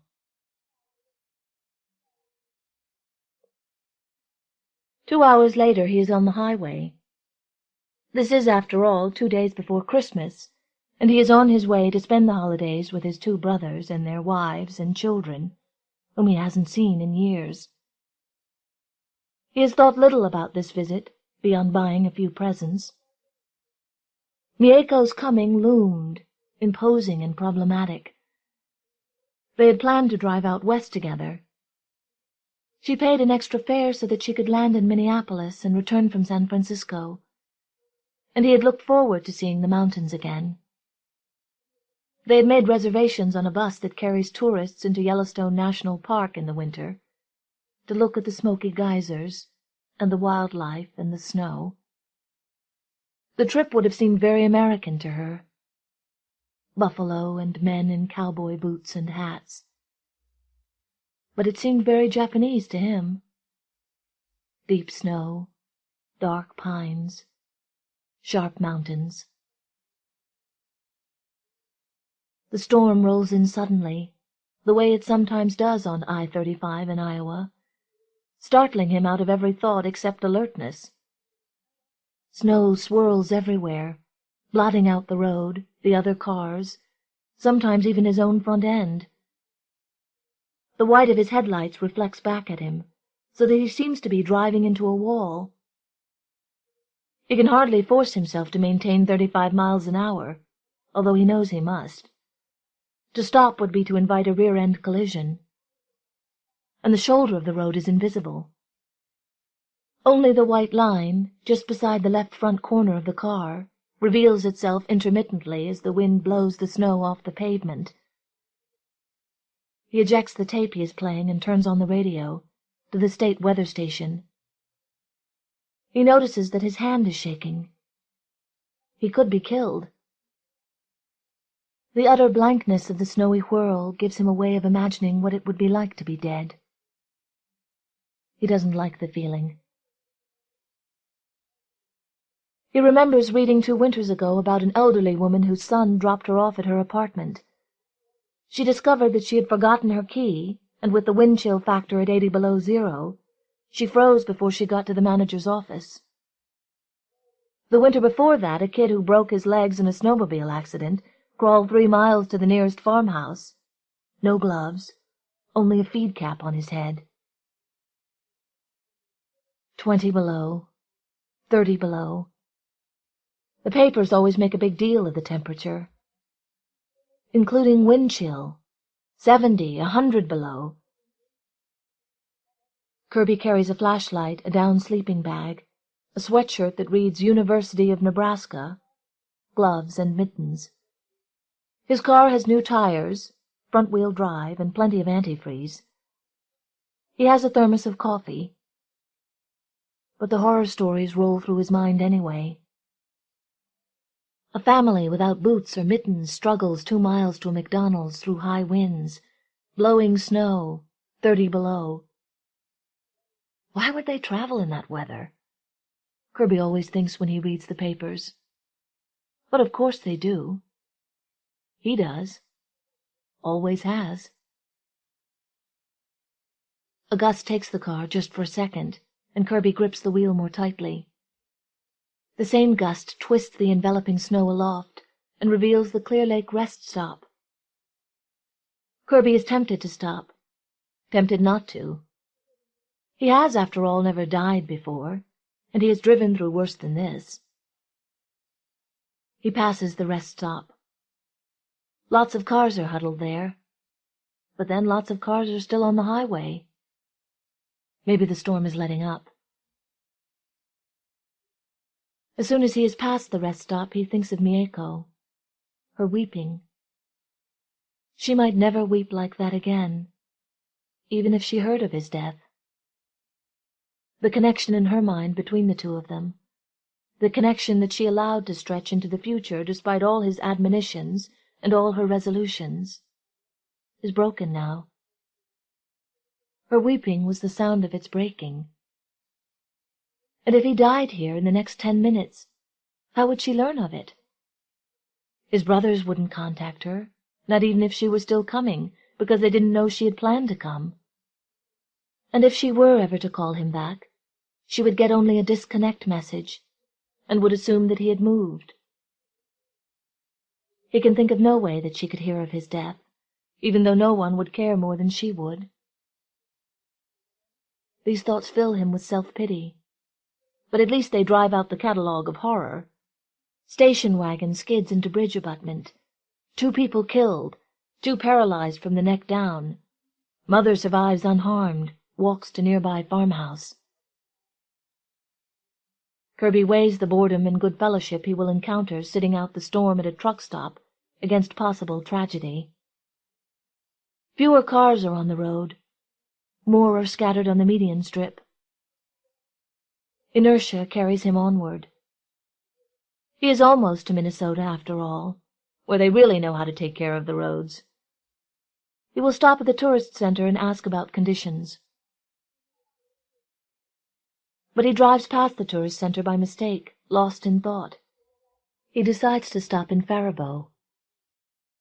But by then the snow seems to be tapering off. Considering the distance he has traveled, Minneapolis isn't far now. He checks the odometer. Only 50 miles or so. An hour and a half away at this speed. His mind eases over the numbers with customary superhighway confidence, but at once he imagines himself reduced to walking in the storm, with only a flashlight, a thermos of coffee, a University of Nebraska sweatshirt. And the distance swells to infinity. Were he reduced to his own body, his own power, it might be too far to walk just to find a telephone. For comfort he calls up images of Japan and southern China, something he often does. These images are the one tangible gift of his travels. So many human eyes have looked upon every scene there for so many eons that every sight has an arranged quality. A flowering branch in the foreground, a precipitous mountainside in the background, a small bridge between, a path with 2 women in red kimonos that winds up a hillside, A white room with pearly rice-paper walls and a futon on the mat-covered floor. Branches of cherry blossoms in a vase in the corner.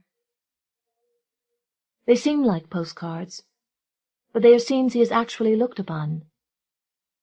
On a 3-day trip out of Hong Kong into southern China, with some other teachers from his school on a trip to Kyoto, and at Akira's house.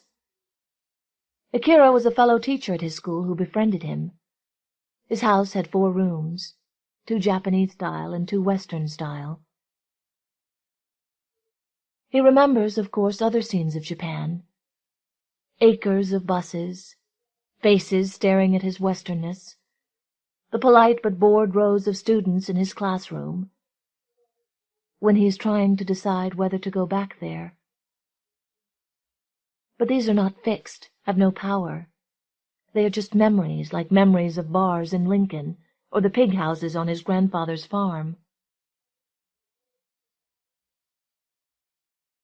And so he survives the storm. He pulls into the driveway of Harold's new house, one he has not seen, though it is in a neighborhood he remembers from junior high school. The storm is over. Harold has his snowblower out and is making a path from the driveway to his front door. With the noise, and because his back is turned, he is unaware of Kirby's arrival. Kirby stops the car, stretches, and looks at his watch. 7 hours for a 4-hour trip. Kirby lifts his shoulders and rotates his head, but does not beep his horn just yet. The fact is that he has frightened himself with the blinding snow, the miles of slick and featureless landscape, thoughts of Japan, and the thousands and thousands of miles between here and there. His car might be a marble that has rolled only by luck into a safe corner. He presses his fingers against his eyes and stills his breathing. Harold turns around, grins, and shuts off the snowblower. It is a Harold identical to the Harold that Kirby has always known. Same bright snowflake ski hat, same bright ski clothing. Harold has spent his whole life skiing and ski jumping. His bushy beard grows up to the hollows of his eyes, and when he leans into the car his mustache is, as always, crusted with ice. "Hey!" he says. He backs away and Kirby opens the car door. "Made it," Kirby says. That is all he will say about the trip. The last thing he wants to do is start a discussion about near misses. Compared with some of Harold's near misses, this is nothing. In fact, near misses on the highway aren't worth mentioning unless a lot of damage has been done to the car. Kirby knows of near misses that Harold has never dared to describe to anyone besides him, because they show a pure stupidity that even Harold has the sense to be ashamed of. At dinner over sweet and savory Nordic fare that Kirby is used to but doesn't much like, the people around the table, his relatives, waver in the smoky candlelight, and Kirby imagines that he can feel the heat of the flames on his face. The other people at the table seem unfamiliar. Leanne, Harold's wife, he has seen only once at their wedding. She is handsome and self-possessed looking, but she sits at the corner of the table like a guest in her own house. Eric sits at the head, and Mary Beth, his wife, jumps up and down to replenish the food. This assumption of primogeniture is a peculiarity of Eric's that has always annoyed Kirby. But even aside from that, they have never gotten along. Eric does his best, earnest handshake and smile each time they meet. 2 newsy letters every year, pictures of the children, known between Harold and Kirby as the little victims. Eric has a Ph.D. from Columbia in American history, but he does not teach. He writes for a conservative think tank, articles that appear on the op-ed pages of newspapers, and in the think tank's own publications. He specializes in the family. Kirby and Harold have made countless jokes at Eric's expense. Kirby knows that more will be made this trip, if only in the form of conspiratorial looks, rolling eyes. Eric's hobby, Mary Beth's too, for they share everything, is developing each nuance of his Norwegian heritage into a fully realized ostentation. Mary Beth is always busy, usually baking. That's all Kirby knows about her, and all he cares to know. Across the table, Anna, their older daughter, pale, blue-eyed, cool, seems to be staring at him, but Kirby can hardly see her. He is thinking about Mieko. Kirby looks at his watch. It is very early morning in Osaka. She is probably about to wake up. Her disappointment will have receded hardly a particle, will suck her down as soon as she thuds into consciousness. Oh, oh, oh. He can hear her cries as clearly as if they were still vibrating in the air. He is amazed at having heard such a thing, and he looks carefully at the women around the table. Mieko would be too eager to please here, always looking after Mary Beth and Leanne, trying to divine how she might be helpful. Finally, Mary Beth would speak to her with just a hint of sharpness, and Mieko would be crushed. Her eyes would seek Kirby's for reassurance, and he would have none to give. She would be too little, smaller even than Anna, and her voice would be too high and quick. These thoughts give him such pain that he stares for relief at Kristen, Eric's youngest, age 3, who is humming over her dinner. She is round-faced and paunchy, with dark hair cut straight across her forehead and straight around her collar. From time to time she and Leanne exchange merry glances. Harold is beside him. That at least is familiar and good, and it touches Kirby with a pleasant sense of expectation, as if Harold at any moment might pass him a comic book or a stick of gum. In fact, Harold does pass him something, an icy cold beer, which cuts the sweetness of the food and seems to adjust all the figures around the table so that they stop wavering. Of course his eyes open well before daylight, but he dares not move. He is sharing a room with Harold the younger, Eric's son, whose bed is between his and the door. He worries that if he gets up he will stumble around and crash into walls and wake Harold. The digits on the clock beside Harold's bed read 5:37, but when Kirby is quiet he can hear movement elsewhere in the house. When he closes his eyes, the footsteps present themselves as a needle and thread, stitching a line through his thoughts. He has just been driving. His arms ache from gripping the wheel. The car slides diagonally across the road toward the median. It slides and slides through streams of cars toward a familiar exit, the Marshalltown exit off to the left, upward. His eyes open again. The door of the room is open and Anna is looking in. After a moment she turns and goes away. It is 6:02. Some time later Leanne passes with Isaac, the baby, in her arms. Kirby cannot bear to get up and face his brothers and their families. As always, despair presents itself aesthetically. The image of Harold and Leanne's living room, matching-clad wing chairs and couch, a triple row of wooden pegs by the maple front door, seems to Kirby the image of the interior of a coffin. The idea of spending 5 years, 10 years, a lifetime with such furniture makes him gasp. But his own apartment, armchair facing the television, which sits on a spindly coffee table, is worse.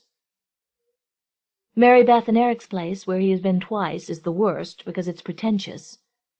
They have antique wooden trunks and high-backed benches painted blue with stenciled flowers in red and white. Everything they own is blue and white, or white with blue, and Nordic primitive. Now even the Japanese images he calls up are painful. The pearly white Japanese-style room in Akira's house was bitterly cold in the winter, and he spent one night there only half sleeping, his thighs drawn to his chest, the perimeters of the bed too cold even to touch. His head throbbing, Kirby lies pinned to the bed by impossibility. He literally can't summon up a room, a stick of furniture that he can bear to think of. Harold the younger rolls over and groans, turning his 12-year-old face toward Kirby's. His mouth opens and he breathes noisily. It is 6:27. At breakfast, Leanne sets a bowl of raisin bran before him, and he is struck by the elasticity of her motion. She smiles, so cool and kind that Kirby is suddenly daunted. 10 minutes later, when Anna enters the kitchen in her bathrobe, yawning, he recalls suddenly her appearance in the doorway to his room. 5th grade. Only 5th grade? He can see that now, but the night before and in the pre-dawn darkness she had seemed older, more threatening, the way girls get at 14 and 15. "Cereal, sweetie?" Leanne says, and Anna nods, scratching. She sits down without a word and focuses on the back of the Cheerios box. Kirby decides that he was dreaming and puts the incident out of his mind. But sweetie, he would like for Leanne to call him that. Harold, of course, is at his store managing the Christmas rush, and the house is less festive in his absence. Eric has sequestered himself in Leanne's sewing room with his computer, and as soon as Anna stands up from breakfast, Mary Beth begins to arrange the day's kitchen schedule. Kirby rinses his cup and goes into the living room. It is 9 in the morning, and the day stretches before him, empty. He walks through the plaid living room to the window, where he regards the outdoor thermometer. It reads 4 degrees below zero. Moments later it is 5 degrees below zero. Moments after that he is standing beside Harold's bar, pouring himself a glass of bourbon. He has already drunk it when Anna appears in the doorway, dressed now, and staring at him again. She makes him think of Mieko again. Though the child is blonde and self-contained, she is Mieko's size. Last evening, when he was thinking of Mieko, he was looking at Anna. He says, attempting jovial warmth, "Good morning, Anna. Why do you keep staring at me?" She is startled. "I don't. I was looking at the bookshelves." "But you stared at me last night at dinner, and you came to the door of my room early this morning." "I know, because I was awake." "No, I didn't." But then she softens and says with eager curiosity, "Are you a socialist?" While Kirby is trying not to laugh, he hears Mary Beth sing from the kitchen, "Anna, your brother is going sledding. You want to go?" Anna turns away before Kirby can answer and mounts the stairs. "A no!" floats, glassy and definite, from the second floor. Kirby sits down in one of the plaid armchairs and gazes at an arrangement of greenery and shiny red balls and candles that sits on a table behind the couch. He gazes and gazes, contemplating the notion of Eric and Mary Beth discussing his politics and his life. He is offended. He knows that if he were to get up and do something, he would stop being offended. But he gets up only to pour himself another drink. It is nearly 10. Books are around everywhere, and Kirby picks one up. People keep opening doors and coming in, having been elsewhere. Harold comes home for lunch. Leanne and Isaac return from the grocery store and the hardware store.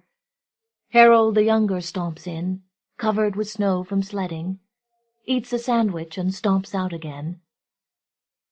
Eric opens the study door, takes a turn through the house, goes back into the study again.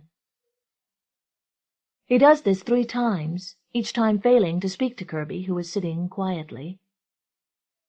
Perhaps he does not see him. He is an old man, Kirby thinks, and his ass has spread considerably in the past 4 years. He is 36, going on 50, round-shouldered, wearing slacks rather than jeans. What a jerk.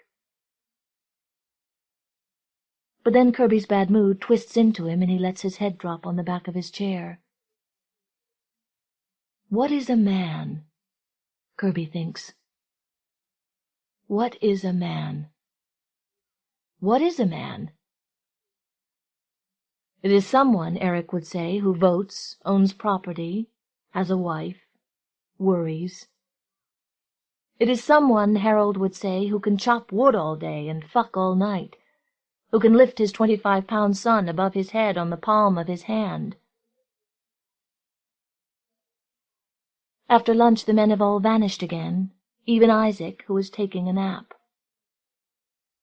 In various rooms the women do things. They make no noise. Harold's house is the house of a wealthy man, Kirby realizes.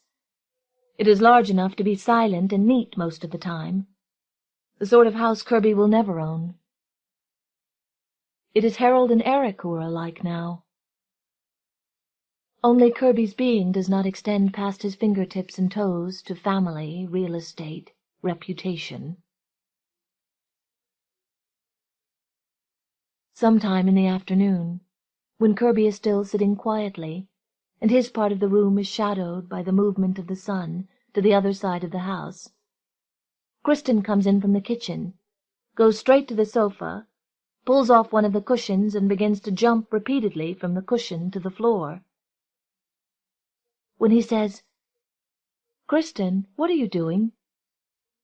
she is not startled. She says, "Jumping."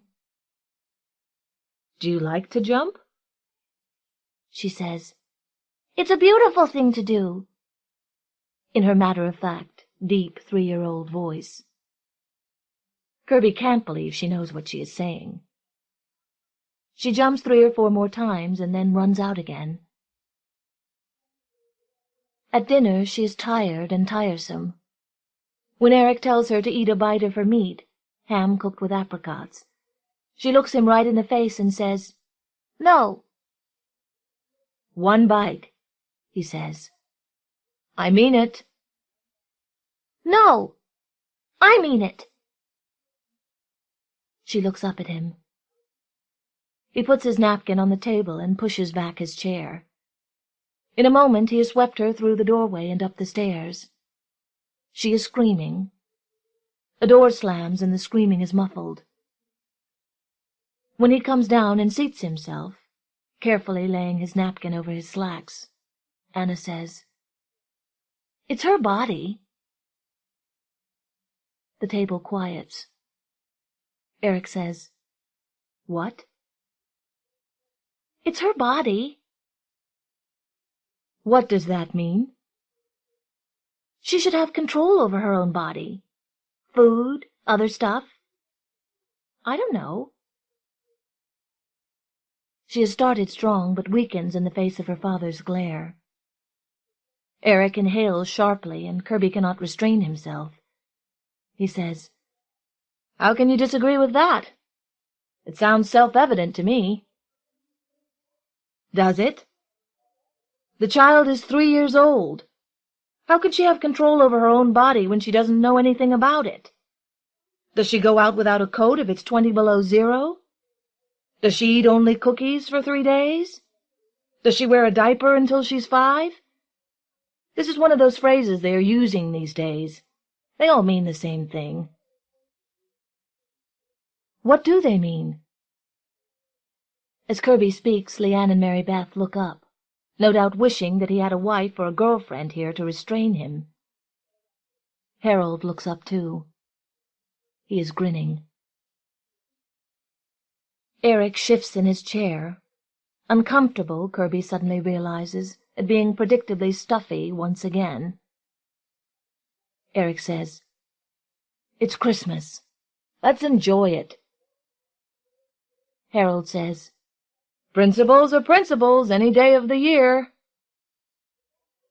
Eric takes the bait and lets himself say, The family is constituted for a purpose, which is the sometimes difficult socialization of children. For a certain period of their lives, others control them. In early childhood, others control their bodies. They are taught to control themselves. Even Freud says that the young barbarian has to be taught to relinquish his feces, sometimes by force.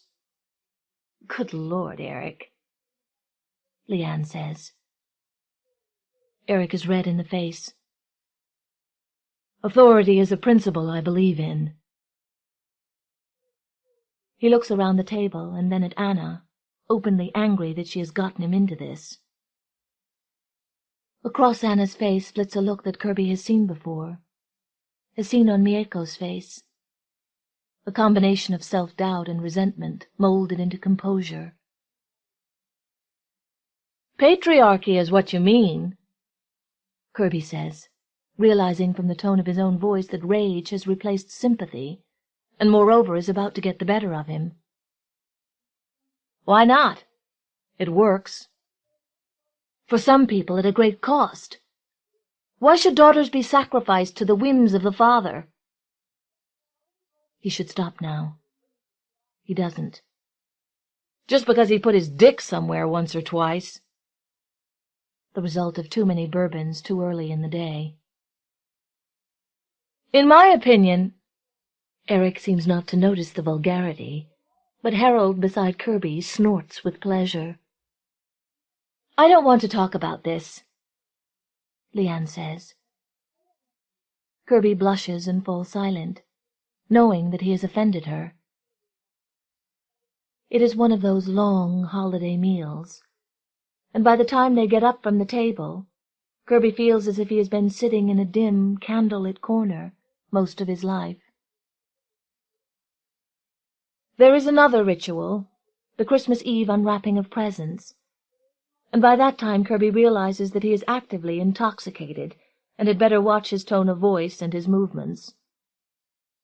Anna hands out the gifts with a kind of rude bashfulness, and Kirby is surprised at the richness of the array. From Harold he has gotten a cotton turtleneck and a wool sweater, in bright, stylish colors. From Leanne a pair of very fancy gloves. From Isaac 3 pairs of rag-wool socks. From Eric's family as a group, a blue terry-cloth robe and sheepskin slippers. When they open his gifts, he is curious to see what the wrappings reveal. He has bought it all so long before. Almost everything is some gadget available in Japan but not yet in the States. Everyone peers and oohs and ahs. It gives Kirby a headache, and a sense of his eyeballs expanding and contracting. Tomorrow night he will be on his way home again, and though he cannot bear to stay here, after all, he cannot bear to leave either. He drifts toward the stairs, intending to go to bed, but Harold looms before him, grinning and commanding. "Your brain needs some oxygen, brother," he says. Then they are putting on their parkas, and then they are outside, in a cold so sharp that Kirby's nose, the only exposed part of him, stings. Harold strides down the driveway, slightly ahead of him, and Kirby expects him to speak, either for or against Eric. But he doesn't. He only walks. The deep snow is so solidly frozen that it squeaks beneath their boots. The only thing Harold says the whole time they are walking is, 22 below, not counting the wind chill. Feels good, doesn't it? Feels dangerous, Kirby says. It is, Harold says. The neighborhood is brightly decorated, and the colored lights have their effect on Kirby. For the first time in 3 Christmases he feels a touch of the mystery that he thinks of as the Christmas spirit. Or maybe it is love for Harold. Back at the house everyone has gone to bed except Leanne and Mary Beth, who are drying dishes and putting them away. They are also, Kirby realizes, after Harold strides through the kitchen and up the stairs, arguing, although with smiles and in polite tones. Kirby goes to a cabinet and lingers over getting himself a glass for milk. Mary Beth says, "Kristen will make the connection. She's old enough." I can't believe that. She saw all the presents being handed out and unwrapped. And Anna will certainly make the connection. Anna surely doesn't believe in Santa Claus anymore. Unofficially, probably not. It's Isaac's first Christmas, Leanne says. He'll like all the wrappings. I wish you'd thought of that before you wrapped the family presents and his Santa presents in the same paper. That's a point, too. They're his presents. I don't think Kristen will notice them. If they're the only wrapped presents, she will. She notices everything.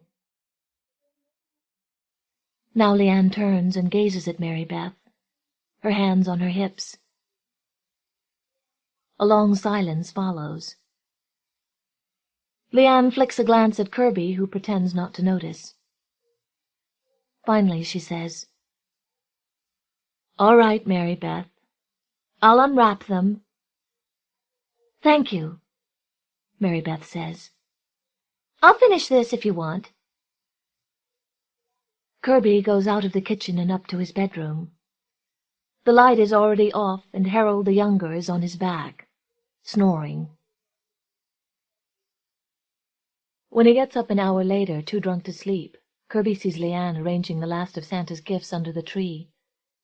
She turns the flash of her glance upon him as he passes through the living room to the kitchen. He says, uncomfortable. "Can't sleep." "Want some cocoa? I always make some before I go to bed." He stops.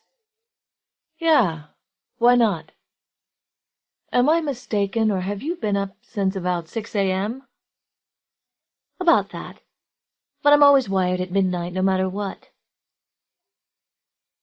He follows her into the kitchen, remembering now that they have never conversed, and wishing that he had stayed in bed. He has drunk himself stupid. Whatever words he has in him have to be summoned from very far down. He sits at the table. After a minute he puts his chin in his hand. After a long, blank, rather pleasant time, the cocoa is before him, marshmallow and all. He looks at it. When Leanne speaks, Kirby is startled, as if he had forgotten that she was there. "Tired?" she says. "Too much to drink." "I noticed." "I don't have anything more to say about it." "I'm not asking." He takes a sip of his cocoa. He says, "Do you all see much of Eric and family?" "They came last Christmas. He came by himself in the summer, to a conference on the future of the family." "And so you have to put up with him, right?" "Harold has a 3-day limit. I don't care." "I noticed you unwrapped all Isaac's presents." She shrugs, picks at the sole of her boot. She yawns without covering her mouth, and then says, "Oh, I'm sorry." She smiles warmly, looking right at him. "I am crazy about Kristen, crazy enough to not chance messing up Christmas for her." "Today she told me that jumping off a cushion was a beautiful thing to do." Leanne smiles. "Yesterday she said that it was wonderful of me to give her a napkin." "You know, I don't agree with Eric about that body stuff. I think they naturally do what is healthy for them. Somebody did an experiment with 1-year-olds, gave them a range of foods to choose from, and they always chose a balanced diet. They also want to be toilet trained sooner or later. I think it's weird the way Eric thinks that every little thing is learned rather than realized." "That's a nice phrase." He turns his cup handle so that it points away, and then back in his direction. Finally he says, "Can I tell you about something?" "Sure." "Yesterday a friend of mine called me from Japan, a woman, to say that she couldn't come visit me. Her father has cancer. She had planned to arrive here the day after tomorrow, and we were going to take a trip out west. It isn't important exactly. I don't know." Leanne is silent but attentive, picking at the sole of her boot. Now that he has mentioned it, the memory of Mireko's anguish returns to him like a glaring light or a thundering noise, so enormous that he is nearly robbed of the power to speak. He pushes it out. "She can't come now, ever. She probably won't ever call or write me again. And really this has saved her. She had all sorts of expectations that I couldn't have, wouldn't have fulfilled. And if she had come, she would have been permanently compromised." "Did you have some kind of affair when you were there?" "For a few months. She's very pretty. I think she's the prettiest woman I've ever seen. She teaches mathematics at the school where I was teaching. After I had been with Mieko for a few weeks, I realized that no one, maybe in her whole adult life, had asked her how she was, or had put his arm around her shoulders, or had taken care of her in any way.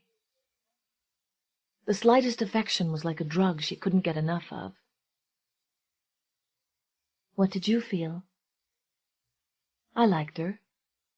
I really did. I was happy to see her when she came by. But she longed for me more than I have ever longed for anything." "You were glad to leave?" "I was glad to leave." "So what's the problem?" "When she called yesterday, she broke down completely. I listened.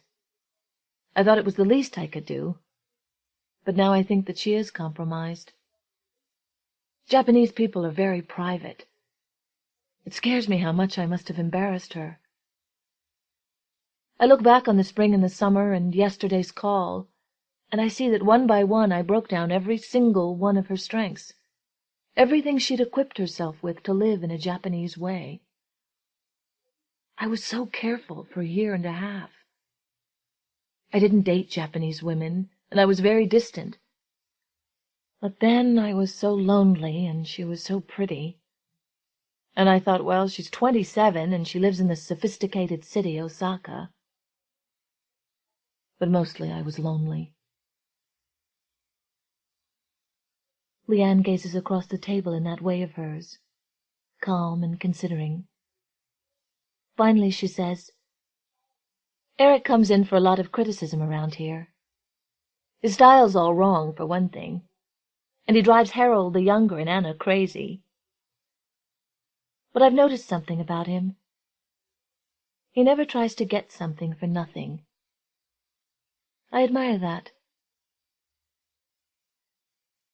Now Kirby looks around the room, at the plants on the window-sill, the hoarfrost on the window-panes, the fluorescent light harsh on the stainless steel sink, and it seems to him that all at once, now that he realizes it, his life and Mieko's have taken their final form. She is nearly too old to marry, and by the end of her father's cancer and his life she will be much too old. And himself.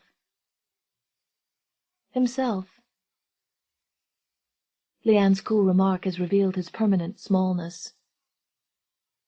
He looks at his hands, first his knuckles, then his palms. He says, "It seems so dramatic to say that I will never get over this." "Does it?" "To me it seems like saying that what people do is important." And though he looks at her intently, seeking some sort of pardon, she says nothing more, only picks at her boot for a moment or two, and then gets up and puts their cups in the sink. He follows her out of the kitchen, through the living room. She turns out all the lights, so that the house is utterly dark. At the bottom of the stairs, unable to see anything, he stumbles and puts his hand on her arm. She takes it in a grasp that is dry and cool, and guides it to the banister. Then, soft and fleeting, he feels a disembodied kiss on his cheek. Toni, Cade, Bambara. Christmas Eve at Johnson's Drugs and Goods. I was probably the first to spot them, because I'd been watching the entrance to the store on the lookout for my daddy, knowing that if he didn't show soon, he wouldn't be coming at all. His new family would be expecting him to spend the holidays with them. For the first half of my shift, I'd race the cleaning cart down the aisles, doing a slapdash job on the signs and glass cages, eager to stay in view of the doorway. It looked like Johnson's kept getting bigger, swelling, sprawling itself all over the corner lot, just to keep me from the door, to wear me out in the marathon vigil. In point of fact, Johnson's Drugs and Goods takes up less than 1/3 of the block. But it's laid out funny in crisscross aisles so you get to feeling like a rat in an endless maze. Plus the ceilings are high and the fluorescents ablaze and white. And Mrs. Johnson's got these huge signs sectioning off the spaces. Tobacco, drugs, housewares, etc. Like it was some big-time department store. The thing is, till the two noisy women came in, it felt like a desert under a blazing sun. Piper and Tobacco even had on shades. The new dude in drugs looked like he was at the end of a wrong-way telescope. I got to feeling like a nomad with the cleaning cart, trekking across the sands with no end in sight, wandering. The overhead lights creating mirages and racing of my heart till I'd realized that wasn't my daddy in the parking lot, just the poster-board Santa Claus. Or that wasn't my daddy in the entranceway, just the Burma-shaved man in a frozen stance. Then I'd tried to make out pictures of Daddy getting off the bus at the terminal, or driving a rented car past the Chamber of Commerce building, or sitting jammed-leg in one of them DC-49 Brand X planes, coming to see me. By the time the bus pulled into the lot and the two women in their big city clothes hit the door, I decided Daddy was already at the house waiting for me. Knowing that for a mirage, too, since Johnson's is right across from the railroad and bus terminals, and the house is $1.60 cab away. And I know he wouldn't feature going to the house on the off chance of running into Mama. Or even if he escaped that fate, having to sit in the parlor with his hat in his lap while Aunt Harriet looks him up and down, grunting, too busy with the latest crossword puzzle contest to offer the man some supper. And Uncle Henry talking to Blue Streak about how he outfoxed the city council or something, and there ain't cold beer in sight for my daddy. But then the two women came banging into the store, and I felt better. Right away the store stopped sprawling, got fixed, and we all got pulled together from our various zones to one focal point, them. Changing up the whole atmosphere of the place before they even got into the store proper. Before we knew it, we were all smiling, looking halfway like you're supposed to on Christmas Eve, even if you do got to work for old Lady Johnson, who don't give you no slack whatever the holiday. "What the hell does this mean, Ethel?" the one in the fur coat say, talking loud and fast, yanking on the rails that lead the way into the store. "What are we, cattle, being herded into the blankety-blank store and in my fur coat?" she grumbles, boosting herself up between the rails, swinging her body along like the kids do in the park. Me and Piper look at each other and smile. Then Piper moves down to the edge of the counter right under the tobacco sign so as not to miss nothing. Medine over in housewares waved to me to ask what's up, and I just shrug. I'm fascinated by the women. "Look here," the one called Ethel say, drawing the words out lazy slow. "Do you got a token for this sucker?" She's shoving hard against the turnstile folks supposed to exit through. Pushing past and grunting, the turnstile cranking like it gonna bust, her Christmas corsage of holly and bells just a-jingling and hanging by a thread. Then she gets through and stumbles toward the cigar counter and leans back against it, studying the turnstile hard. It whips back around in place, making scrunching noises like it's been abused. "You know one thing," she say, dropping her face onto her coat collar so Piper'd know he's being addressed. "Ma'am, that is one belligerent bad boy, that thing right there." Piper laughs his prize-winning laugh and starts touching the stacks of gift-wrap stuff, in case the lady's in the market for pipe tobacco or something. Two or three of the customers who'd been falling asleep in the magazines coming to life now, inching forward. Vototropism, I'd call it, if somebody asked me for a word. The one in the fur coat's coming around now the right way, if you don't count the stiff-elbowed rail-walking she was doing, talking about, "Oh, my God, I can walk, Ethel, praise the Lord."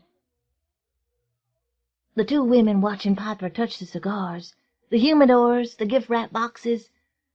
Mostly he's touching himself, 'cause George Lee Piper love him some George Lee Piper. Can't blame him. Piper be fine. "You work on commissions, young man?" Fur coat asking. "No, ma'am." The two women look at each other. They look over toward the folks inching forward. They look at me gliding by with the cleaning cart. They look back at each other and shrug. "So what's his problem?" Ethel says in a stage whisper. "Why he's so hot to sell us something?" "Search me." Fur coat starts flapping her coat and frisking herself. "You know?" she asking me. "It's a mystery to me," I say, doing my best to run old man Sampson over. "He's sneaking around trying to jump Medine in housewares. And it is a mystery to me how come Piper always so eager to make a sale. You'd think he had half interest in the place. He says it's because it's his job, and after all the Johnsons are black folks. I guess so. Me, I just clean the place and stay busy in case Mrs. J is in the prescription booth, peeking out over the top of the glass. When I look around again, I see that the readers are suddenly very interested in cigars. They crowding around Ethel and Fur Coat. Piper kind of embarrassed by all the attention. Though fine as he is, he ought to be used to it. His expression's cool, but his hands give him away, sliding around the counter like he's shuffling a deck of slippery cards. Fur Coat nudges Ethel, and they bend over to watch the hands, doing these chicken-head jerkins. The readers take up positions just like a director was hollering "places" at 'em. Piper, never one to disappoint an audience, starts zipping around these invisible walnut shells. Right away Fur Coat whips out a little red change purse and slaps a dollar bill on the counter.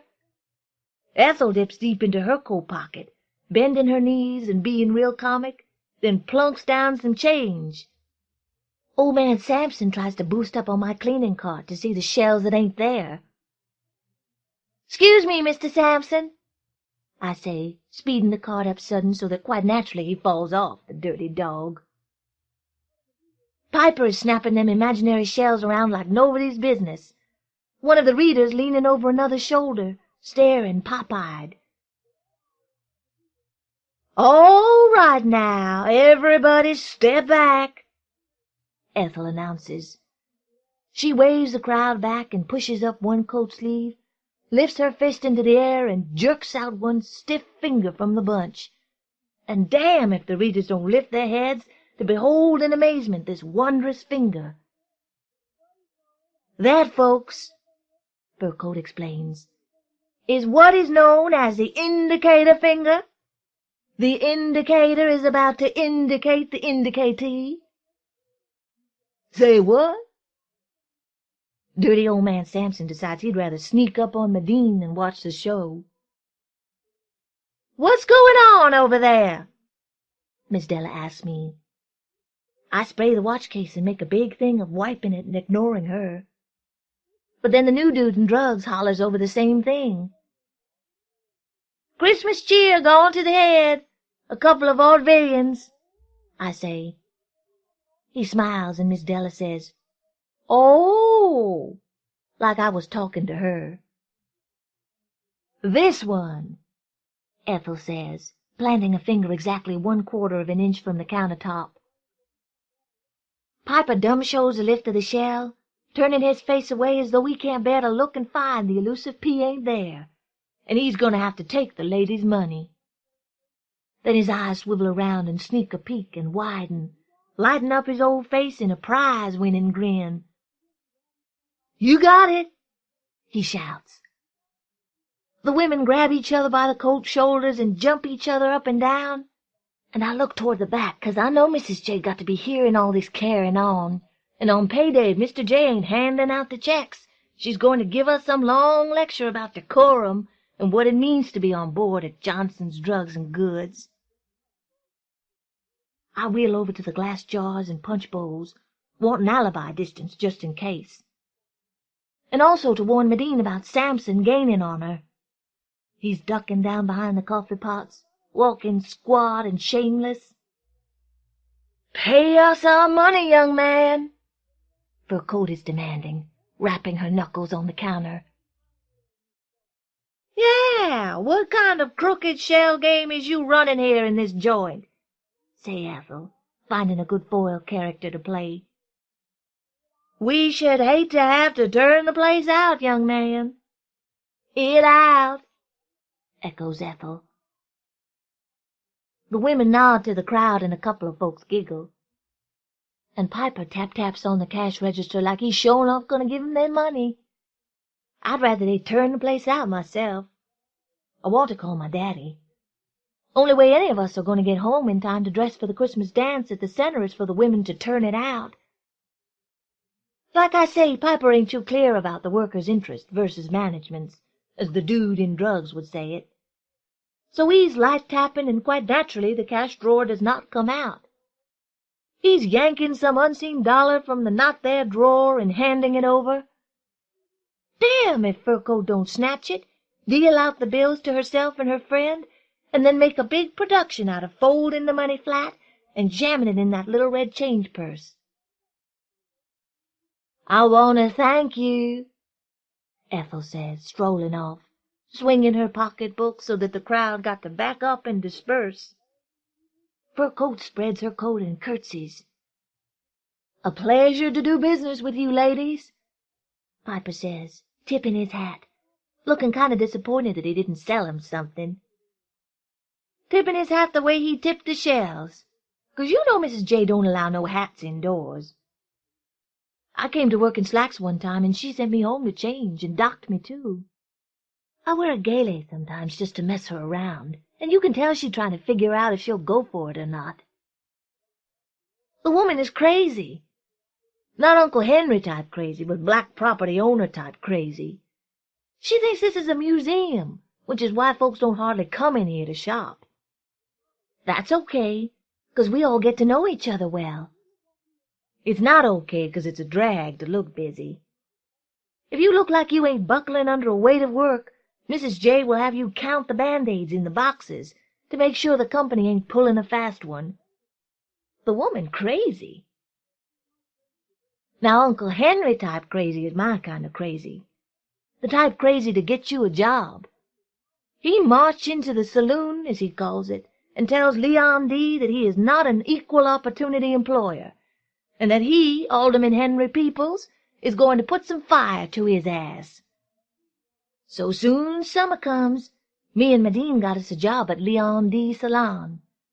One of them hushed funeral-type shops, with skinny models parading around for customers, corseted and strangling in their seats, huffing and puffing. Medine got fired right off on account of the pound of mascara she wears on each lash, and them weird dresses she designs for herself. Well, less than a yard of cloth each, if you ask me. I did my best to hang in there so's me and Medine would have hang-around money till Johnson started hiring again. But it was hard getting back and forth from the stockroom to this little kitchen to fix the espresso to the showroom. 1 minute up to your ass in carpet, the next skidding across white linoleum, the next making all this noise on ceramic tile, and people looking around at you and all. Was there for 2 weeks and just about had it licked by stationing different kind of shoes at each place that I could slip into. But then Leon D. stumbled over my bedroom slippers one afternoon. But to hear Uncle Henry tell it, writing about it all to Daddy, I was working at a promising place, making a name for myself. And Aunt Harriet, listening to Uncle Henry read the letter, looking me up and down and grunting, she know what kind of name it must be, 'cause my name in the family is Miss Clumsy.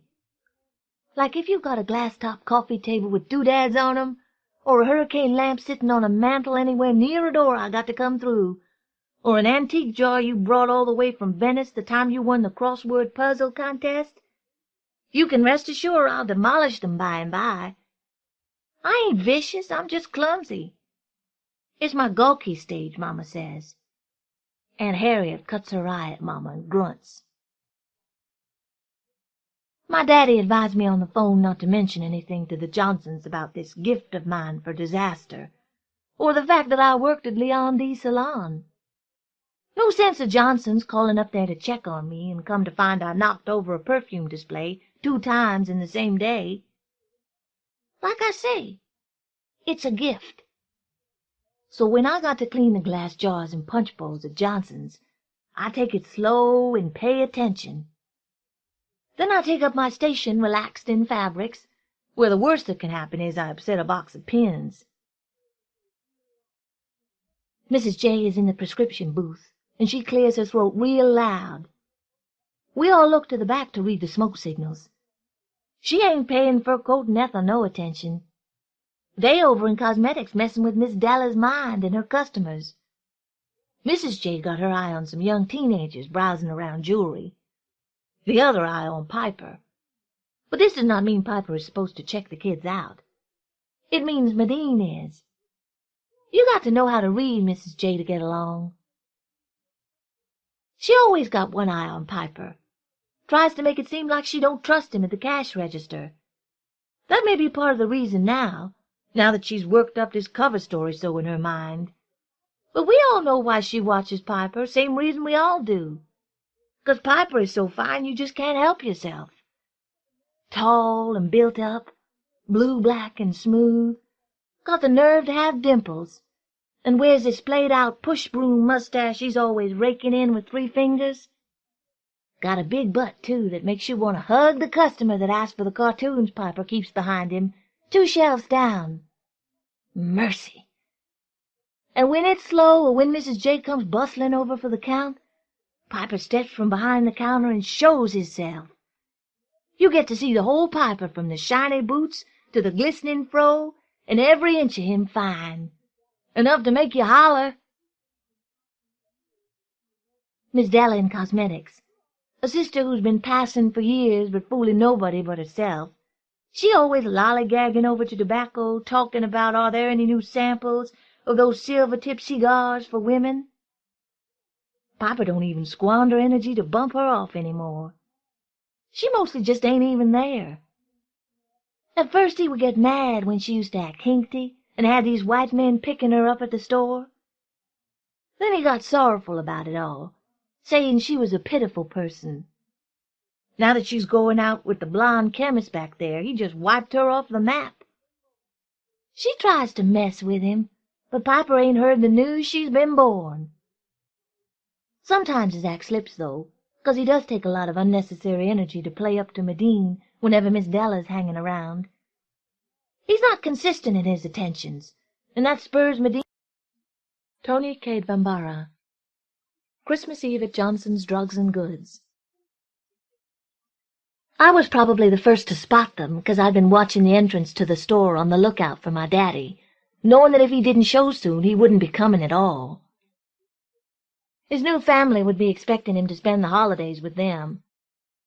For the first half of my shift I'd raced the cleaning cart down the aisles, doing a slapdash job on the signs and glass cages, eager to stay in view of the doorway. and looked like Johnson's kept getting bigger, swelling, sprawling itself all over the corner lot, just to keep me from the door, to wear me out in the marathon vigil. In point of fact, Johnson's Drugs and Goods takes up less than 1/3 of the block, but it's laid out funny in crisscross aisles so you get to feeling like a rat in an endless maze. Plus the ceilings are high and the fluorescents are blazing white. And Mrs. Johnson's got these huge signs sectioning off the spaces. Tobacco, drugs, housewares, etc. Like it was some big-time department store. The thing is, till the two noisy women came in, it felt like a desert under a blazing sun. Piper and Tobacco even had on shades. The new dude in drugs looked like he was at the end of a wrong-way telescope. I got to feeling like a nomad with the cleaning cart, trekking across the sands with no end in sight, wandering. The overhead lights creating mirages and racing up my heart till I'd realize that wasn't my daddy in the parking lot, just a poster-board Santa Claus. Or that wasn't my daddy in the entranceway, just the Burma-shaved man in a frozen stance. Then I'd tried to make out pictures of Daddy getting off the bus at the terminal, or driving a rented car past the Chamber of Commerce building, or sitting jam-leg in one of them DC-49 Brand X planes, coming to see me. By the time the bus pulled into the lot and the two women in their big city clothes hit the door, I decided Daddy was already at the house waiting for me. Knowing that for a mirage, too, since Johnson's is right across from the railroad and bus terminals, and the house is $1.60 cab away. And I know he wouldn't feature going to the house on the off chance of running into Mama. Or even if he escaped that fate, having to sit in the parlor with his hat in his lap while Aunt Harriet looks him up and down, grunting, too busy with the latest crossword puzzle contest to offer the man some supper. And Uncle Henry talking to Blue Streak about how he outfoxed the city council or something, and there ain't cold beer in sight for my daddy. But then the two women came banging into the store, and I felt better. Right away the store stopped sprawling, got fixed, and we all got pulled together from our various zones to one focal point, them. Changing up the whole atmosphere of the place before they even got into the store proper. Before we knew it, we were all smiling, looking halfway like you're supposed to on Christmas Eve, even if you do got to work for old Lady Johnson, who don't give you no slack whatever the holiday. "What the hell does this mean, Ethel?" the one in the fur coat say, talking loud and fast, yanking on the rails that lead the way into the store. "What are we, cattle, being herded into the blankety-blank store and in my fur coat?" she grumbles, boosting herself up between the rails, swinging her body along like the kids do in the park. Me and Piper look at each other and smile. Then Piper moves down to the edge of the counter right under the tobacco sign so as not to miss nothing. Medine over in Housewares waved to me to ask what's up, and I just shrug. I'm fascinated by the women. "Look here," the one called Ethel say, drawing the words out lazy slow. "Do you got a token for this sucker?" She's shoving hard against the turnstile folks supposed to exit through.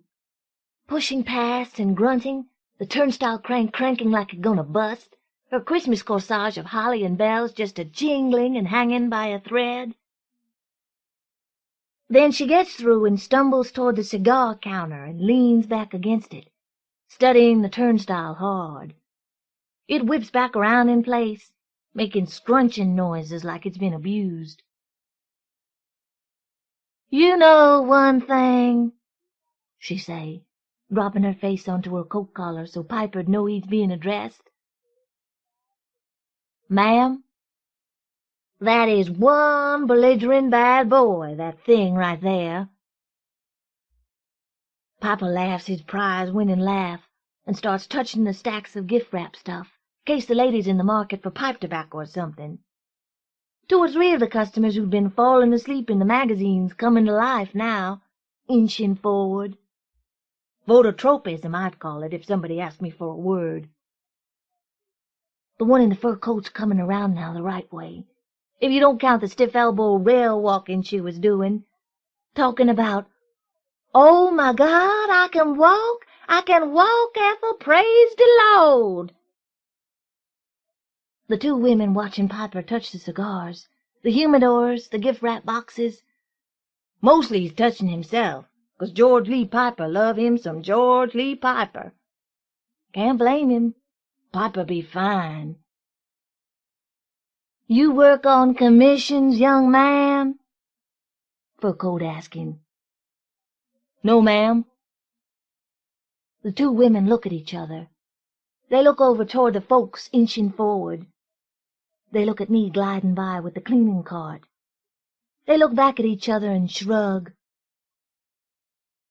"So what's his problem?" Ethel says in a stage whisper. "Why he's so hot to sell us something?" "Search me." Fur coat starts flapping her coat and frisking herself. "You know?" She asking me. "It's a mystery to me," I say, doing my best to run old man Sampson over. "He's sneaking around trying to jump Medine in housewares. And it is a mystery to me how come Piper always so eager to make a sale. You'd think he had half interest in the place. He says it's because it's his job, and after all the Johnsons are black folks. I guess so. Me, I just clean the place and stay busy in case Mrs. J is in the prescription booth, peeking out over the top of the glass. When I look around again, I see that the readers are suddenly very interested in cigars. They crowding around Ethel and Fur Coat. Piper kind of embarrassed by all the attention. Though fine as he is, he ought to be used to it. His expression's cool, but his hands give him away, sliding around the counter like he's shuffling a deck of slippery cards. Fur Coat nudges Ethel, and they bend over to watch the hands, doing these chicken-head jerkins. The readers take up positions just like a director was hollering "places" at 'em. Piper, never one to disappoint an audience, starts zipping around these invisible walnut shells. Right away Fur Coat whips out a little red change purse and slaps a dollar bill on the counter. Ethel dips deep into her coat pocket, bending her knees and being real comic, then plunks down some change. Old man Sampson tries to boost up on my cleaning cart to see the shells that ain't there. "'Scuse me, Mr. Sampson," I say, speeding the cart up sudden so that quite naturally he falls off, the dirty dog. Piper is snapping them imaginary shells around like nobody's business. One of the readers leaning over another's shoulder, staring pop-eyed. "All right now, everybody step back," Ethel announces. She waves the crowd back and pushes up one coat sleeve, lifts her fist into the air and jerks out one stiff finger from the bunch. And damn if the readers don't lift their heads to behold in amazement this wondrous finger. "That, folks," Fur Coat explains, "is what is known as the indicator finger. The indicator is about to indicate the indicatee." "Say what?" Dirty old man Sampson decides he'd rather sneak up on Medine than watch the show. "What's going on over there?" Miss Della asks me. I spray the watch case and make a big thing of wiping it and ignoring her. But then the new dude in drugs hollers over the same thing. "Christmas cheer going to the head. A couple of vaudevillians," I say. He smiles, and Miss Della says, "Oh," like I was talking to her. "This one," Ethel says, planting a finger exactly 1/4 of an inch from the countertop. Piper dumb shows the lift of the shell, turning his face away as though he can't bear to look and find the elusive pea ain't there, and he's going to have to take the lady's money. Then his eyes swivel around and sneak a peek and widen, lighting up his old face in a prize-winning grin. "You got it," he shouts. The women grab each other by the coat shoulders and jump each other up and down. And I look toward the back, 'cause I know Mrs. J got to be hearing all this carrying on. And on payday, if Mr. J ain't handing out the checks, she's going to give us some long lecture about decorum and what it means to be on board at Johnson's Drugs and Goods. I wheel over to the glass jars and punch bowls, want an alibi distance just in case. And also to warn Medine about Samson gaining on her. He's ducking down behind the coffee pots, walking squat and shameless. "Pay us our money, young man," Fur Coat is demanding, rapping her knuckles on the counter. "Yeah, what kind of crooked shell game is you running here in this joint?" say Ethel, finding a good foil character to play. "We should hate to have to turn the place out, young man." "It out," echoes Ethel. The women nod to the crowd and a couple of folks giggle. And Piper tap-taps on the cash register like he's sure enough going to give 'em their money. I'd rather they turn the place out myself. I want to call my daddy. Only way any of us are going to get home in time to dress for the Christmas dance at the center is for the women to turn it out. Like I say, Piper ain't too clear about the workers' interest versus management's, as the dude in drugs would say it. So he's light-tapping, and quite naturally the cash drawer does not come out. He's yanking some unseen dollar from the not-there drawer and handing it over. Damn if Fur Coat don't snatch it, deal out the bills to herself and her friend, and then make a big production out of folding the money flat and jamming it in that little red change purse. "I want to thank you," Ethel says, strolling off, swinging her pocketbook so that the crowd got to back up and disperse. Fur Coat spreads her coat and curtsies. "A pleasure to do business with you, ladies," Piper says, tipping his hat, looking kind of disappointed that he didn't sell him something. Tipping his hat the way he tipped the shells, 'cause you know Mrs. J don't allow no hats indoors. I came to work in slacks one time, and she sent me home to change, and docked me, too. I wear a gaily sometimes just to mess her around, and you can tell she's trying to figure out if she'll go for it or not. The woman is crazy. Not Uncle Henry type crazy, but black property owner type crazy. She thinks this is a museum, which is why folks don't hardly come in here to shop. That's okay, 'cause we all get to know each other well. It's not okay, 'cause it's a drag to look busy. If you look like you ain't buckling under a weight of work, Mrs. J will have you count the Band-Aids in the boxes to make sure the company ain't pulling a fast one.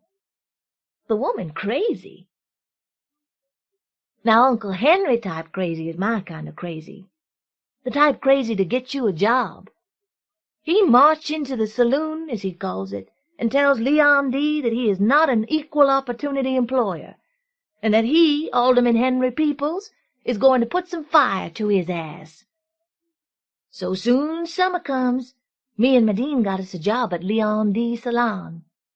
One of them hushed funeral-type shops, with skinny models parading around for customers, corseted and strangling in their seats, huffing and puffing.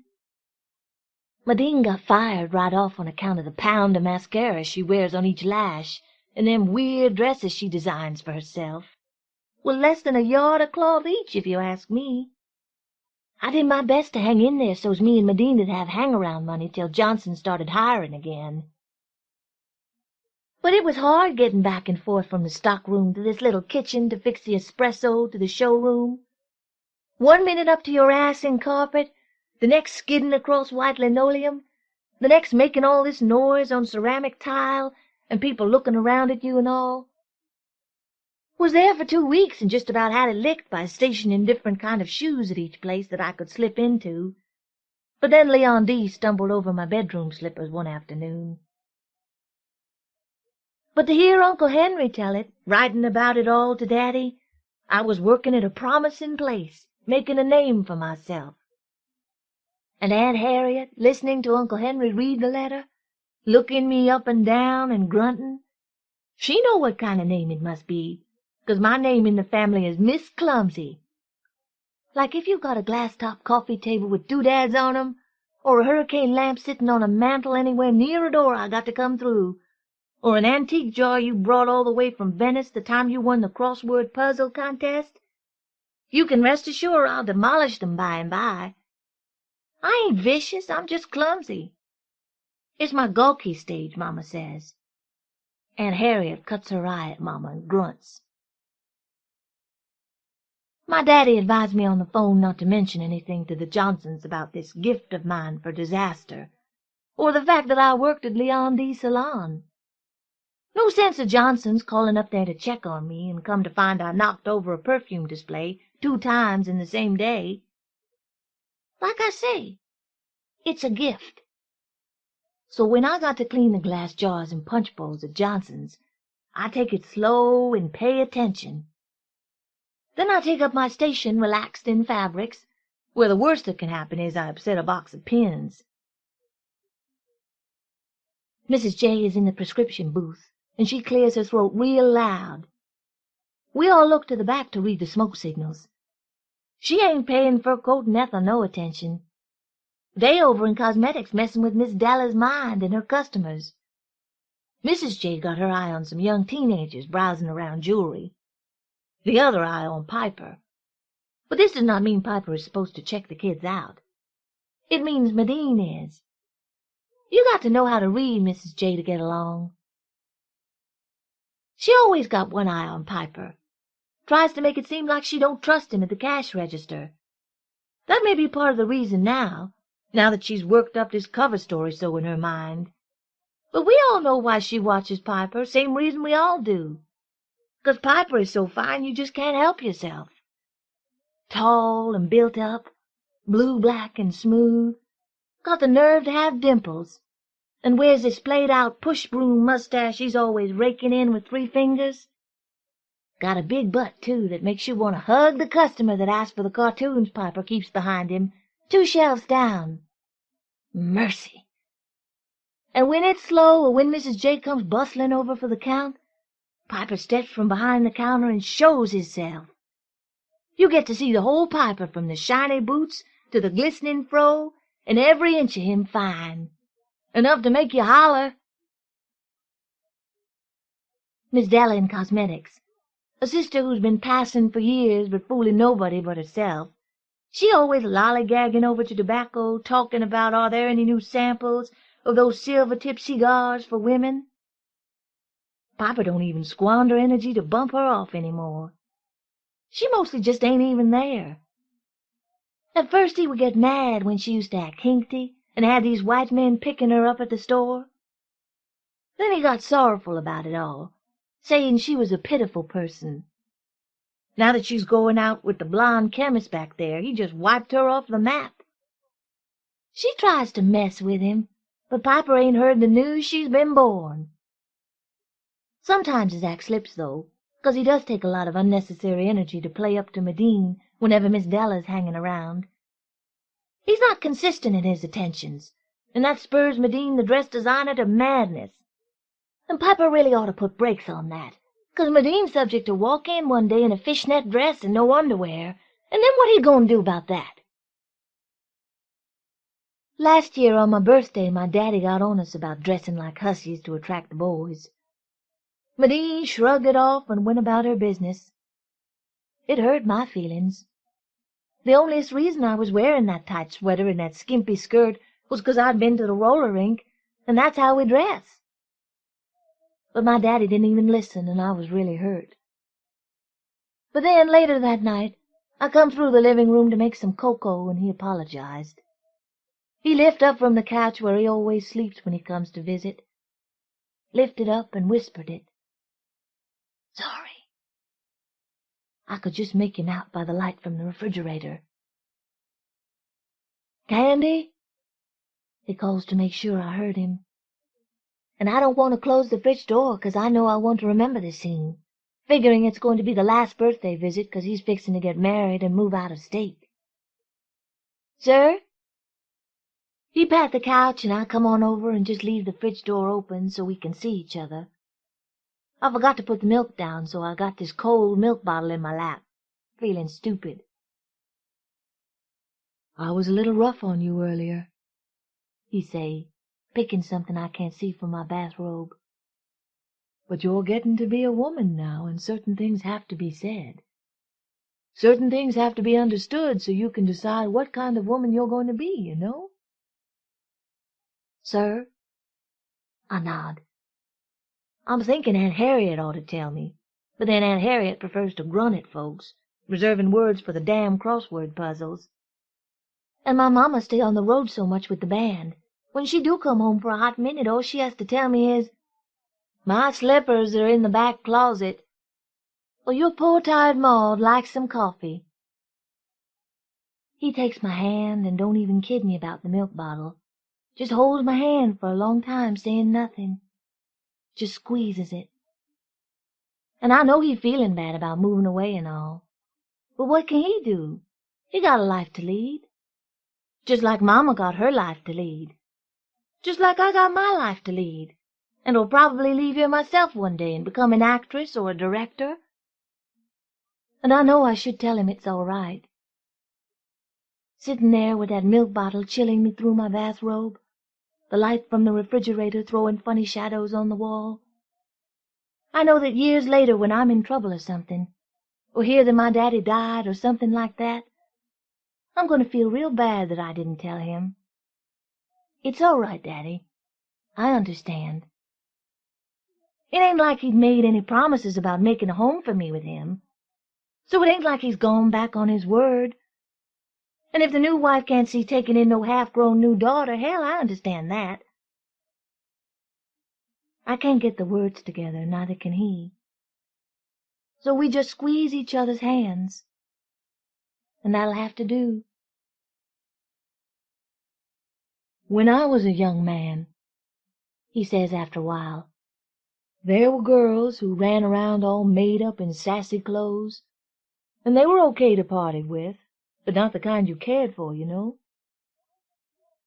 I nod, and he pats my hand. But I'm thinking that ain't right, to party with a person you don't care for. How come you can't? I want to ask, but he's talking, and I was raised not to interrupt folk when they're talking, especially my daddy.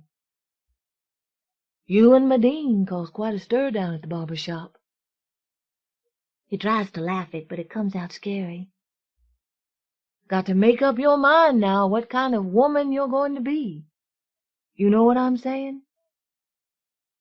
I nod, and he loosens his grip so I can go make my cocoa. I'm messing around in the kitchenette, feeling dishonest. Things I want to say I haven't said. I look back over toward the couch and know this picture's going to haunt me later. Going to regret the things left unsaid. Like a coward. Like a child, maybe.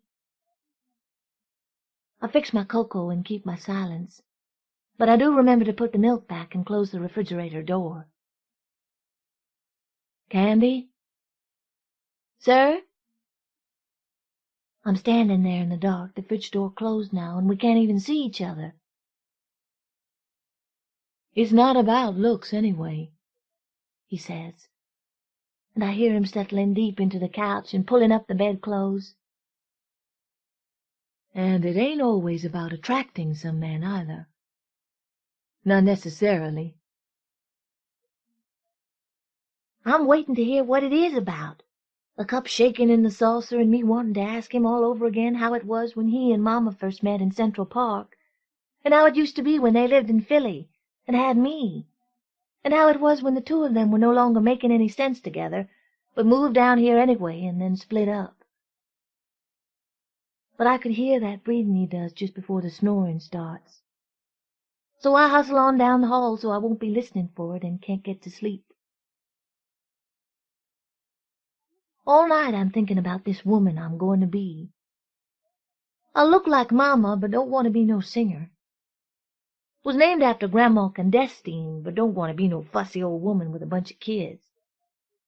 Can't see myself turning into Aunt Harriet either, doing crossword puzzles all day long. I look over at Madine, all sprawled out in her bed, tangled up in the sheets, looking like the alcoholic she's trying to be these days, sneaking liquor from Uncle Henry's closet.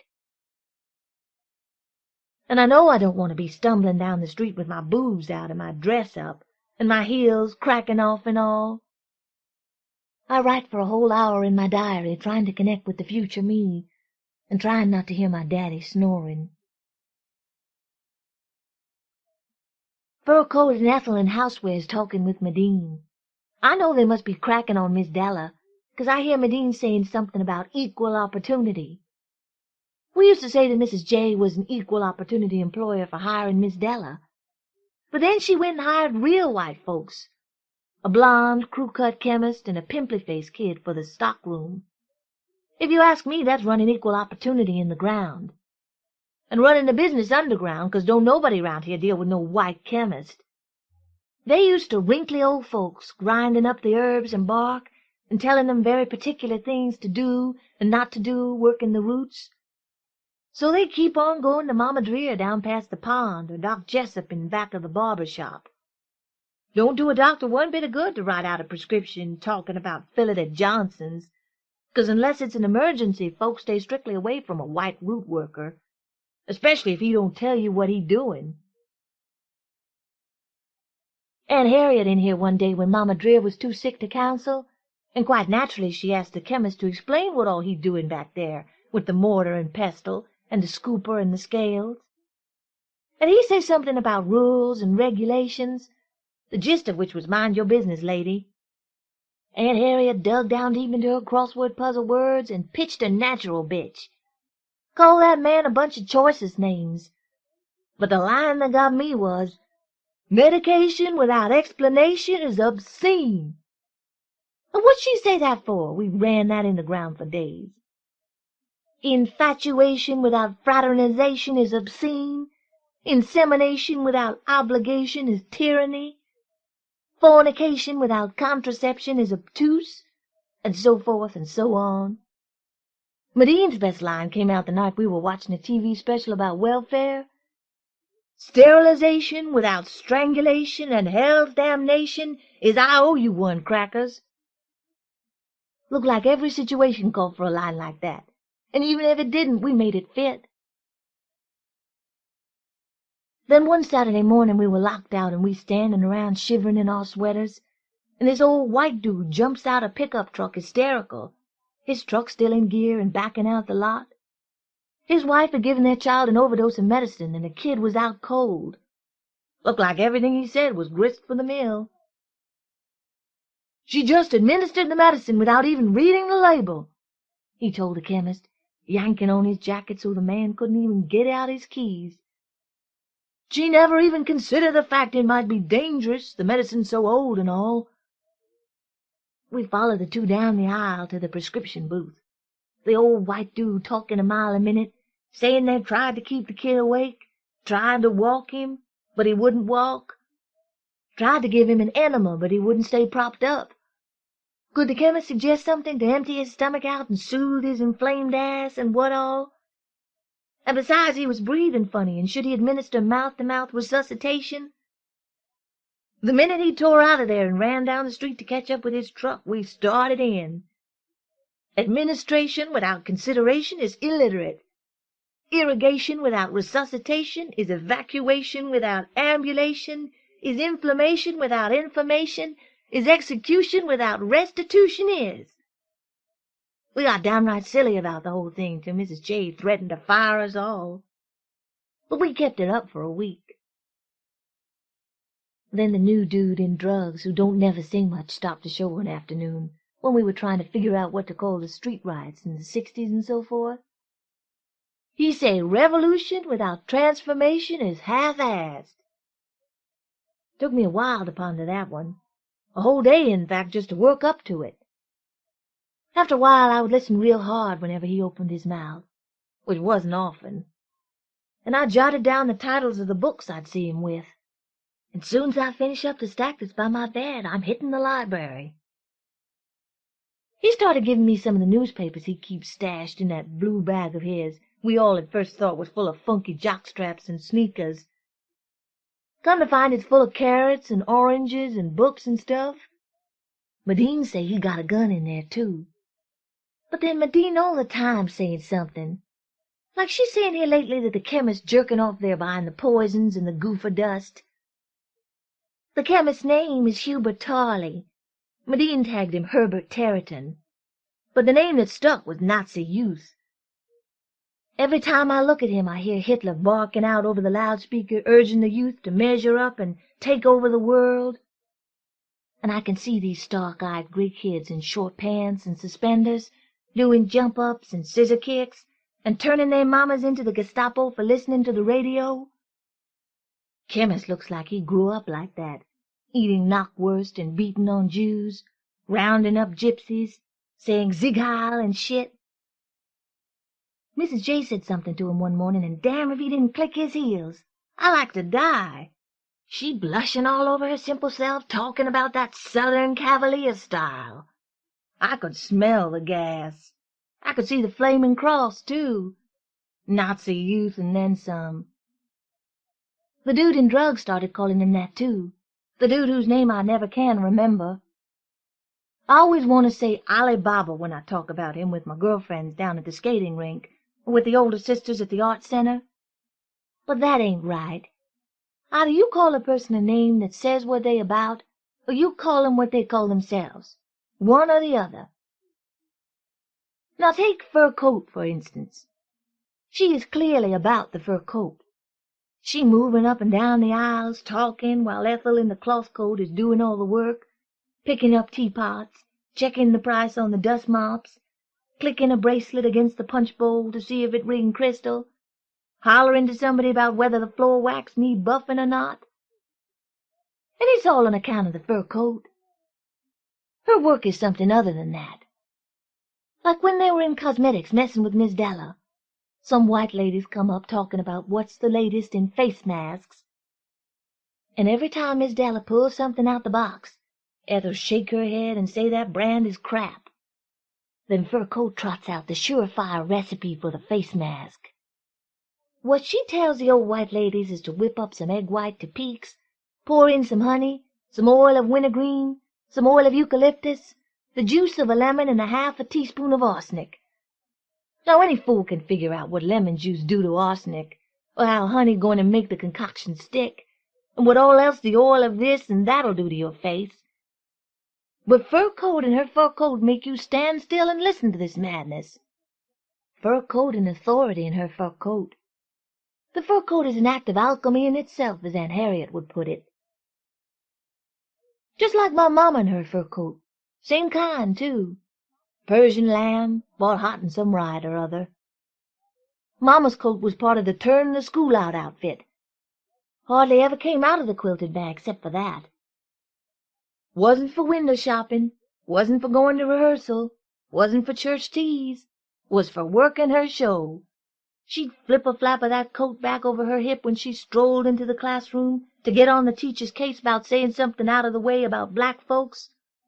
Then she'd pick out the exact plank, exact spot she'd take her stand on, then plant one of them black suede pumps from the I. Miller outlet she used to work at.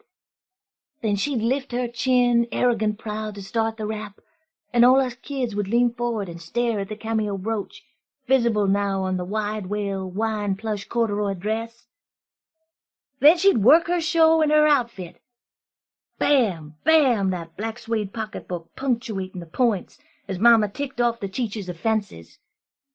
And when she got to the good part, and all us kids would strain up off the benches to hear every word so we could play it out in the schoolyard, she'd take both fists and brush that fur coat way back past her hips, and she'd challenge the teacher to either change up and apologize or meet her for a showdown at a school board hearing. And of course old teacher'd apologize to all us black kids. Then Mama'd let the coat fall back into place, and she'd whip around, the coat draping like queen robes, and march herself out. Mama was bad in her fur coat. I don't know what all Fur Coat do in her fur coat, but I can tell it's hella fine, whatever it all is. They came into fabrics and stood around a while, trying to see what shit they could get into. All they had in their baskets was a teapot and some light bulbs, and some doodads from the special gift department, perfume and what-not. I waited on a few customers wanting braid and balls of macrame twine, Nothing where I could show my stuff. Now, if somebody wanted some of the silky, juicy cotton stuff, I could get into something fancy. Yanking off the yards, measuring it, doing a shuffle stick number, nicking it just so, then ripping the hell out the shit. But then nobody asked for that. Fur Coat and Ethel kind of fingered some bolts and trade private jokes. Then they moved on to drugs. We'd like to see the latest in rubberized fashions for men, young man. Fur Coat is doing a Super Lady Granville Whitmore the Third number. If you would. She bows her head, fluttering her lashes. Me and Medine start messing around in the shoe polish section so's not to miss nothing. I kind of favor Fur Coat, on account of she got my mama's coat on, I guess. On the other hand, I like the way Ethel talk like she too tired and bored to go on.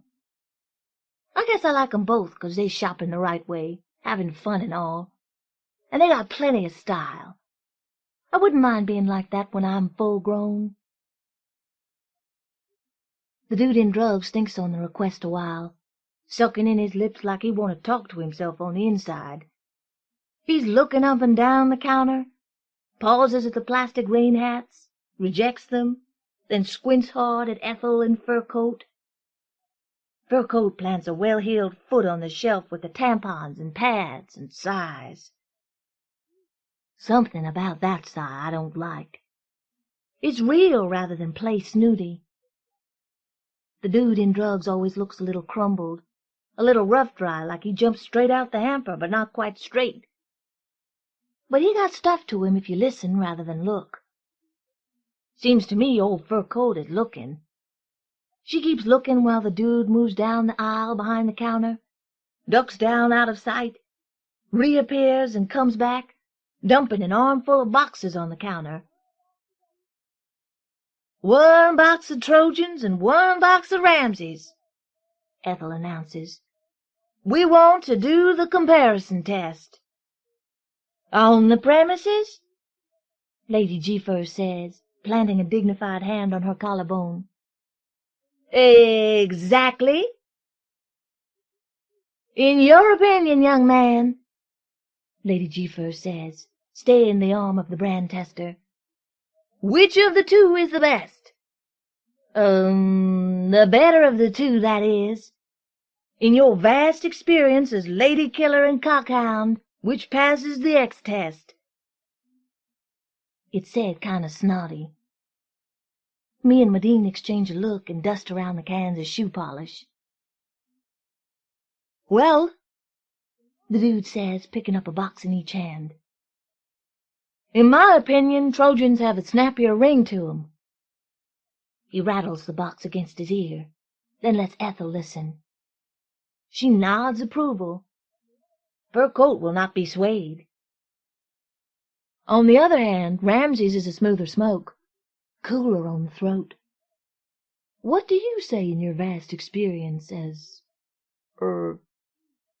Ethel is banging down boxes of Kotex, cracking up, screaming. "He got you! He got you that time! Old laundry bag got over on you, Helen." Mrs. J comes out of the prescription booth and hustles her bulk to the counter. Me and Medine clamp down hard on giggles, and I damn near got to climb in with the neutral shoe polish to escape attention. Ethel and Fur Coat don't give a shit. They paying customers, so they just roar. Except Fur Coat's roar is phony, like she really mad and gonna get even with the dude for not turning out to be a chump. Meanwhile, the dude is standing like a robot, arms out at exactly the same height, elbows crooked just so, boxes displayed between thumb and next finger, the gears in the wrist click, clicking, turning, and not even cracking a smile. "What's the problem here?" Mrs. J, trying not to sound breathless or angry, and ain't doing too good a job. She got to say it twice to be heard. "No problem, Mrs. Johnson," the dude says, straight-faced. "The customers are buying condoms. I'm selling condoms. A sale is being conducted, as is customary in a store." Mrs. J looks down at the jumble of boxes and covers her mouth. She don't know what to do. I ducked down, 'cause when folks in authority caught in a trick, the first they look for is a scapegoat. "Well, honey," Ethel says, giving a chummy shove to Mrs. J's shoulder, "what do you think? I've heard the Trojans are ultra-sensitive. They use a baby lamb brain, I understand." "Membrane, dear, membrane," Fur Coat says down her nose. "They remove the intestines of a 4-week-old lamb and use the membrane. Tough, resilient, sheer." "Gotcha," says Ethel. "On the other hand, it is said by folks who should know that Ramses has a better box score." "Box score?" echoes Mrs. J in a daze. "Box score. You know, honey. No splits, breaks, leaks, seeps." "Seepage, dear, seepage," says Fur Coat all nasal. "Gotcha." "The solution," says the dude in an almost robot voice, "is to take one small box of each and do the comparison test, as you say. A survey. A random sampling of your friends." He says this to Fur Coat, who is not enjoying it all nearly so much as Ethel, who is whooping and hollering. Mrs. J backs off and trots to the prescription booth. Nazi Youth peeks over the glass and mumbles something soothing to Mrs. J. He waves me and Medina away like he's somebody we ought to pay some mind. "We will take one super-duper jumbo family size of each." "Family size?" Fur Coat is appalled. "And one more thing, young man," she orders. "Wrap up a petite size for a small-sized smart-ass acquaintance of mine. Gift-wrapped, ribbons and all." It occurs to me that Fur Coat's going to present this to the dude. Right then and there I decide I don't like her. She's not discriminating with her stuff. Up till then I was thinking how much I'd like to trade Aunt Harriet in for either of these two. Hang out with them. Sit up all night while they drink highballs and talk about men they've known and towns they've been in. I always did want to hang out with women like this and listen to their stories. But they're beginning to reveal themselves as not nice people, just 'cause the dude is rough-dry on Christmas Eve. My Uncle Henry all the time telling me they're different kinds of folks in the community, but when you boil it right down, there's just nice and not nice. Uncle Henry say they folks who'll throw their mamas to the wolves if the fish sandwich big enough. They're folks who won't, whatever the hot sauce. They're folks that are scared, folks that are dumb, folks that have heart and some with heart to spare. That all boils down to nice and not nice, if you ask me. It occurs to me that Fur Coat is not nice. Fun, dazzling, witty, but not nice. "Do you accept Christmas gifts, young man?" Fur Coat asking in an icy tone she ain't masking too well. "No, but I do accept Kwanzaa presents at the feast."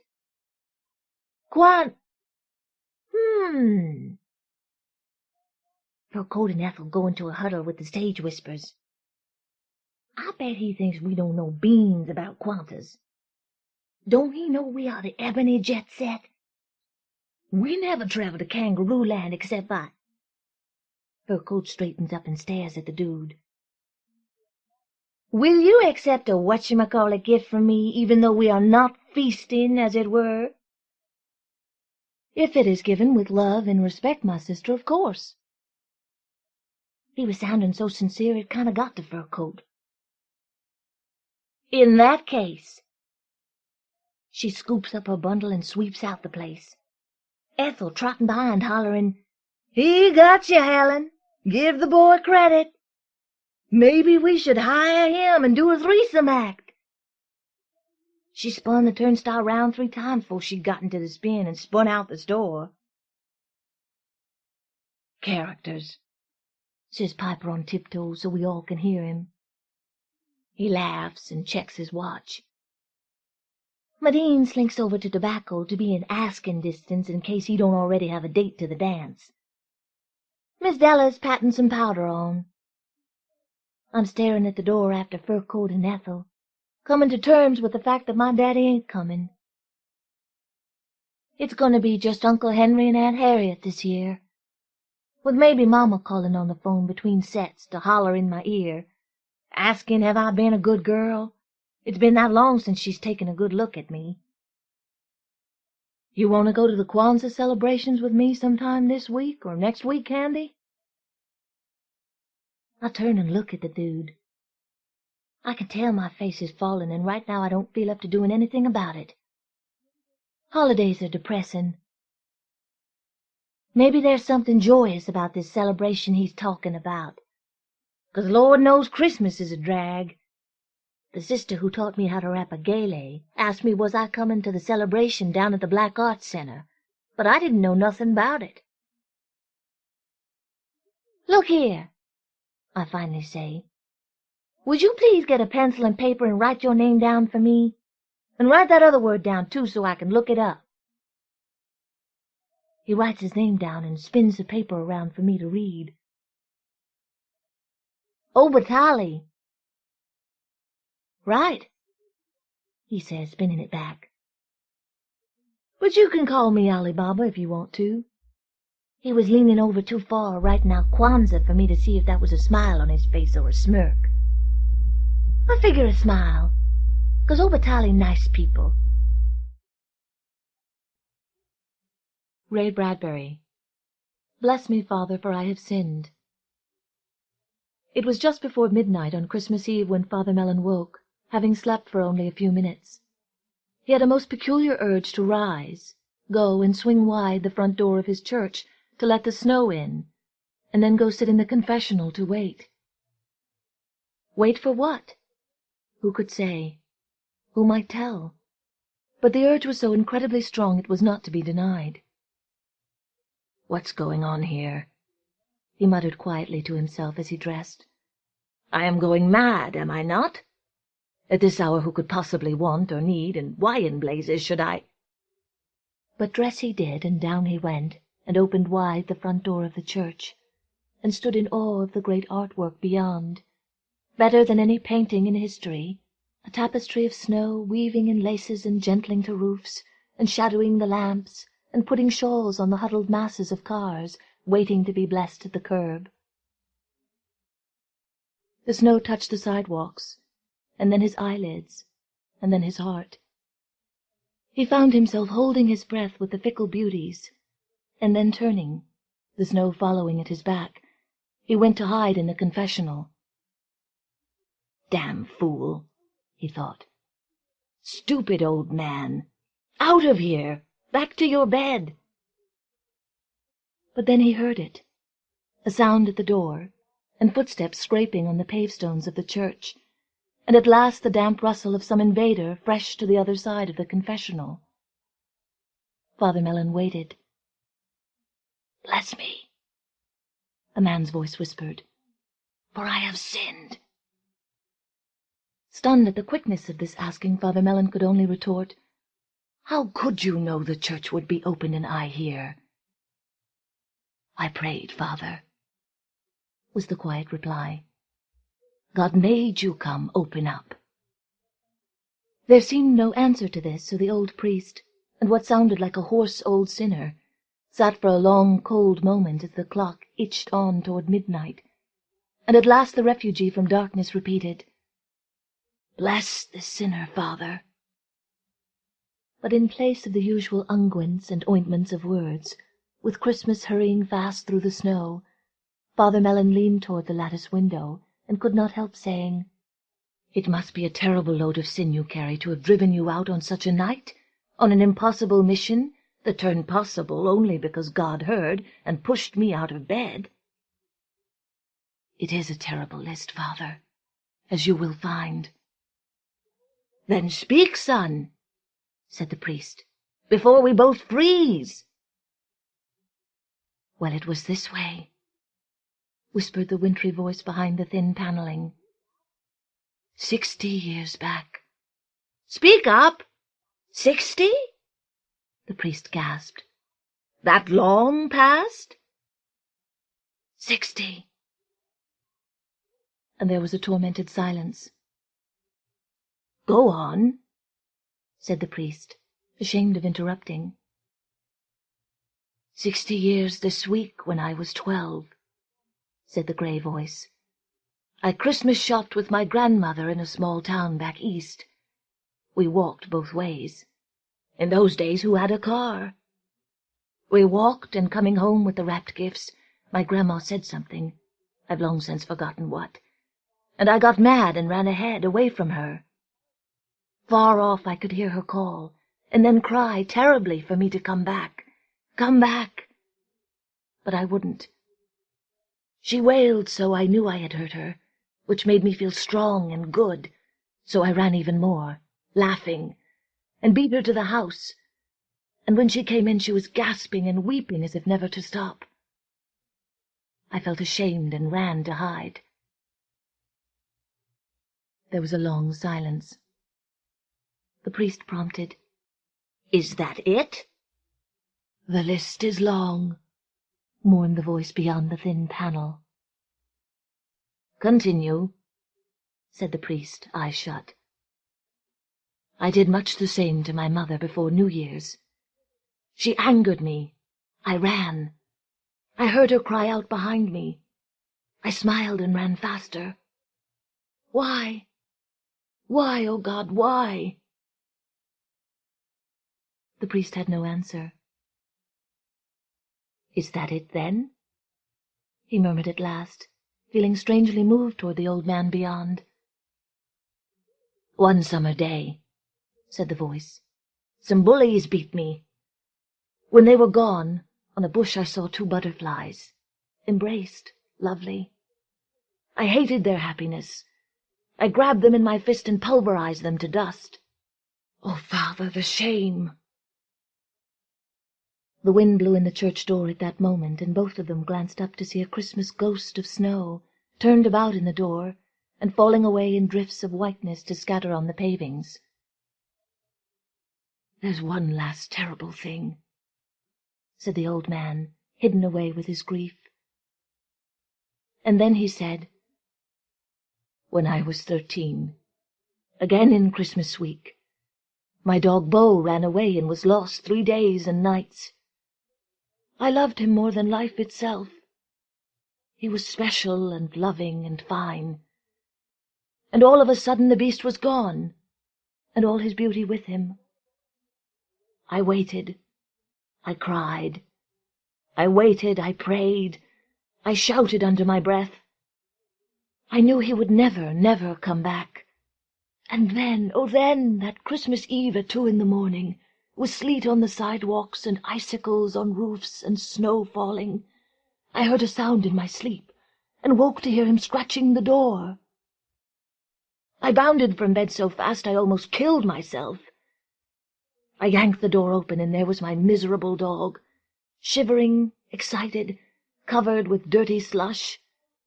I yelled, pulled him in, slammed the door, fell to my knees, grabbed him, and wept. What a gift! What a gift! I called his name over and over, and he wept with me, all whines and agonies of joy. And then I stopped. Do you know what I did then? Can you guess the terrible thing? I beat him. Yes, beat him. With my fists, my hands, my palms, and my fists again, crying, "How dare you leave? How dare you run off? How dare you do that to me? How dare you? How dare?" And I beat and beat until I was weak, and sobbed and had to stop, for I saw what I'd done. And he just stood and took it all as if he knew he deserved it. He had failed my love, and now I was failing his. And I pulled off, and tears streamed from my eyes. My breath strangled, and I grabbed him again and crushed him to me, but this time cried, "Forgive! Oh, please, Bo, forgive! I didn't mean it. Oh, Bo, forgive!" But, oh, Father, he couldn't forgive me. Who was he? A beast, an animal, a dog, my love. And he looked at me with such great dark eyes that it locked my heart, and it's been locked forever after with shame. I could not then forgive myself. All these years the memory of my love, and how I failed him, and every Christmas since, not the rest of the year, but every Christmas Eve, his ghost comes back. I see the dog, I hear the beating, I know my failure. Oh, God! The man fell silent, weeping, and at last the old priest dared a word. And that is why you are here? Yes, Father. Isn't it awful? Isn't it terrible? The priest could not answer, for tears were streaming down his face too, and he found himself unaccountably short of breath. Will God forgive me, Father? Asked the other. Yes. Will you forgive me, Father? Yes. But let me tell you something now, son. When I was 10, the same things happened. My parents, of course.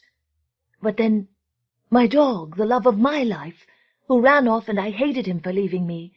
And when he came back, I too loved and beat him, then went back to love. Until this night I have told no one. The shame has stayed put all these years. I have confessed all to my priest-confessor, but never that. So... There was a pause. So, Father? Lord, Lord, dear man, God will forgive us. At long last we have brought it out, dared to say. And I will forgive you. But finally... The old priest could not go on, for new tears were really pouring down his face now. The stranger on the other side guessed this, and very carefully inquired, Do you want my forgiveness, Father? The priest nodded silently. Perhaps the other felt the shadow of the nod, for he quickly said, Ah, well, it's given. And they both sat there for a long moment in the dark, and another ghost moved to stand in the door, then sank to snow and drifted away. Before you go, said the priest, come share a glass of wine. The great clock in the square across from the church struck midnight. It's Christmas, Father, said the voice from behind the panel. The finest Christmas ever, I think. The finest. The old priest rose and stepped out. He waited a moment for some stir, some movement from the opposite side of the confessional. There was no sound. Frowning, the priest reached out and opened the confessional door and peered into the cubicle. There was nothing and no one there. His jaw dropped. Snow moved along the back of his neck. He put his hand out to feel the darkness. The place was empty. Turning, he stared at the entry door and hurried over to look out. Snow fell in the last tones of far clocks late sounding the hour. The streets were deserted. Turning again, he saw the tall mirror that stood in the church entry. There was an old man, himself, reflected in the cold glass. Almost without thinking, he raised his hand and made the sign of blessing. The reflection in the mirror did likewise. Then the old priest, wiping his eyes, turned a last time and went to find the wine. Outside, Christmas, like the snow, was everywhere.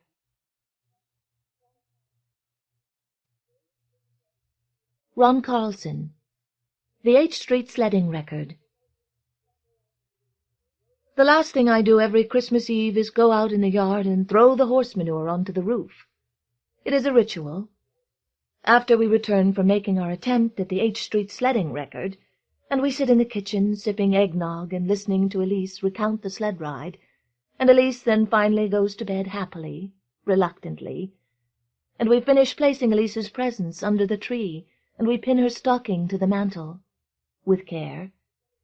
And Drew brings out 2 other wrapped boxes, which anyone could see are for me, and I slap my forehead, having forgotten to get her anything at all for Christmas, except the prizes hidden behind the glider on the front porch.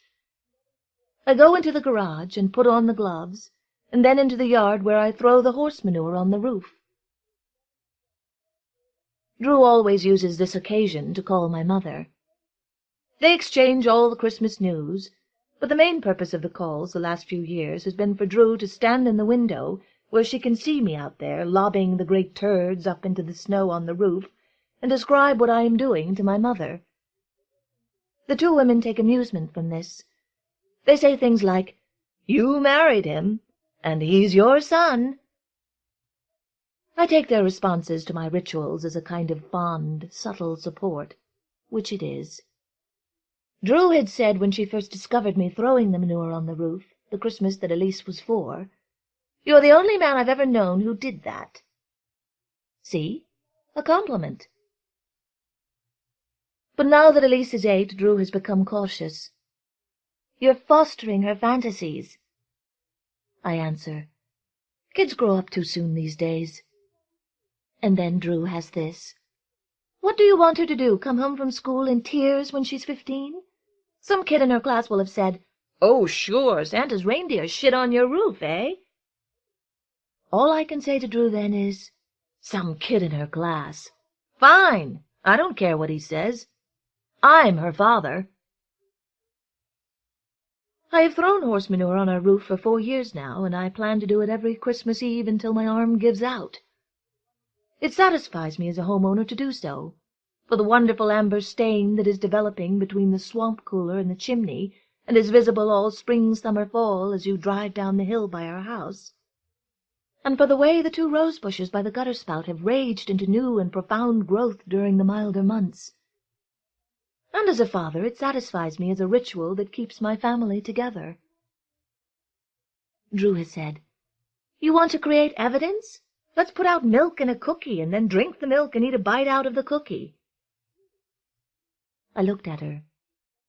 "Drew," I had said, "I don't like cookies. I never ate a dessert in my life." And, like I said, Drew has been a good sport.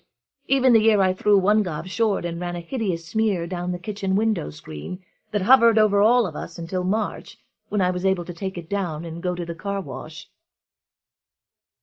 I obtained the manure from my friend Bob, more specifically from his horse, Power, who lives just west of Heber. I drive out there the week before Christmas and retrieve about a bushel. I throw it on the roof a lump at a time, wearing a pair of welding gloves my father gave me. I put the brake on the sled in 1975, when Drew was pregnant with Elise, so we could still make our annual attempt on the H Street record on Christmas Eve. It was the handle of a broken Louisville Slugger baseball bat, and still had the precise 34 stamped into the bottom. I sawed it off square and drilled and bolted it to the rear of the sled, so that when I pulled back on it, the stump would drag us to a stop. As it turned out, it was one of the 2 years when there was no snow, so we walked up to 11th Avenue and H Street. As we promised, rain or shine, sat on the flexible flyer in the middle of the dry street on a starry Christmas Eve, and I held her in my lap. We sat on the sled like 2 basketball players contesting possession of her belly. We talked a little about what it would be like when she took her leave from the firm, and I had her home all day with the baby. And we talked remotely about whether we wanted any more babies. And we talked about the record, which was set on December 24th, 1969, the first Christmas of our marriage, when we lived in the neighborhood, on 5th Avenue in an old barn of a house, the total rent on which was $72.50 honest. And Drew had given me the sled that very night, and we had walked out about midnight and been surprised by the blizzard.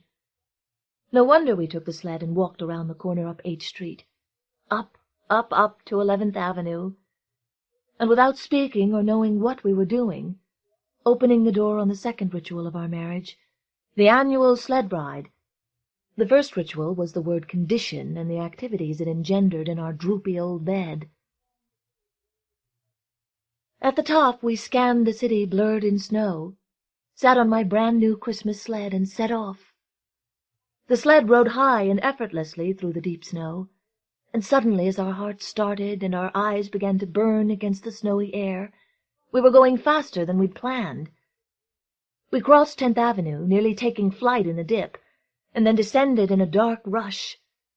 9th, 8th, 7th, soaring across each avenue, my arms wrapped around Drew like a straitjacket to drag her off with me if a car should cross in front of us on 6th, 5th Avenue, 4th. This all took seconds, do you see, until a car did turn onto H Street, headed our way, and we veered the new sled sharply up over the curb, dousing our speed in the snowy yard 1 house from the corner of 3rd Avenue. Drew took a real faceful of snow, which she squirmed around and pressed into my neck, saying the words, "Now that's a record!" And it was the record, 11th to 3rd, and it stood partly because there had been 2 Christmas Eves with no snow, partly because of assorted spills brought on by too much speed, too much laughter, sometimes too much caution, and by a light blue Mercedes that crossed 6th Avenue just in front of us in 1973. And though some years were flops, there was nothing about Christmas that Elise looked forward to as much as our one annual attempt at the H Street sledding record. I think Drew wants another baby. I'm not sure, but I think she wants another child. The signs are so subtle they barely seem to add up. But she says things like, "Remember before Elise went to school?" And, "There sure are a lot of women in their mid-30s having babies." I should ask her, but for some reason I don't. We talk about everything. Everything. But I've avoided this topic. I've avoided talking to Drew about this topic because I want another child too badly to have her not want one. I want a little boy to come into the yard on Christmas morning and say, "See there on the roof? The reindeers were there." I want another kid to throw horse manure for. I'll wait. It will come up one of these days. I'll find a way to bring it up. Christmas is coming.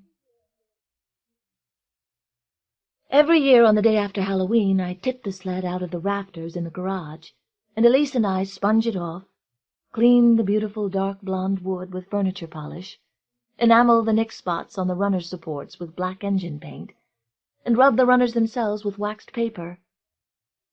It is a ritual done on the same plaid blanket in the garage, and it takes all afternoon. When we are finished, we lean the sled against the wall, and Elise marches into the house. "Okay now," she says to her mother. "Let it snow." On the first Friday night in December, every year, Elise and Drew and I go by our tree. This, too, is ritual. Like those families that bundle up and head for the wilderness so they can trudge through the deep, pristine snow, chop down their own little tree and drag it, step by step, all the way home, we venture forth in the same spirit. Only we take the old pickup down to South State and find some joker who has thrown up 2 strings of colored lights around the corner of the parking lot of a burned-out Safeway, and is proffering trees to the general public.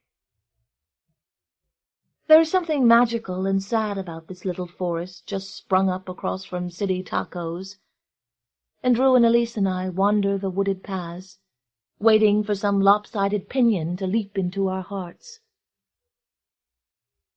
The winter Drew and I became serious, when I was a senior and she was already in her first year at law school. I sold Christmas trees during vacation. I answered a card on a dorm bulletin board and went to work for a guy named Gear, who had cut 2,000 squat pinions from the hills east of Cedar City and was selling them from a dirt lot on Redwood Road. Drew's mother invited me to stay with them for the holidays, and it gave me the chance to help Drew make up her mind about me. I would sell trees until midnight with Gear, and then drive back to Drew's, and watch every old movie in the world, and wrestle with Drew until our faces were mashed blue. I wanted to complicate things wonderfully by having her sleep with me. She wanted to keep the couch cushions between us and think it over. It was a crazy Christmas. We'd steam up the windows in the entire living room, but she never gave in. We did develop the joke about condition, which we still use as a code word for desire. And later, I won't say if it was spring or fall, when Drew said to me, "I'd like to see you about this condition," I knew everything was going to be all right, and that we'd spend every Christmas together for the rest of our lives.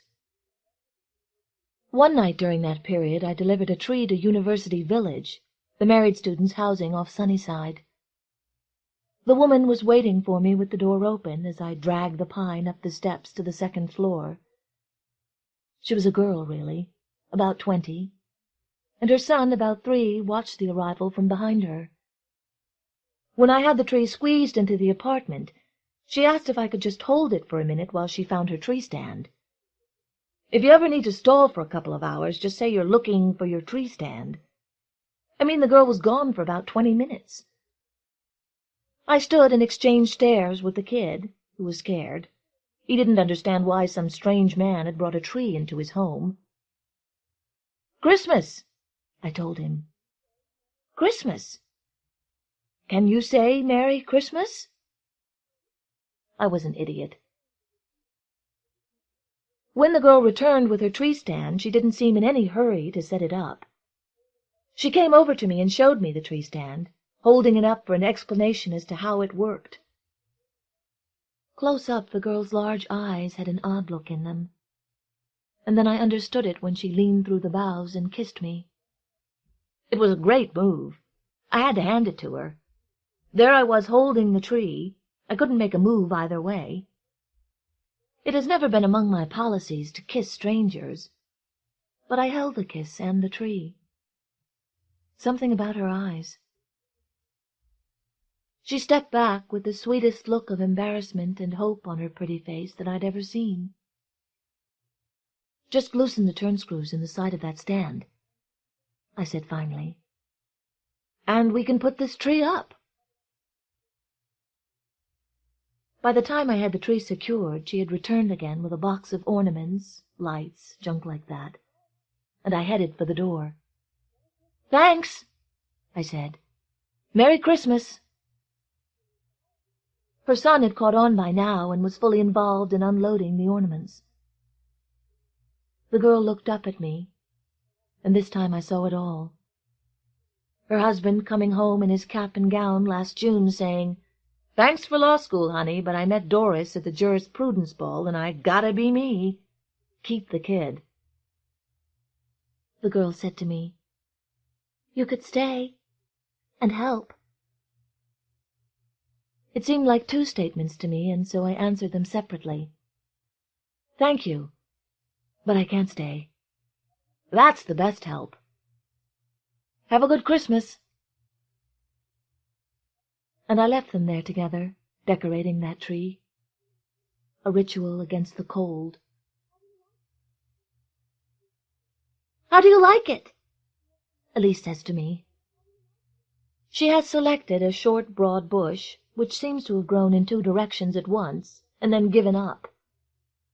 She sees the look on my face and says, "If you can't say anything nice, don't say anything at all. Besides, I've already decided. This is the tree for us." "It's a beautiful tree," Drew says. "Quasimodo," I whisper to Drew. "This tree's name is Quasimodo." "No whispering," Elise says from behind us. "What's he saying now, Mom?" "He said he likes the tree, too." Elise is not convinced, and after a pause she says, "Dad, it's Christmas. Behave yourself." When we go to pay for the tree, the master of ceremonies is busy negotiating a deal with 2 kids, a punk couple. The tree man stands with his hands in his change apron and says, "I gotta get $35 for that tree." The boy, a skinny kid in a leather jacket, shrugs and says he's only got $28. His girlfriend, a large person with a bowl haircut and a monstrous black overcoat festooned with buttons, is wailing, "Please! Oh, no, Jimmy, Jimmy, I love that tree. I want that tree." The tree itself stands aside, an oval pine of about 12 feet. Unless these kids live in a gymnasium, they're buying a tree bigger than their needs. Jimmy retreats to his car, an old Plymouth big as a boat. Police Rule is spray-painted across both doors in balloon letters. He returns instantly and opens a handful of coins. "I'll give you $31.55 and my watch." To our surprise, the wily tree man takes the watch to examine it. When I see that, I give Elise $4 and tell her to give it to the kid Jimmy and say, "Merry Christmas." His girlfriend is still wailing, but now a minor refrain of, "Oh, Jimmy, that tree! Oh, Jimmy!" etc. I haven't seen a public display of emotion and longing of this magnitude in Salt Lake City, ever. I watch Elise give the boy the money, but instead of saying Merry Christmas, I hear her say instead, "Here, Jimmy, Santa says keep your watch." Jimmy pays for the tree, and his girl, and this is the truth, jumps on him, wrestles him to the ground in gratitude, and smothers him for nearly a minute. There have never been people happier about a Christmas tree. We pay quickly and head out before Jimmy or his girlfriend can think to begin thanking us. On the way home in the truck, I say to Elise, "Santa says keep your watch, eh?" "Yes, he does." She smiles. "How old are you, anyway?" 8. It's an old joke, and Drew finishes it for me. "When he was your age, he was 7. We will go home, and while the two women begin decorating the tree with the artifacts of our many Christmases together, I will thread popcorn onto a long string. It is a ritual I prefer for its uniqueness. The fact that once a year I get to sit and watch the two girls I am related to move about a tree inside our home, while I sit nearby and sew food. On the morning of the 24th of December, Elise comes into our bedroom, already dressed for sledding. "Good news," she says. "We've got a shot at the record." Drew rises from the pillow and peeks out the blind. "It's snowing," she says. Christmas Eve we drive back along the snowy avenues and park on 5th as always. "I know," Elise says, hopping out of the car. "You two used to live right over there before you had me, and it was a swell place and only cost $72.50 a month, honest." Drew looks at me and smiles. "How old are you?" I ask Elise, but she is busy towing the sled away, around the corner, up toward 11th Avenue.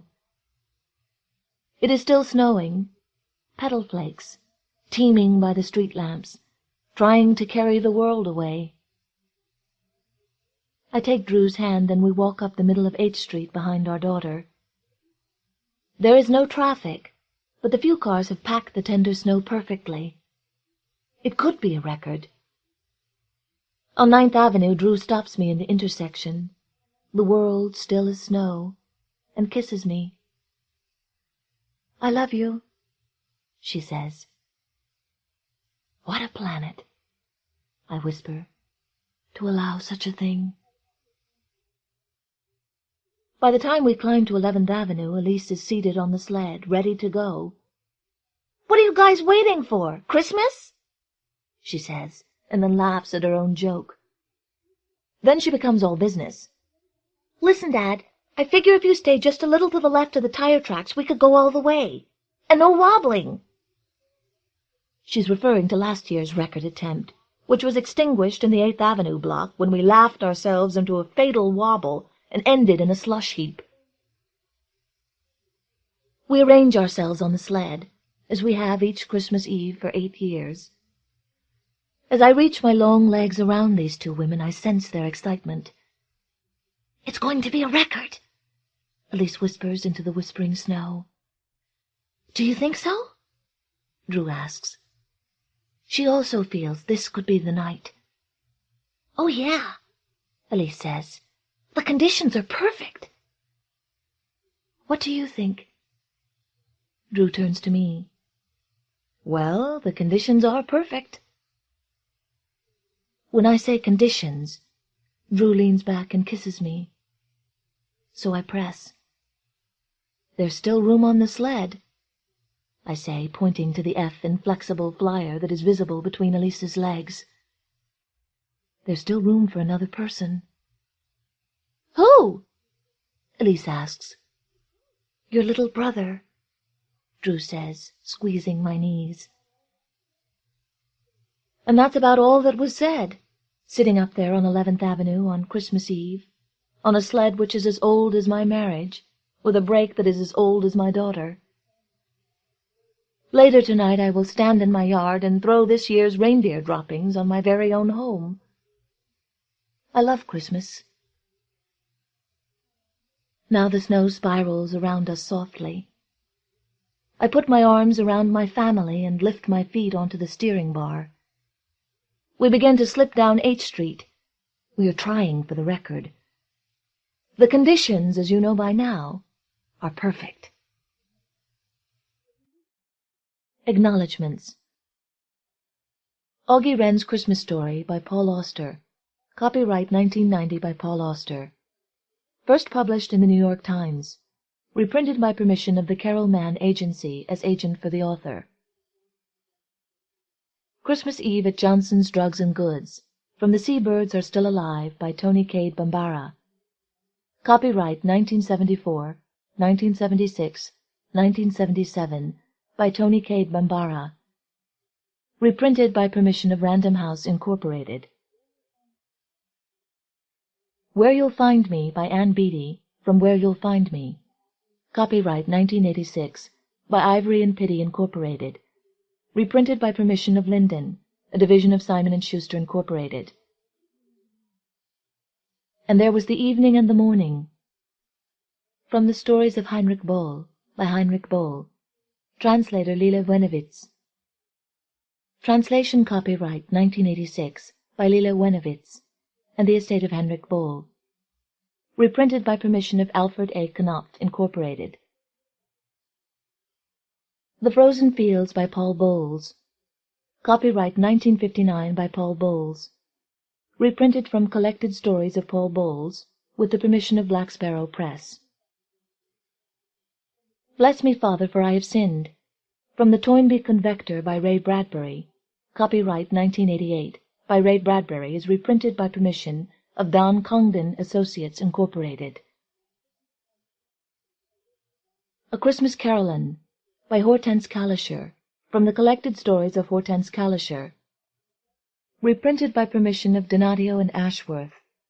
Copyright 1953, 1975 by Hortense Calisher. Santa's Children from Marcovaldo by Italo Calvino. Copyright 1963 by Giulio Einaudi. Editore, S.P.A. English translation copyright 1983 by Harcourt Brace Jovanovich, Incorporated. And Martin Secker and Warburg, Limited. Reprinted by permission of Harcourt Brace Jovanovich, Incorporated. The H Street Sledding Record is reprinted from the News of the World, Stories by Ron Carlson, by permission of W. W. Norton and Company, Incorporated. Copyright 1987 by Ron Carlson. Put Yourself in My Shoes, from Will You Please Be Quiet, Please, by Raymond Carver is reprinted by permission of Tess Gallagher. Copyright 1977 by Tess Gallagher.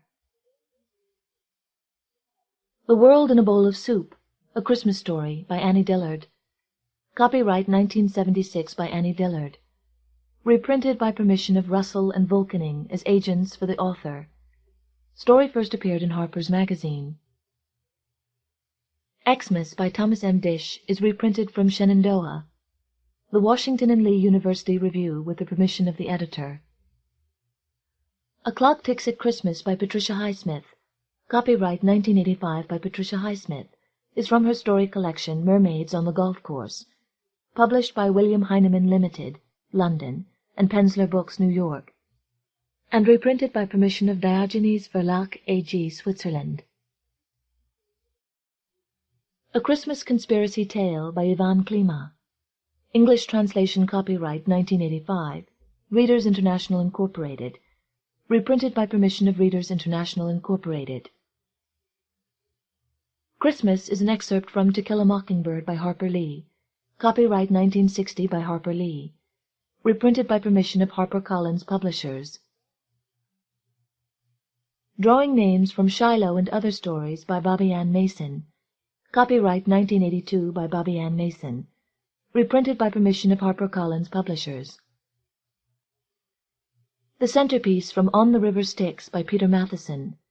Copyright 1951, 1957, 1958, 1963, 1978, 1985, 1988, 1989 by Peter Matheson.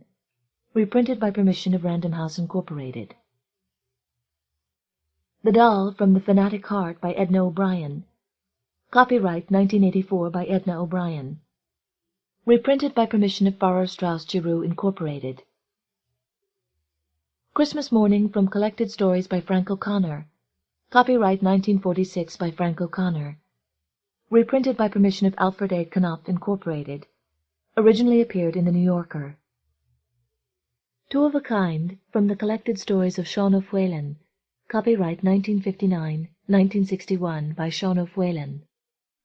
By permission of Little, Brown and Company. The Loudest Voice by Grace Paley.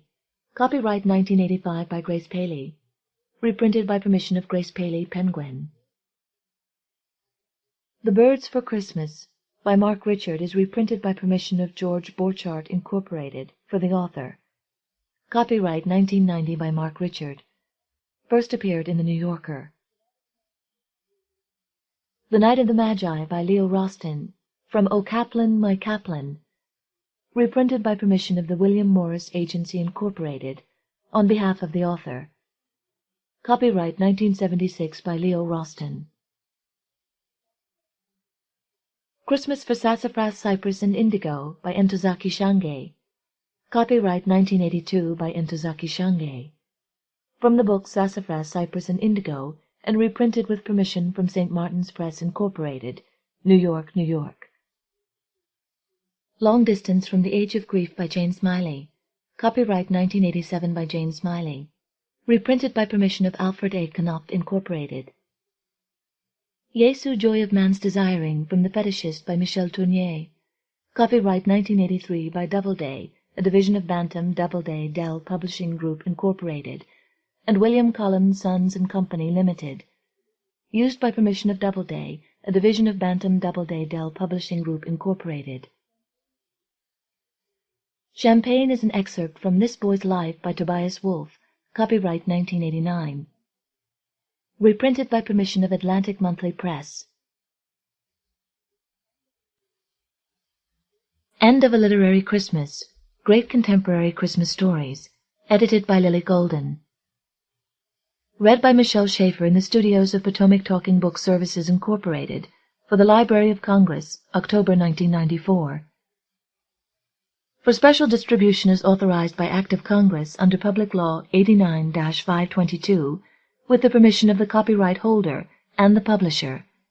Atlantic Monthly Press, 19 Union Square West, New York, New York, 10003. End of book.